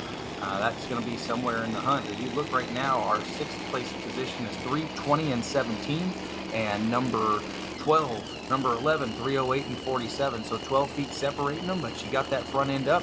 Rear tire's kind of set. She did hit the brake, I think, to bring it back over towards that center, maybe just a little bit. And we'll see just how far Misty goes. But welcome back to driving here in that Midnight Chaos, 317 and 82. And that puts her in the number 7 spot. So she's on the higher side of that group we were just talking about, between 6th and 10th. She goes in the number 7 spot, and her husband Jeremy to follow here in just a few trucks, as we should have Apex. Will Teasley come out here next. Then the Midnight Gambler, of course, and Jeremy Nelson. and then we should have Jonathan Payne with his no-name Chevy S10, and then we'll have the Parts City Auto Parts entry of Lisa Tatum. When we talk about Miles traveling all over on the national circuit, sometimes you don't get many opportunities to pull locally. And it looks like we're going to come with the Mariston Crop Performance. I guess I'll save that for Steve Bunnage next up. Yep. So you're absolutely right there. If you think about this next one, this is the third tractor to come out of the stable. This is Ron here, out of Linden Station, Wisconsin, and he is involved in supporting these tractors as well with the Walsh family. They do some farming up there, and then certainly Maristem has come on board to support and sponsor these vehicles that have been very, very tough runners. So we have Maristem Crop Performance 2.0 right here, and Ron sitting in the wheel. And much like we saw with that very first entry, the Maristem Crop Performance that Dave Walsh drove, the 268 and 92. These are T64 General Electric turbine powered. We're going to pull forward and tighten up that drawbar. And different than we saw with the Pratt & Whitney, we're going to have to let them build some heat up. And we'll watch those gauges a little closer again and then kind of get everything into them. So this was a military grade power plant. You can find it in a military helicopter. There are certainly things that you think about, all the parts, as I said, very difficult to get parts now at this point in time for these specific engines. And as you get them, man, you better save them because they're so hard to come by. Walsh is, again, like I said, with all three of these tractors kind of floating through the stable, they are working to kind of just maintain them, and they want to go out and put more laps on them. And with that, they found themselves in this points race, currently sitting in the number 3, 4, and 5 positions right now. So you go out on the big circuit and you finish in the top 5. That's pretty impressive across the spectrum, no question, as we get ready to crack the whip on this entry.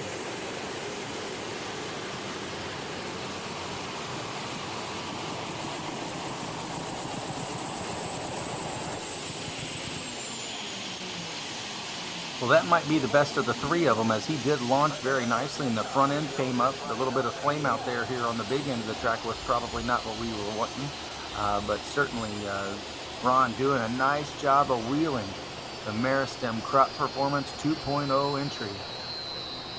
There's no doubt about it. Definitely the best hole shot of the 3 turbine entries we've seen so far. Unfortunately, looks like we lost an engine somewhere down there, so we probably didn't get our full potential, but still very respectable pass for the turbine tractor. I think he's probably going to go to the number 3 position with that run. We'll wait and see just to verify and make sure I'm not incorrect on that, but I think he did best to his teammate and Dave Walsh, who was sitting in that number 3 position.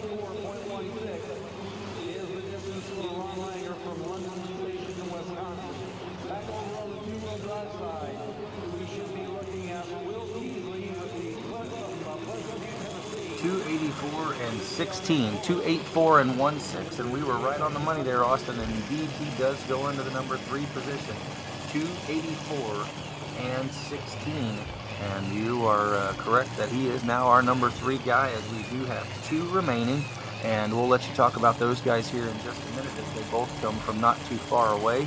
We get ready to bring our next 2-wheel drive truck, and he comes to us out of Pleasant View, Tennessee. He brings the Apex Apex Chevy Colorado to the starting line. This is a truck that they debuted about 5 years ago, Will and Andy Teasley, and they are diehard runners with the Mid-South Pullers, which of course is a member state organization as part of the Pro Pulling League. But on an off weekend when they can come and play, they do, and they do not pull like regional level pullers, they pull like national level pullers. So he was the Mid-South champion, and then certainly has continued to be a tough out. As we get ready to tighten up the chain here, he's coming our way very, very shortly. Will Teasley back towards the center of the track here with that Chevy Colorado.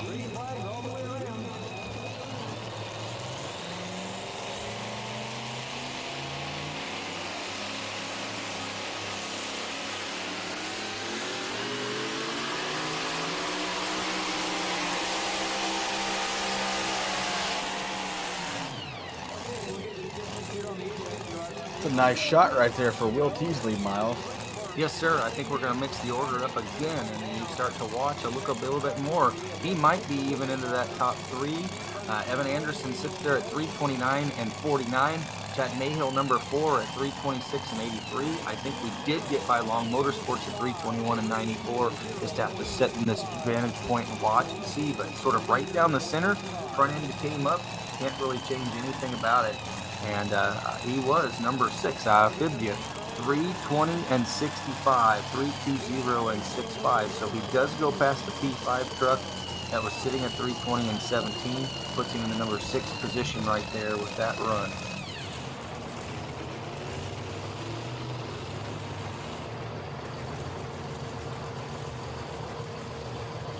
Sweet Revenge and Bethany Nelson continue to lead here in the Optima Battery 2-wheel drive truck class.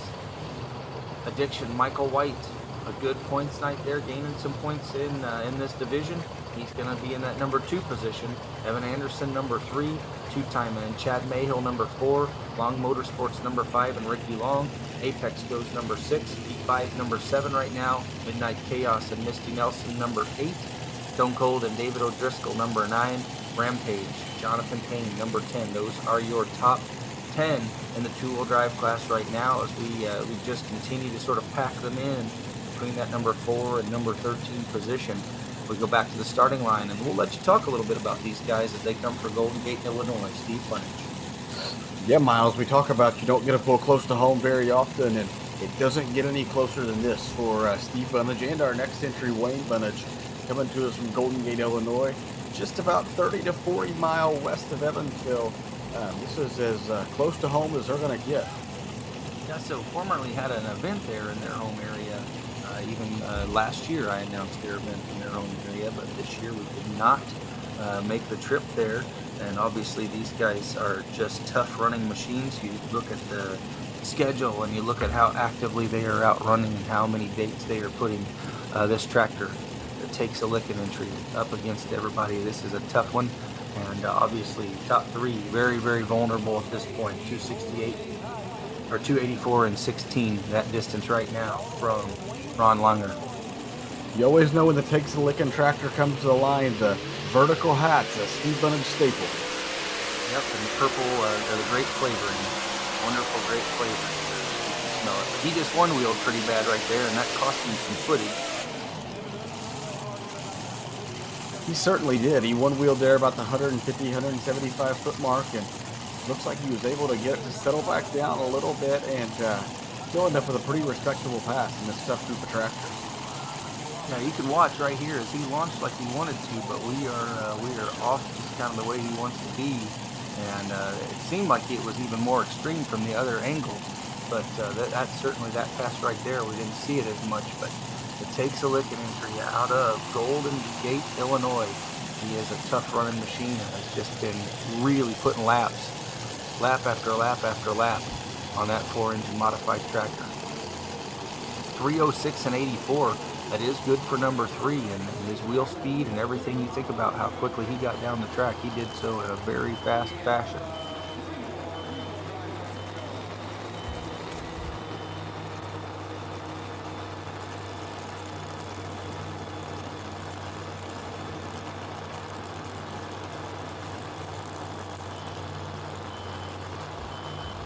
Yeah, just a gentleman who's been a big staple in that modified class, and Steve Bunich representing himself very well.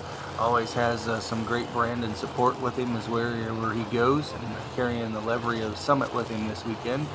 We go back to the starting line. Optima Battery 2-wheel drive trucks, a couple of time winner here historically in Evansville, Indiana, or actually a one-time winner here, Mr. Jeremy Nelson. He did so in 2014. He won right here with this 1941 Dodge panel van. He did so again in 2011. I remember that. That was the year he won the points title. So 2-time champion. I was right when I first said it.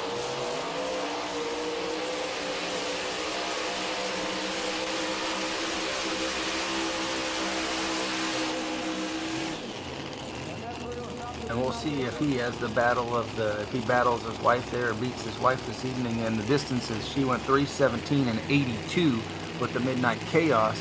Right now, the gold standard, Bethany Nelson, 341 and 42. She's looking to collect win number 4 Michael Snepp did earlier this evening. He doubled up and won another one here in Evansville in the Super Farm class.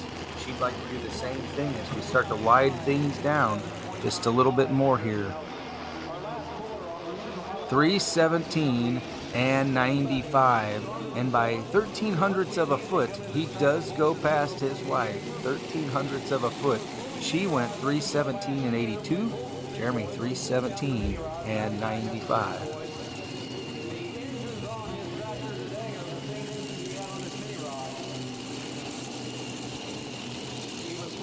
We come back now to the starting line, and we bring now Wayne Bunnett to the starting line. Stronger than the Storm entry, and this is a gentleman who for a while was running a mini rod, and then he and his son Dylan sold their mini rods in the off season here, and now have put together this light modified tractor that you would typically categorize as a 2-engine mod.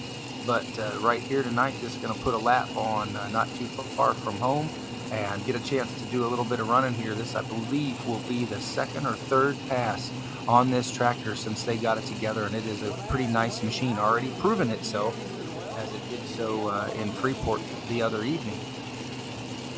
Yeah, Miles, earlier in the broadcast we talked about one of the unique things about truck and tractor pulling is there are no test laps. So nice to see Wayne Bunnage come out and join us tonight to put a lap on his tractor and gather some more data as he looks to head into the rest of the season in the light mod class.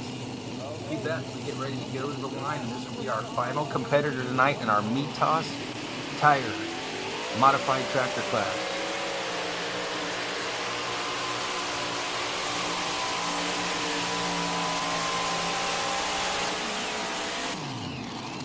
Nothing to complain about whatsoever. I mean, you think about the fact that he's got 2 bullets right out front where he is trying to fight against guys with 4, and he's not that far behind them by any means at all. He may even put himself into the number 4 position or somewhere not too far off of that with the Stronger Than the Storm 2-engine Hemi-powered entry out of the state of Illinois. He calls home Ellery, Illinois. Looks like he's going to be in the number 4 spot, 299.51, and looks like Brett Berg is going to join Tanner Nelson, going back-to-back with a win in Goshen, followed up by a win tonight in Evansville. 299 and 51, a nice lap, no question about that. Got to be pretty pleased. And some more data on the data logger as you start to look there and think about what's going to be coming here in the coming weeks and months for that very tractor, and a pretty busy schedule potentially for some events to go out and just put some more data together. Again, we continue to wind things down on the 2-wheel drive side as well, as we can see some fans kind of making their way out of the grandstand as we have concluded our Mitas modified tractor class. Dave Walsh with the 4 aces, 104 and 02. He goes number 7. Dave Walsh number 6 with the Meristem Trop Performance at 268 and 92. Ron Langer, the Meristem Trop Performance 2.0, 284 and 16. Wayne Bunnage, number 4, Stronger Than the Storm at 299 and 51. Steve Bunnage takes a licking, 306 and 84. Brandon Simon, as Simon says, 346 and 94. And Brett Berg with that Rink Seed Moneymaker, 347 and 62. He collects his 2nd win of the season, and certainly one he will be very happy about as he makes his way to the winner's circle again here this evening. A pretty clean sweep to this start right here, not just here in Evansville, but also last night in Goshen. And we have fired up Jonathan Payne. This is the new entry. It's still so fresh right now, it doesn't even have a name on it just yet, as he just acquired this Chevy S10 from the Wing family out of Ohio, and he has been very, very active in trying to get it all together. Kind of took everything apart, made sure everything was the way that he needed it to be, put the truck sort of in the corner there just to kind of check everything out at his place, and then since then has been out and has done very, very well. Collected a win close to home on a state level circuit hook, and then also last night into the top 3 with this tough running machine. So this is one we're going to watch. Right now, 341 and 42 the leading distance. You got to go past 329 and 49 to go into the top 3, and you got to go past 321 and 94 to be in the top 5 at that long motorsports entry. He has kind of sat right there at that 321 and continued to dodge so many close hooks to him. Ricky Long sits number 5 right now. Again, Miles, I feel like we've said it all night long as we wind down just two-wheel drive trucks to go. You can't count anybody out. Every single truck in this lineup capable of taking down Bethany Nelson right now. Agreed, because we've got 2 to go. Jonathan Payne, Georgetown, Indiana. And this is the second truck he pilots. Rampage currently sits number 11, 313 and 07. We'll see if he can better himself here. Different configuration, different truck, entirely for him, but he seems to have taken to this one very, very well.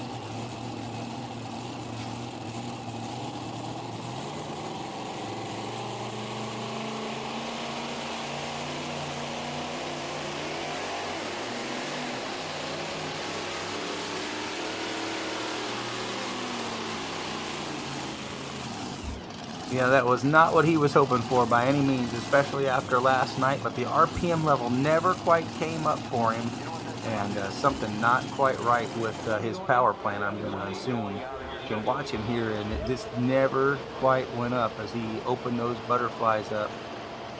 Started right there in the center of the track, and I think he was hoping for something big with the launch that he had, but I don't think he got what he was hoping for there this evening.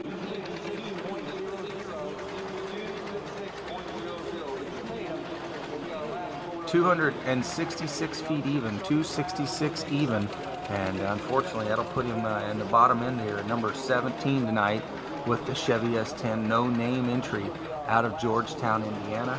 See his wife Beth pull him off here with the Gator, and hopefully they can get back. He's got a smile on his face, so obviously they'll get back to work here.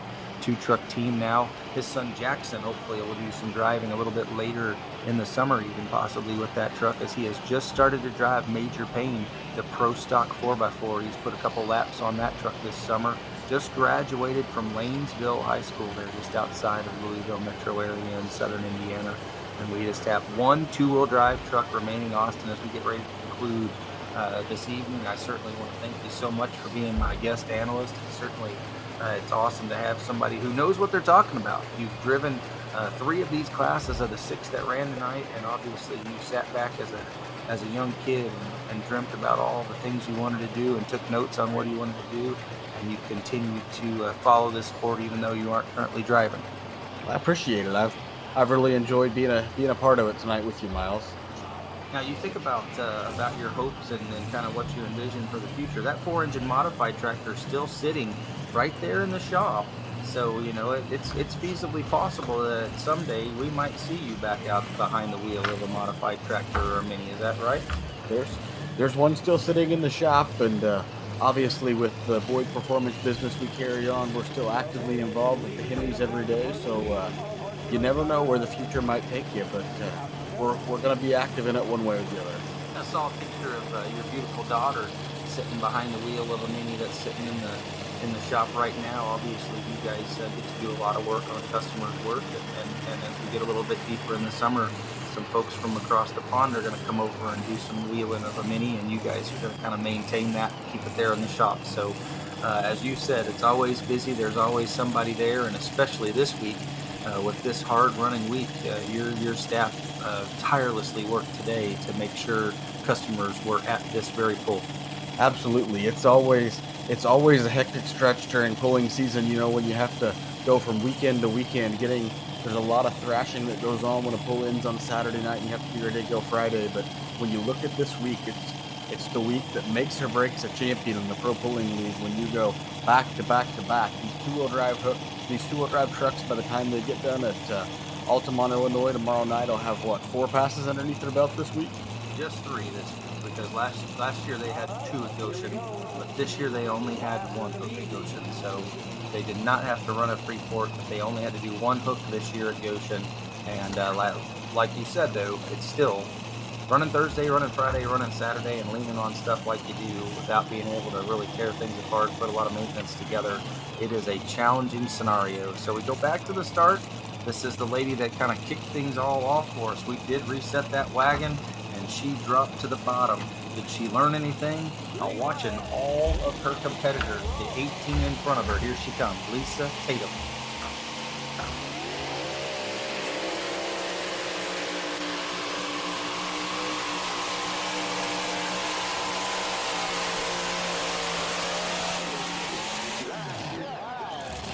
How about it, Miles? She did learn something. There's no question about it. They did something that nobody else has done just yet, and it is going to pay off in spades. She's not going to win this hook based off of that leader tone, but we're going to let the laser tell us just how far she went. But if that's the case, she should go into that number 2 position as she kind of cross tracks the opposite direction and even kind of works the brake to stay where she wanted. She's going to come up just short, but she's going to crack that top 3, 3:30, 3:54. Yeah, you got to give her props. Good job, Lisa. 3:33 and 54 put her in the number 3 position. And the addiction, Michael White goes number 2, and obviously the sweet revenge injury, she held on to it from the 3rd hook of the class on, or 4th hook of the class on, 2nd hook of the class even, I think. First official hook after the reset. So Bethany Nelson should claim win number 4. That gives her a little bit of a cushion as she is now 2 ahead of all of her contemporaries in the 2-wheel drive class and wins in Evansville, Indiana. She is the winningest 2-wheel drive driver and will move herself up the ranks into the top 3 or 4 all time for PPL wins in Evansville, Indiana. And again, pat yourself on the back to the track crew. First hook wins the 2-wheel drive class, but Lisa Tatum comes in last hook and takes 3rd place. So pretty consistent all night. Your dad is currently in a tie for number 2 all time with 5 wins here in Evansville between the Pro Stock and the modified divisions. And certainly you start looking at his historically. Did he win in the mod class or all his wins in Pro Stock? All his wins came in the Pro Stock class. Okay, so he has 5 wins there, and you look at all that. Now Bethany with 4 puts herself in a 3-way tie with Bill Leichner, Jeff Hurt, and herself with 4. There's your top 10. Misty Nelson, Jeremy Nelson, number 10, number 9. Then we had Chad Mayhill. He was in the number 8 position. Will Teasley, number 7. Ricky Long, number 6. At 2-time, and of course, Chad Mayhill, number 5. Evan Anderson goes number 4. Lisa Tatum, number 3. Michael White, number 2 at 3:36 and 75. Your winner, Bethany Nelson, 3:41 and 42. The Optima battery, super modified 2-wheel drive trucks, folks. We thank you so very much. We thank Hotshot Secrets. They are sure powered by science. They are the presenting sponsor of the Pro Pulling League and the Champions Tour and all of our member states and regional